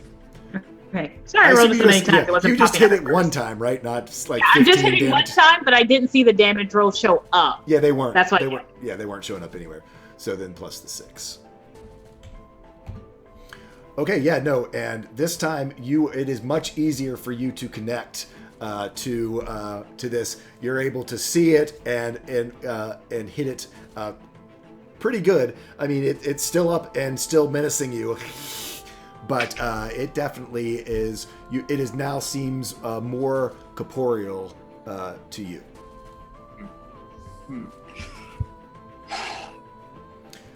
With that, that's your turn. That would be her turn. Like, she can finally. Yep. Yep. So, Luck, it is now your turn. Okay, so can I say I've been seeing these people pick up these, I guess, rune stones with names on, and being able to fight these things easier or loot sort of thing. Yeah, no, I mean whereas before you were seeing everyone sort of that kind of almost like fighting blindfolded and just doing lots of whiffs all around these.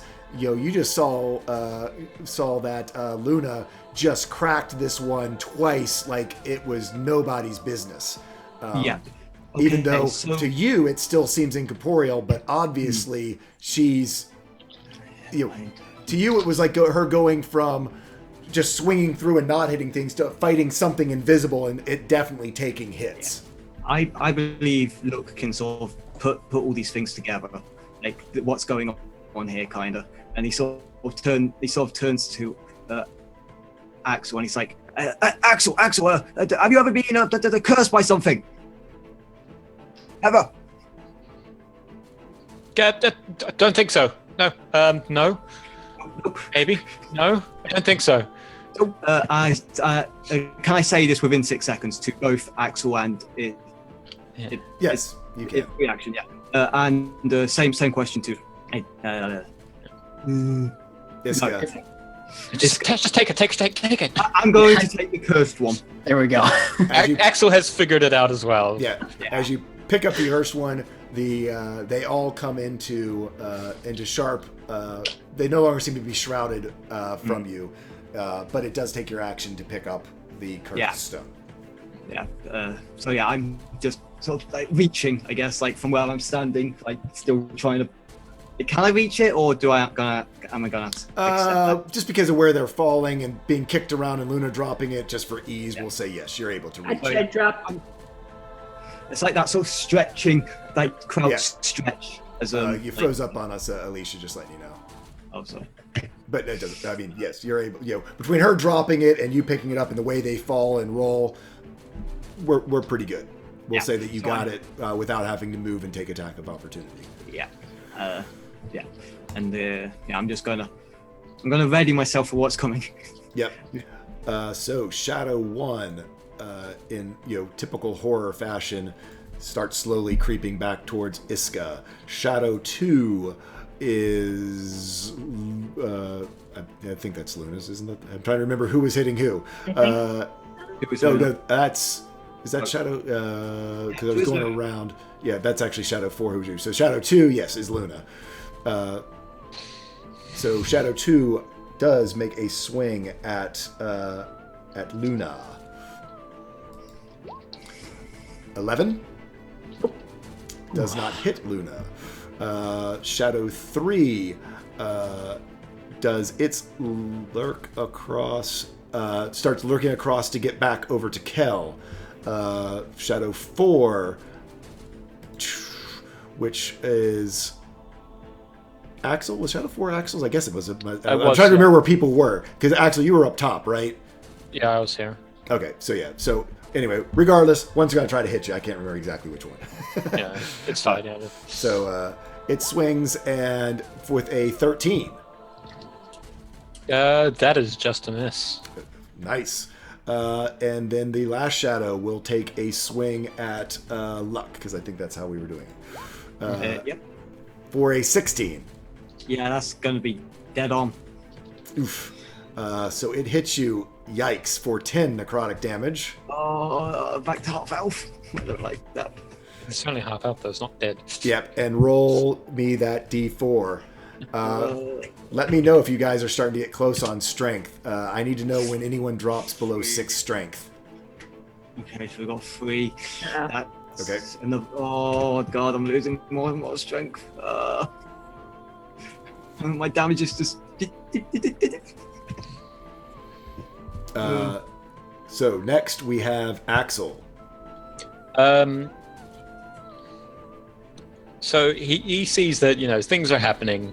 People are clearly picking up these things and they're making progress, but he's noticed that neither of the ones he's picked up did anything. So actually what he does is he's kind of a bit lost. So it grabs them up and hands them to Iska. There's 2 of them, so. Yep. Yeah. So he juggles, he just hands them to Iska. So he adds one, and then if that one, anything triggers, then he hands you the other. Yep. So when you hand her the ambition one, first, you see her eyes open up as obviously she's able to see things that you still were having trouble getting a handle on. Wait a second. He's had 0 this whole time. No. Oh, You hand it to Iska, Oh.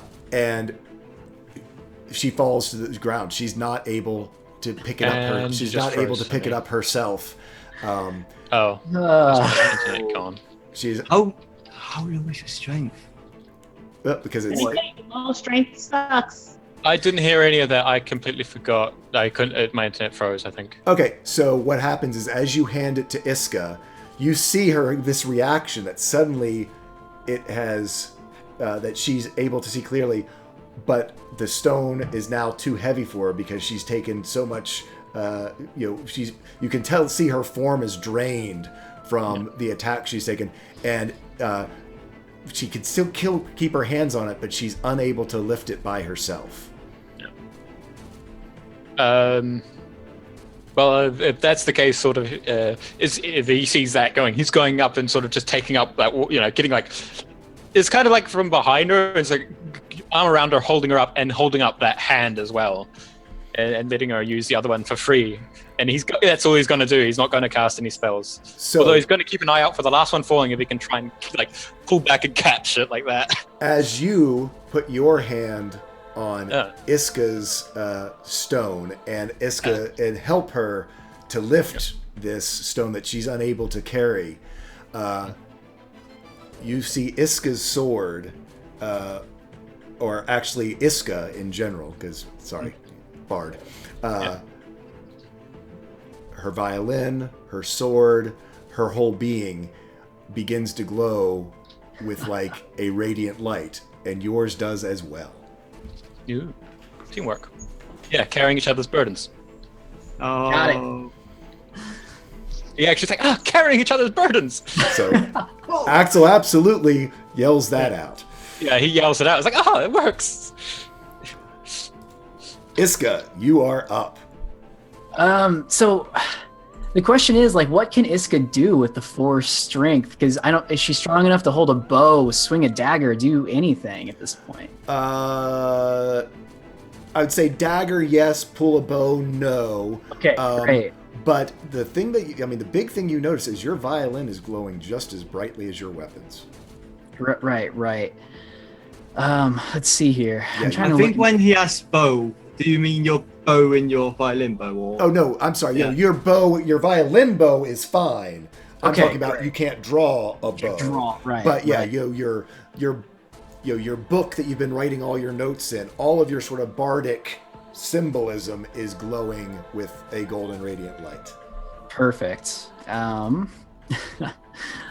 How's everyone doing on health right now? Just out of curiosity. Like, does anyone need to be topped off or anything? Half health. It is fine. Nice. Axel looks actually quite healthy. You know, he got a little bit Great. grey around the edges of his fur when he got hit, but he seems to be revitalized. Kel looks fine. Great. That's awesome. Yeah. A little bit of blood dripping, but not much else. I honestly don't have a whole lot of offensive spells, so I might go back to Vicious Mockery here, just because I could do with a top up, I will be honest. you could. I'm half healthed. I'm on 10. All right, sure, man. I got you. Then I will. You're still right next to me, right? Yeah, I'm Yep. stunned. Yeah. All right. Well, I will. I'll say to Luck, just as Axel's carrying my burdens, let me lighten you of some of yours, and I'll put my hand on your shoulder, and I'm going to cast Cure Wounds on you. So you heal for 8 damage, and then Heal for 8 damage. heal 8 damage. Yeah. Did I say cure wounds? I meant inflict. I meant Heel turn. And then with that same touch, I'm going to give you another round of Bardic Inspiration. Thank you. So as you heal him, you actually see your spell cast a healing glow over top of Luck, and at the same time, with that same spell, you see a beam of radiant energy shoot out and slam into these 2 shadows that are flanking on either side of him. And passes right through them, and this one, actually, let me click on it. So this one down here, just it rips a hole right through it. Nice. And oops, sorry, doing that wrong. And this one over here, and this one up here on this side, as that radiant light hits it, rips through the center of it, and it disappears. You know what that was? That was healing damage. You're right, actually, it was. Healed him to death. With that, because you've used both your things. Yep. Another stone falls from the center of the ceiling into the floor, with a rune on it, which means sole survivor. Yeah, well. I think we know which one that is. Yeah. Maybe, just maybe. And with that, it is Kel's turn. Okay, so have I seen this whole joining the hands and healing and kaboom? Yes, you have. Action. You have seen. Well, Luck is not glowing the way that that Iska and Axel are. He just had a healing spell that was done on him. And there was a normal healing sort of glow and fade into his form, but both Axel and Iska. Axel and Iska have this radiant light as they both have their hands on the ambition stone.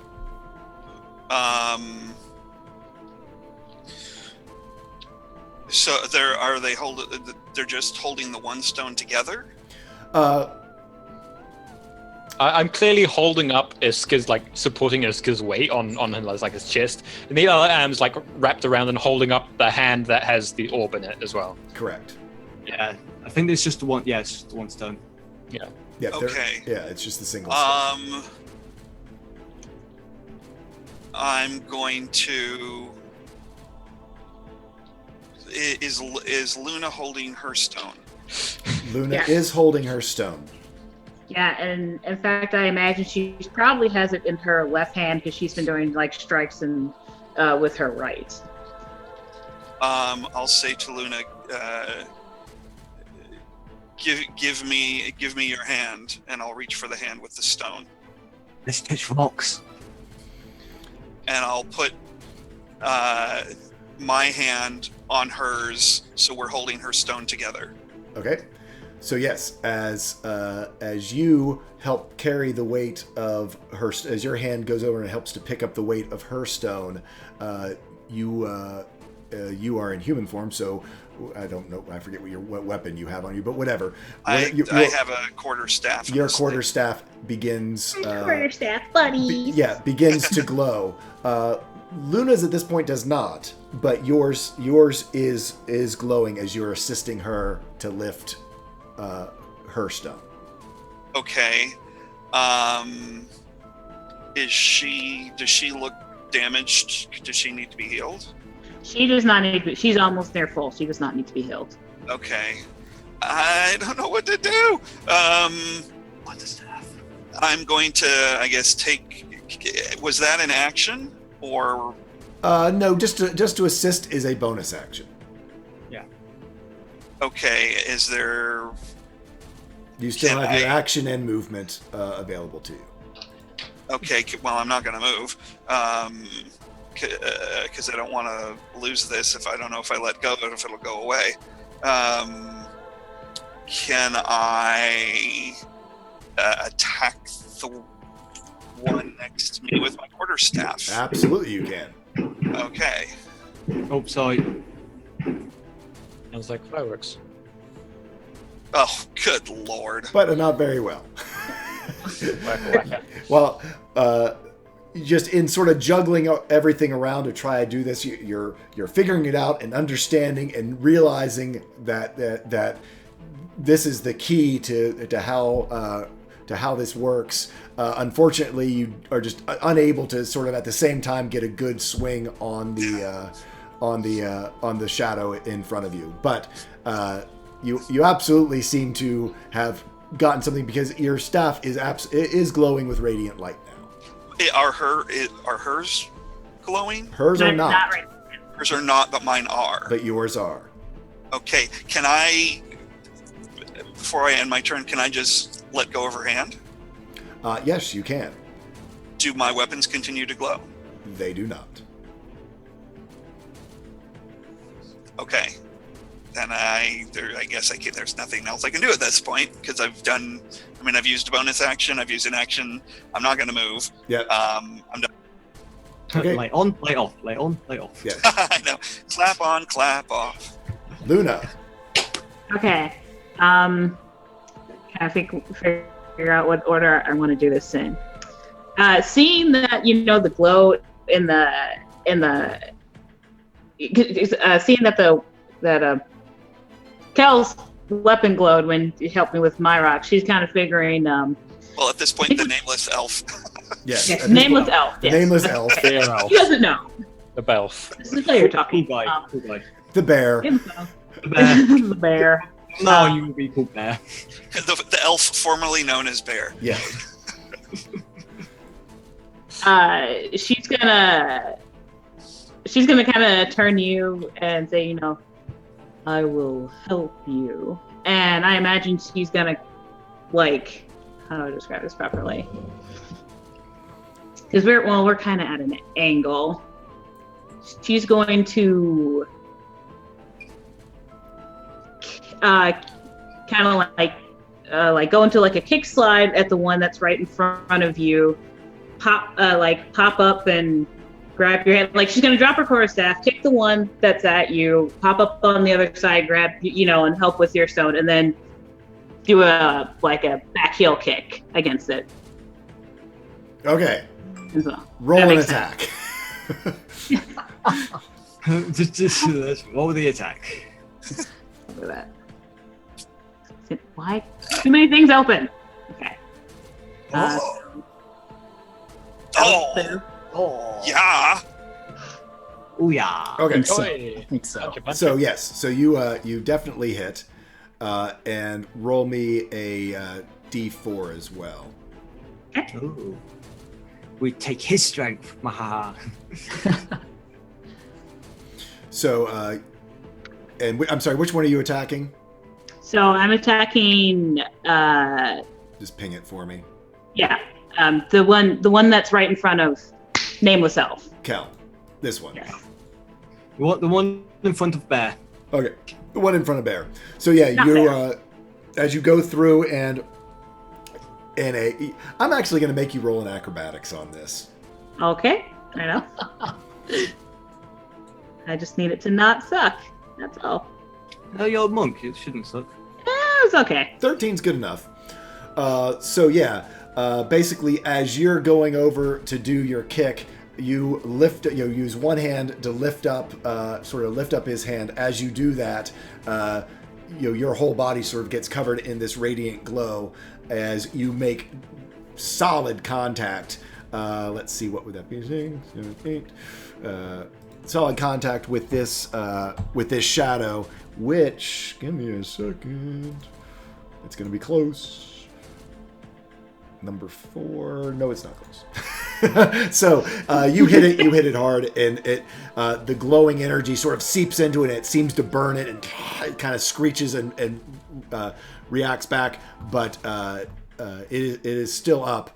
But you definitely, between your being able to see it so well and being able to, and now this glowing energy seems to be affecting it more than anything you had been doing prior. Okay, so second one. Nice. I'll do it. Yep. And then roll me a d4. Super. Healing damage. Owie. So Snake I eyes. am not filled with light. Just not. So I want you to roll me another acrobatics as well. Sure.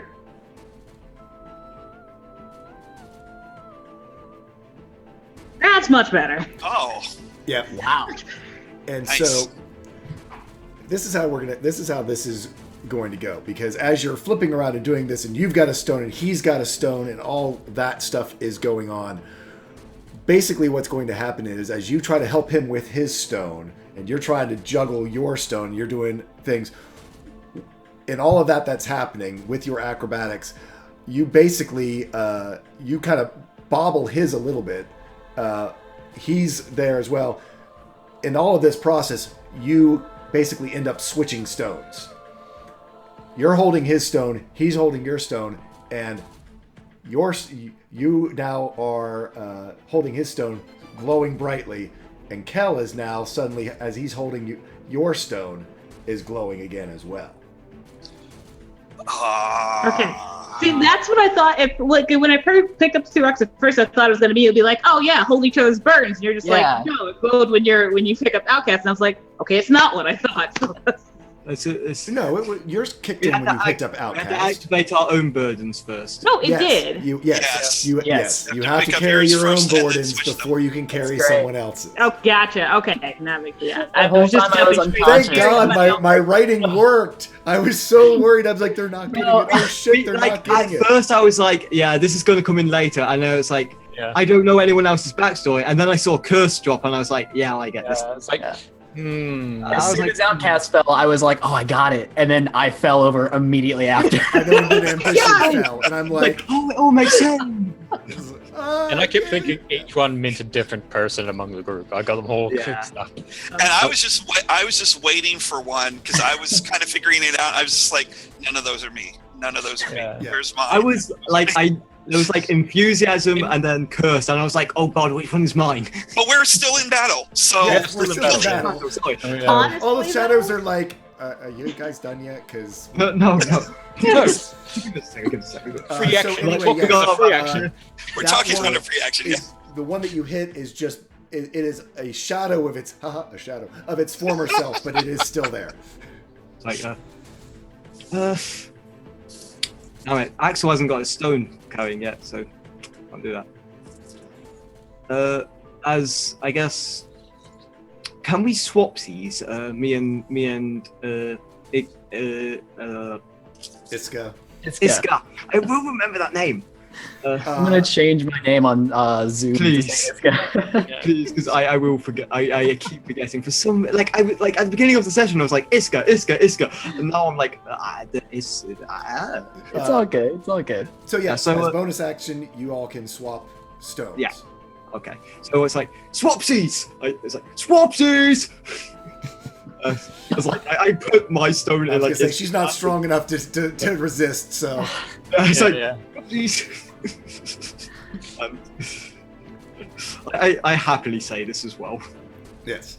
So your pickaxe is now glowing brightly with both gold. Actually, the lightning changes from red to golden lightning that is coursing around it. And you have Bardic Inspiration still if you want to use it at any point. Yeah, let's do this. So, war pick, hit. Good thing we have Bardic Inspiration. 12 Well done. just hits. Okay. Okay, as for justice. There's one comes, and then Crimson Plus Light. lightning plus D4. That's a D4. Wow. Yeah, 12, we're getting 13, there. 15. Yeah, that now. I only have to do the math. You swing into it. I mean, you can just tell me how you vanquish your foe. So like after swapsies, like it's like a whoop, like I throw it in the air, I like just pick up the other burden as it lands like perfectly in his hand, and I'm just like, whoop, it's like justice.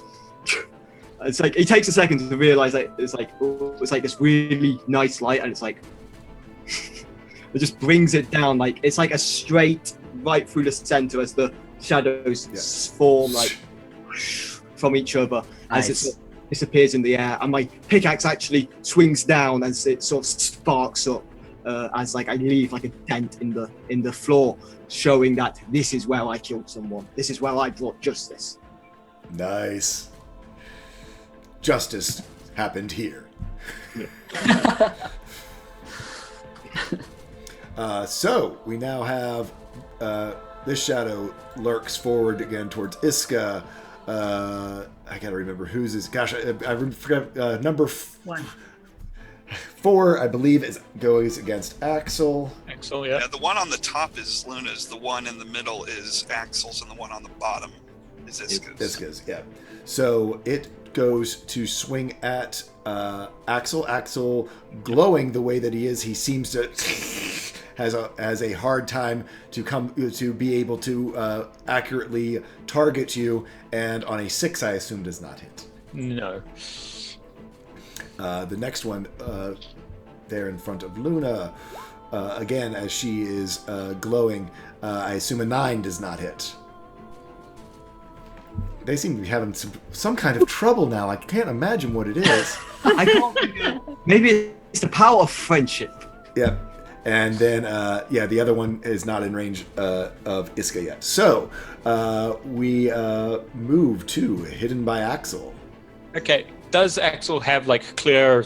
Do they still look like smoky, shadowy things that he doesn't get a really good sight on? Does it do it right? Right, Axel, because Axel's stone, and we know at this point is still laying on the ground. Yeah, and he doesn't have a vision of the sight thing doesn't translate over to him, even though the holy does. Correct. I mean, at this point, yeah. Since he's still busy like supporting Iska, he sort of looks like right, and he's not exactly. He can't exactly pick it up, but what he does is his tail flicks out, and he sort of knocks it to roll it towards him. He can't pick it up, but it's like, and he stretches back down to grab it. Okay. So he grabs it, and now he's got, Iska like this, and he's got his stone here, and he's a bit lost. So let me just go with this. As your tail touches your stone, your vision clears. And even when you take your tail away, because you're still touching, which I guess isn't even Iska's stone now, it's now whoever's stone. You're touching another stone. You're now that you've at least touched your stone once, the vision does not disappear. It's like, this works. So he pulls out a dagger, just tosses it up in the air, just says the phrase in Ancient Draconic.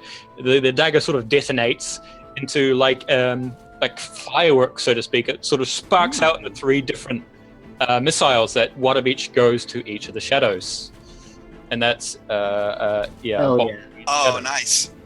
So it's one missile plus 1 each. I'll just roll it normally. Yep. So that's 4 to 1, 5 to 2 of the others. Nice. 4 to 1, 5 to 2 of the others, and roll me 3 d4s. It's a 3s4, not quite what we want to. There you go. So, Countdown. Hey! Yeah! 3, 2, 1, go baby, go baby. So, as that happens, it explodes across the ceiling. The darts swing around the room as they find their targets, going from your normal magic missiles are what, purple? They're blue. Blue. This blue color, they start swinging around the room. As they swing around the room faster and faster, they switch from gold almost to a white, to this golden light, and each one fires down from out of the ceiling on each one of the remaining 3, pierces down into them and detonates, just like you said, like fireworks, in a golden and blue shower of lights as all 3 of them are vaporized and disappear. I kind of took that away from you, but you had described it a lot, so. I'm quite happy with what happened there. I'm glad you killed them all, but there was going to be I had a good thing for Luna when she defeated Persona, but that's okay. Justice prevails once again. No shadow, no undead, no fiend or beast will ever defeat us. We are the best. He's more concerned about now that Iska's like the really weak Iska, and he takes the rock away, lets her, so she doesn't have to carry it, and sits it down on the ground. And then suddenly I go full dad mode, as it is said. Like, oh dear! As he drops he doesn't care about his own injuries. He just throws the war pick. He brings out his healer kit straight away, and he's like, Kel is going to cast Cure Wounds on Iska. Oh, thank you. Yeah, it's like deep breaths. As he's got he's getting out. 10 points of damage healed. Nice. 10 points of Thank damage. you so much. That's great. As he's sort of getting bandages around you, and he's he's like wiping your face clean. It's like, oh no, how are you feeling? Like he's clearly feeling pretty weak himself, but he's more concerned over you. Sure, Iska's feeling a lot better, but she looks at Kel and is a bit confused and just like, when did this happen? Oh, that's right. You were down, weren't you? This is Bear Man. This is the bear. This is Bear Man. Elf. Okay. Elf. And just immediately like, oh, sure. I think they're called druids, sir. Oh, I've heard of them. Yes. Yes. Thank you. So this is the I Kel. don't exactly know what they do. I just know they transform into cool animals. He says this while still I don't know. He's going full protective mode over everyone. Like after he sort of checked over his guy and she's sort of feeling better, he's automatically on Axel and he's like, "Oh, are you hurt anywhere?" Kel stands up and backs away at this point, and just leaves room for. Actually, so Luna is actually gonna ask for her stone back. I don't know who has it, but we'll say someone has it. Kel has that's it right. and offers it. Yeah. Axel waves away Luck and says, "I'm You sure? a little tired, but okay." And Kel will ask mine.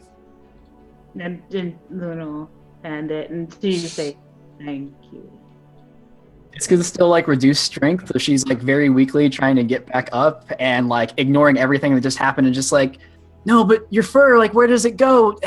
Can you explain? It's just wanting sit down, please sit down. No. Sit down. Look is already rushing back over to you, making you sit down. If they're not holding their stones, actually Axel's gonna pick them up and look around the alcoves of the room. And he'll just go over to one of them and put one of the stones in there. He's got four of them, and then he just puts one of the stones in the alcoves. I think you've got I need more detail on that.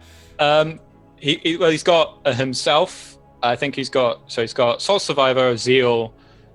If Eska and Lux have given them his, so he's got Cursed, and he goes pretty much to this one here. Dropped mine practically because I'm concerning over everyone. Right. Yeah, so he picks it up and goes over here. If there's an alcove there, he sort of just takes a random one and puts it in there and see if anything happens on the ridge or something. Yeah. You, when you put Zeal, nothing happens. When you put, I gotta remember who was this. When you put Cursed, nothing happens. When you put, you were saying you have Ambition. When you put Ambition up, no, I had Outsider. Oh yeah, Ambition and Soul Survivor. Yeah. Yeah. But when you put Soul Survivor up there, the rune does glow with a light blue light. All right. Do we all see this? I mean, if you went and looked, but I mean, Axel's off doing something. Okay. You notice that Axel's doing something. You don't know necessarily what he's done. Okay. Unless he tells you. Yeah. Is anyone else doing anything before he comes? I'm still trying to fight past Luck to get to Kel. No, I'm insisting you sit down. Sit down. Sit down. You are Kel is going to walk over. You said there was something that looked like a sealed door, like the outer. Both doors are sealed. You all are in a round room with two sealed doors. Oh well, there was the one where you came in, but there was another one, right? Yeah, across the far side of the room, there's sort of an alcove that seems to. I mean, you should be able to see it when from you guys. There on the far side, right in there, is obviously something that a large stone that is unlike the others. It seems to be a large single chunk of stone. Okay, does there appear to be anything like there was at the main entrance when we first entered this place? Nope, not at all. No.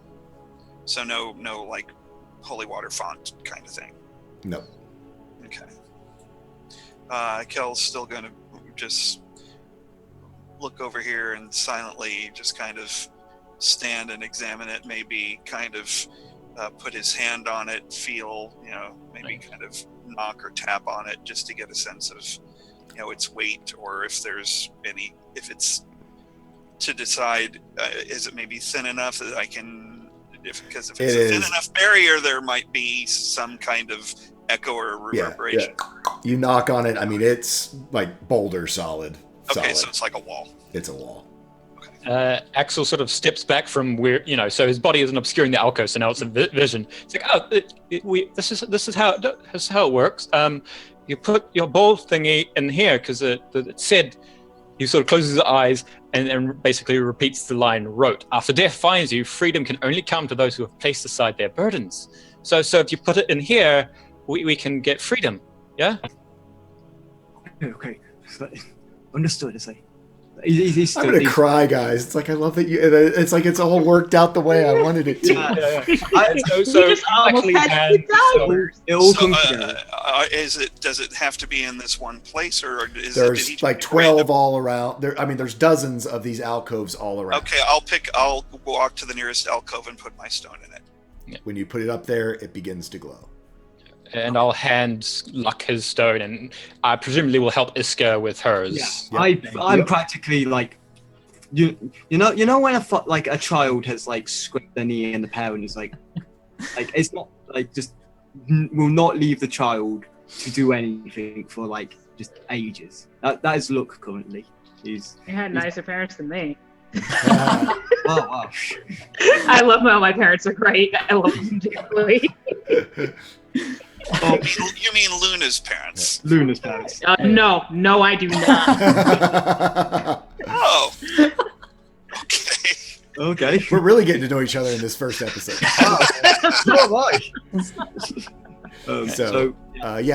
As each of you, I assume you're all each following suit. Yeah. As each of you place your stone in there, you see the one door to on the far side here does open. The door behind you remains closed, however. But this one up ahead does open, and I bet I gotta remember how I did this for you all. I think you aren't gonna be able to, I gotta do something. Give me a second. It pulls back, and let me get rid of that. If Axel takes his one off again, does it close the door? Or can he even take it off at all? It is. It seems to be unmovable at this point. Once the rune lit, it became unmovable. So y'all should be able to see that now and pass through. I will, as soon as it opens, I will walk in. You know what? I need to. Sorry, give me a second. I need to take off Fog of War. So, I'm. You know what? I'm practically piggybacking. You pretty much would have to. With what were you down to strength wise? 4 strength. Oh yeah, 4 strength. You are pretty frail at this point. Yeah, I'm piggybacking you. Yep. I'm down. I've got 13 strength, but yeah, I can still do that. The view is much better up here for Iska. Yeah. I can just take more in now. So, Kel, this strange tattooed elf, disappears down the hallway, followed by Luna. How about the rest of you guys? Well, we got. Well, we'll be careful as we proceed. Is that okay with you? Soph looks behind him. Let's see more. Lead the way, Luck. Let's go. Come on, Axel. There is knowledge to be found. Yes, but I'll stay with you two. And he's basically keeping up the rear in case either of them slip and he needs to catch Iska. I mean, he's clearly itching to go on ahead and look at things, but he's sticking with them. Okay. So go ahead and proceed as you will. Okay.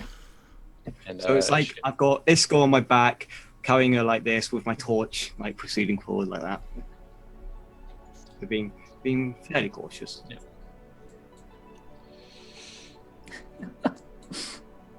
So as Kel enters the room, you do see an odd sort of square stone.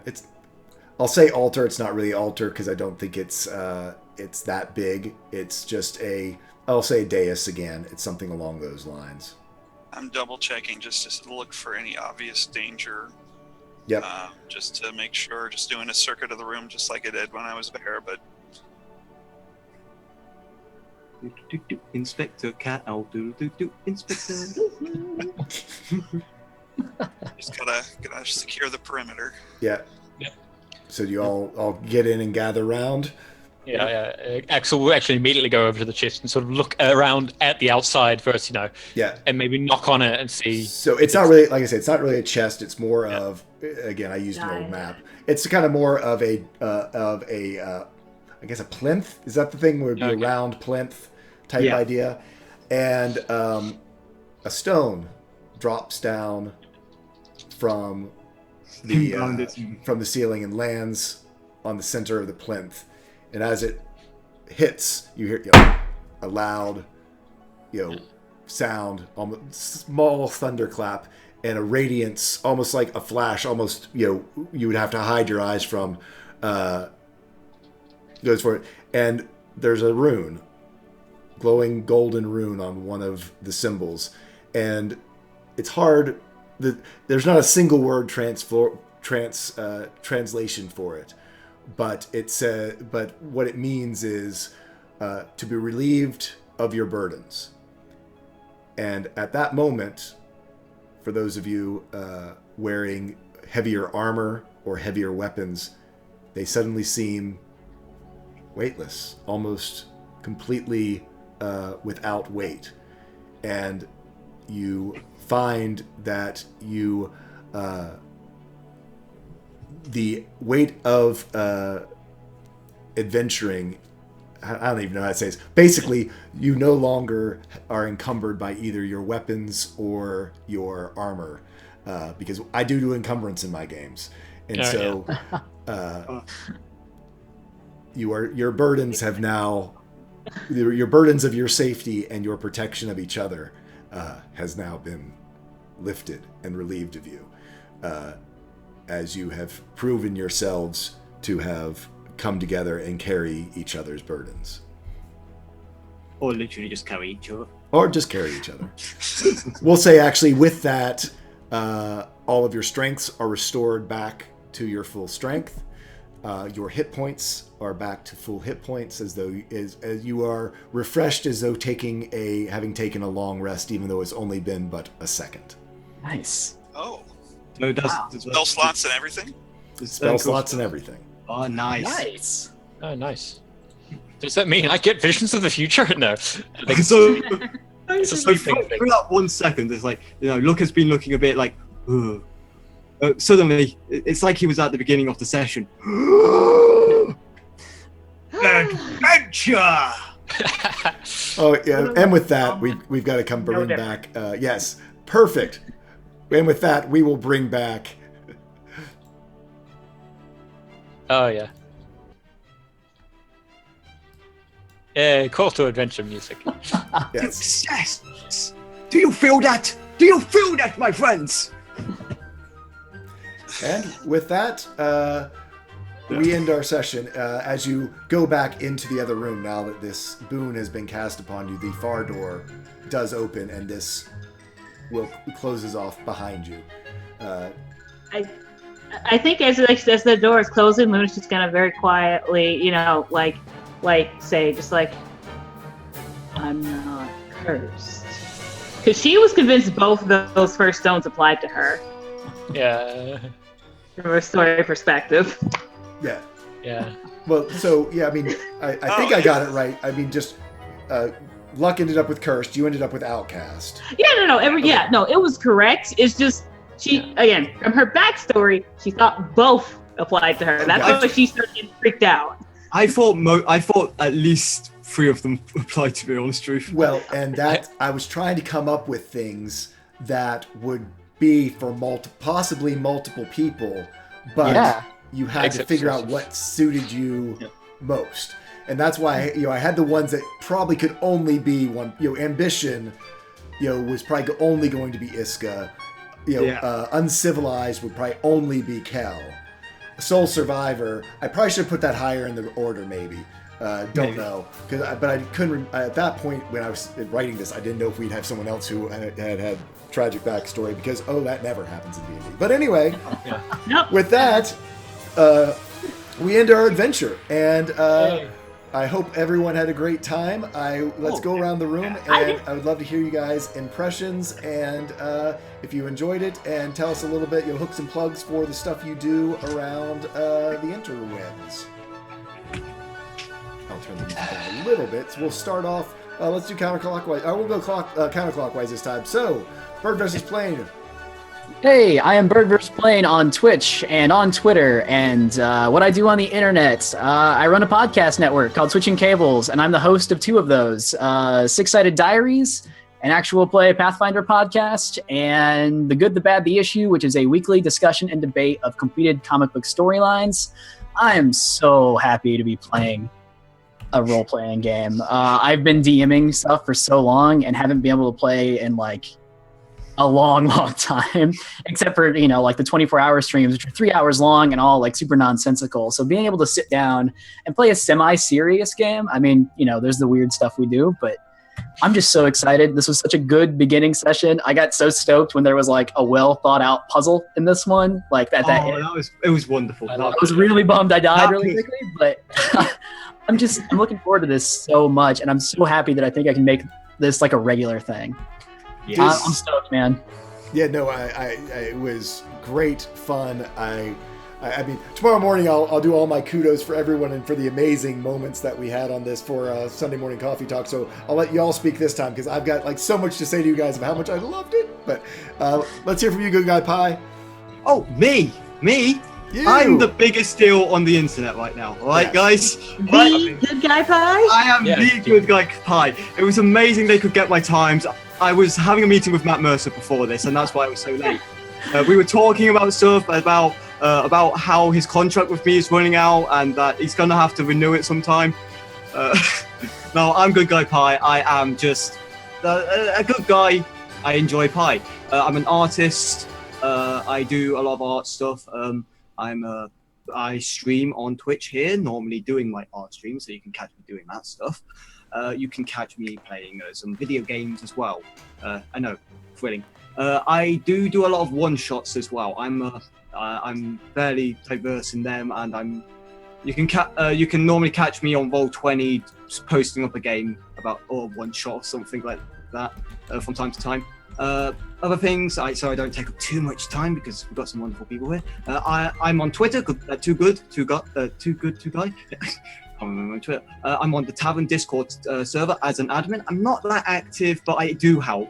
I do a lot of juggling things, so the tavern is sort of less priority. But I am on there. If you ever need a question to be answered, I'm kind of there to be answered. Answer those questions, as it was. Anything else that's important? I also dress up I play Luck Goldheart, and I dress up every week. I will be dressing up every week for Luck Goldheart. And as time goes on, I will be increasing the amount of props I have for him, probably. Okay. I think the secret to getting like donated nat 20s and inspiration is dress up. So I need to find myself a wig and a violin. That's honestly one thing to just like, okay. Yeah, I got it. Green wig. Come on, people. So I'm going to go.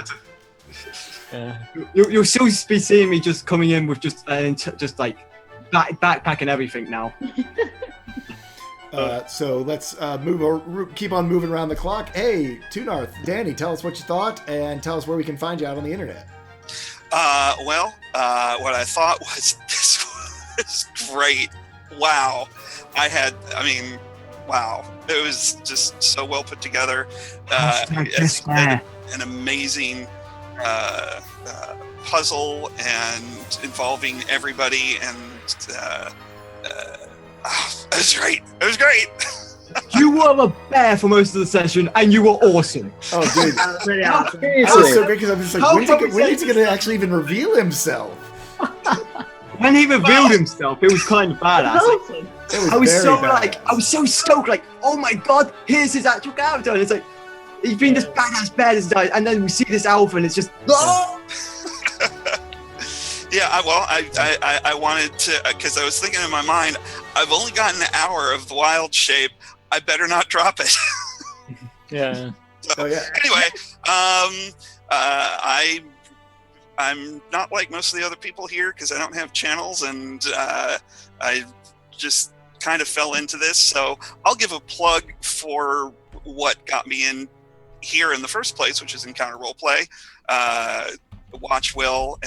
It's a whole lot of fun and amazing people playing constantly over there. And what's all these hand signals? I don't know what you're trying to do. He's dancing to the music. I'm trying to point towards you, but I'm not exactly sure. Yeah. You're getting plugged by the Good Guy Pie, man. I'll also toss in plugs for my favorite D&D streams that everybody, if they're not watching, they should. Obviously, the Biggie Critical Role, which I've been watching almost since the beginning. And if you don't know who they are and what they do, what rock have you been living under? Why are you in the stream? And the Ogscast people over in the UK, the High Rollers on Sunday mornings, do an amazing job, and I've been watching them since they started. They've been going for almost a year now, and just always entertaining. There's so much good stuff everywhere. Just this resurgence of Dungeons and Dragons, which I started playing, I did the math, 40 years ago. So what he's saying is, all these big streamers are good and big. Go watch them, but never miss this stream. Or we will. There we go. Thank you. Absolutely. Well, it's a good thing we don't conflict with them, so there's no reason not to come back here. Always be here on time, because amazing cast, as we say. Yeah, and everybody here, all of you, just I've had so much fun. I know. I've had so much fun. It was great. Thank you. I gotta get I can't get the hand signals right because I'm not looking at the stream. So Yeah. other side of the screen and above me, I feel like I'm on the Brady Bunch a little bit. But anyway, I'm done. Somebody else talk and come back and watch us, because I can't wait to see what happens next time. Yeah. So I'll put on Axel's music, because I love this one too for Axel, as we hear from Templar Warden and what he about it, where he is out on the internet, and thoughts and feelings and blah blah blah. So I'm Templar Warden on most things on the internet. My name's Daniel. I don't really do anything. So yeah, I might start. I actually don't have the money, or I would have started streaming already, but I need a second screen for that. Otherwise, it's been driving me insane trying to.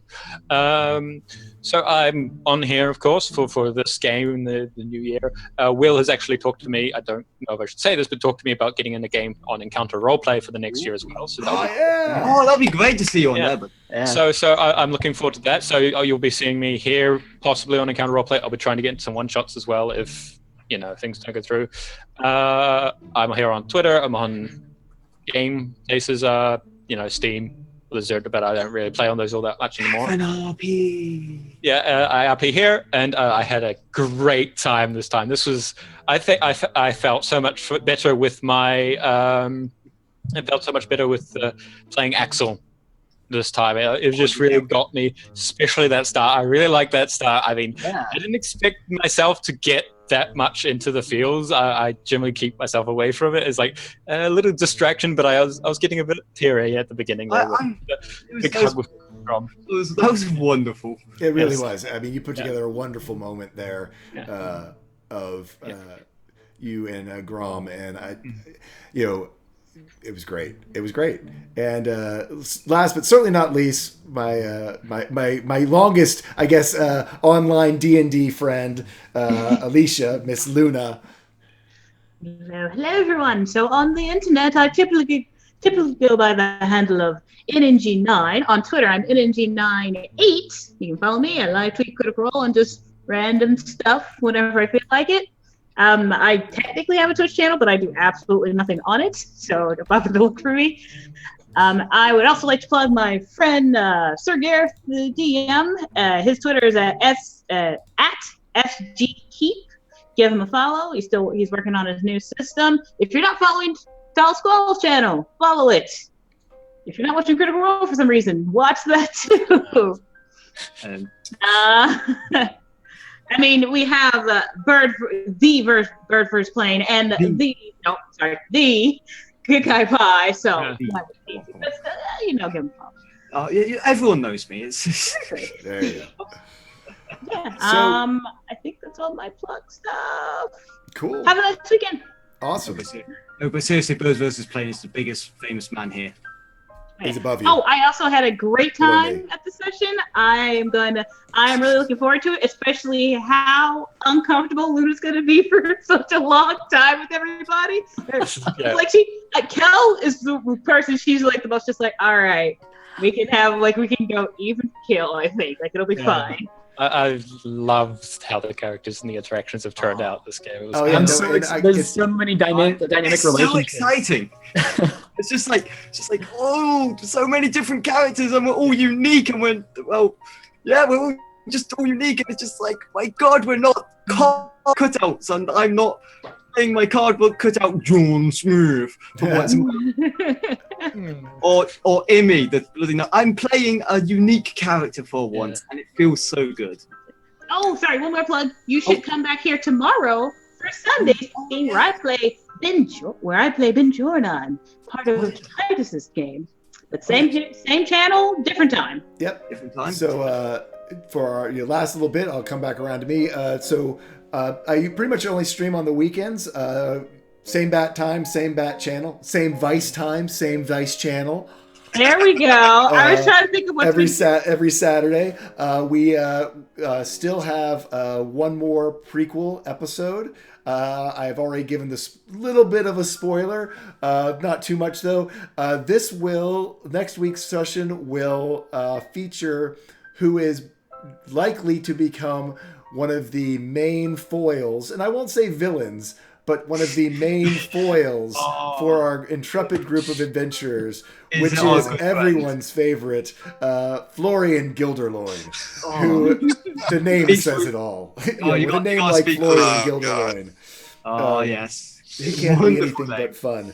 But that will be here on the Vice on Sunday mornings, because I don't like to drink my coffee alone. I turn on the stream, and certainly, hopefully, to have whatever cast members are able to come tomorrow morning and hang out and chat about the session and things that are going on, and just do more sort of feedback. It's be somewhat of a recap of the session, but also just other general D&D stuff that's going on. Usually, we get Skagath because he's over in European time with our other friends. Templar and Good Guy Pie. So he usually pops in, and he's creating a great campaign coming up called The Hive. I'm jealous I can't be on it. I can't find time to join it, and it's like, it looks amazing. I'm having such an insane amount of time with my... Can I plug that for you? My new character, Hoop, there is the most broken person ever. It's like, I'm like almost scared to play him. He's so broken.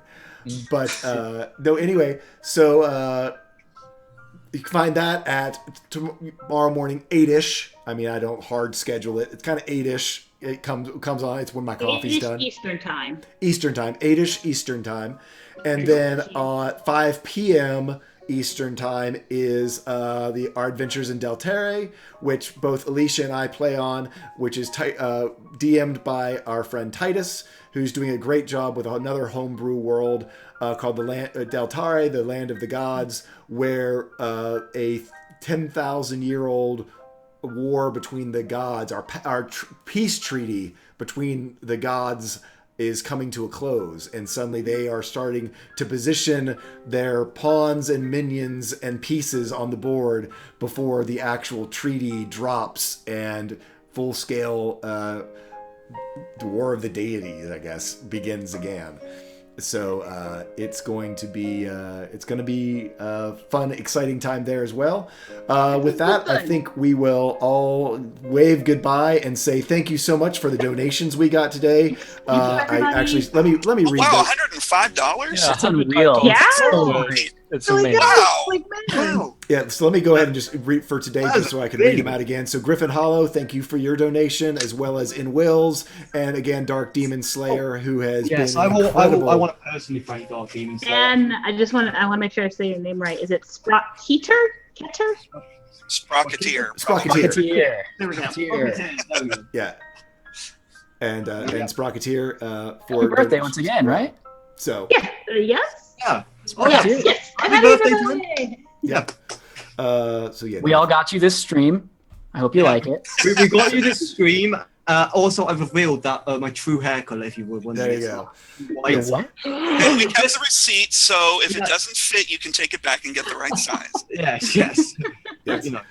Yes, and just you guys, I will get in touch with you about XP. Make sure, especially items that didn't pop up, your little gland thing, your Kryptonian stuff noted on your sheets. And with that, I think we are going to sign off.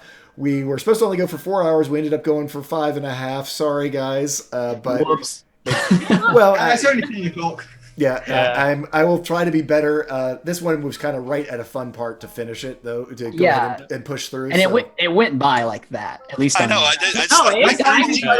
can't believe we've been going. It doesn't feel. I mean, it feels like didn't I just sit down here? What's That's next? how you can tell it's a good session. If you just forget that time exists. I know. I mean, honestly, I wish we could keep going. Yeah. I don't want to stop.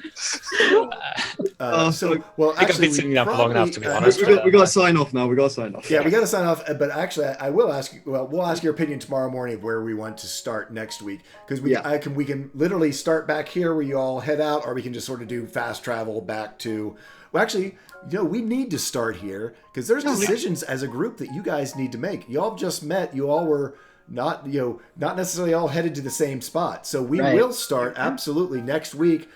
We'll actually even say we'll start back in the plinth room. That you haven't even exited out yet. We'll come right back in the plinth room. The stone has dropped, and your burdens seem to have somewhat been lightened of your protections and armaments to protect and help each other, since you've learned to accepted carrying each other's burdens and helping each other through what's to come. And I meant to switch music because I keep wanting. Yeah, I never got a chance to play. Next time we will start off with Tunar's music. I actually picked it up, but I'm a little iffy on whether I like his theme song, and I'm still looking for a great one for Iska. That's the one. The one that I like for Iska is just too crazy, far too crazy. We were lucky with the luck coming because that just matched our attitude immediately. We'll talk all about this tomorrow. Yes. We will talk all about this tomorrow. We're going to sign off because I know it's late for some of my European friends. Good night, everyone. Thank you for tuning in, and we will see you tomorrow morning for some coffee and more us talking about silly stuff. Good night, everyone. Bye-bye. Thanks. Have a great one.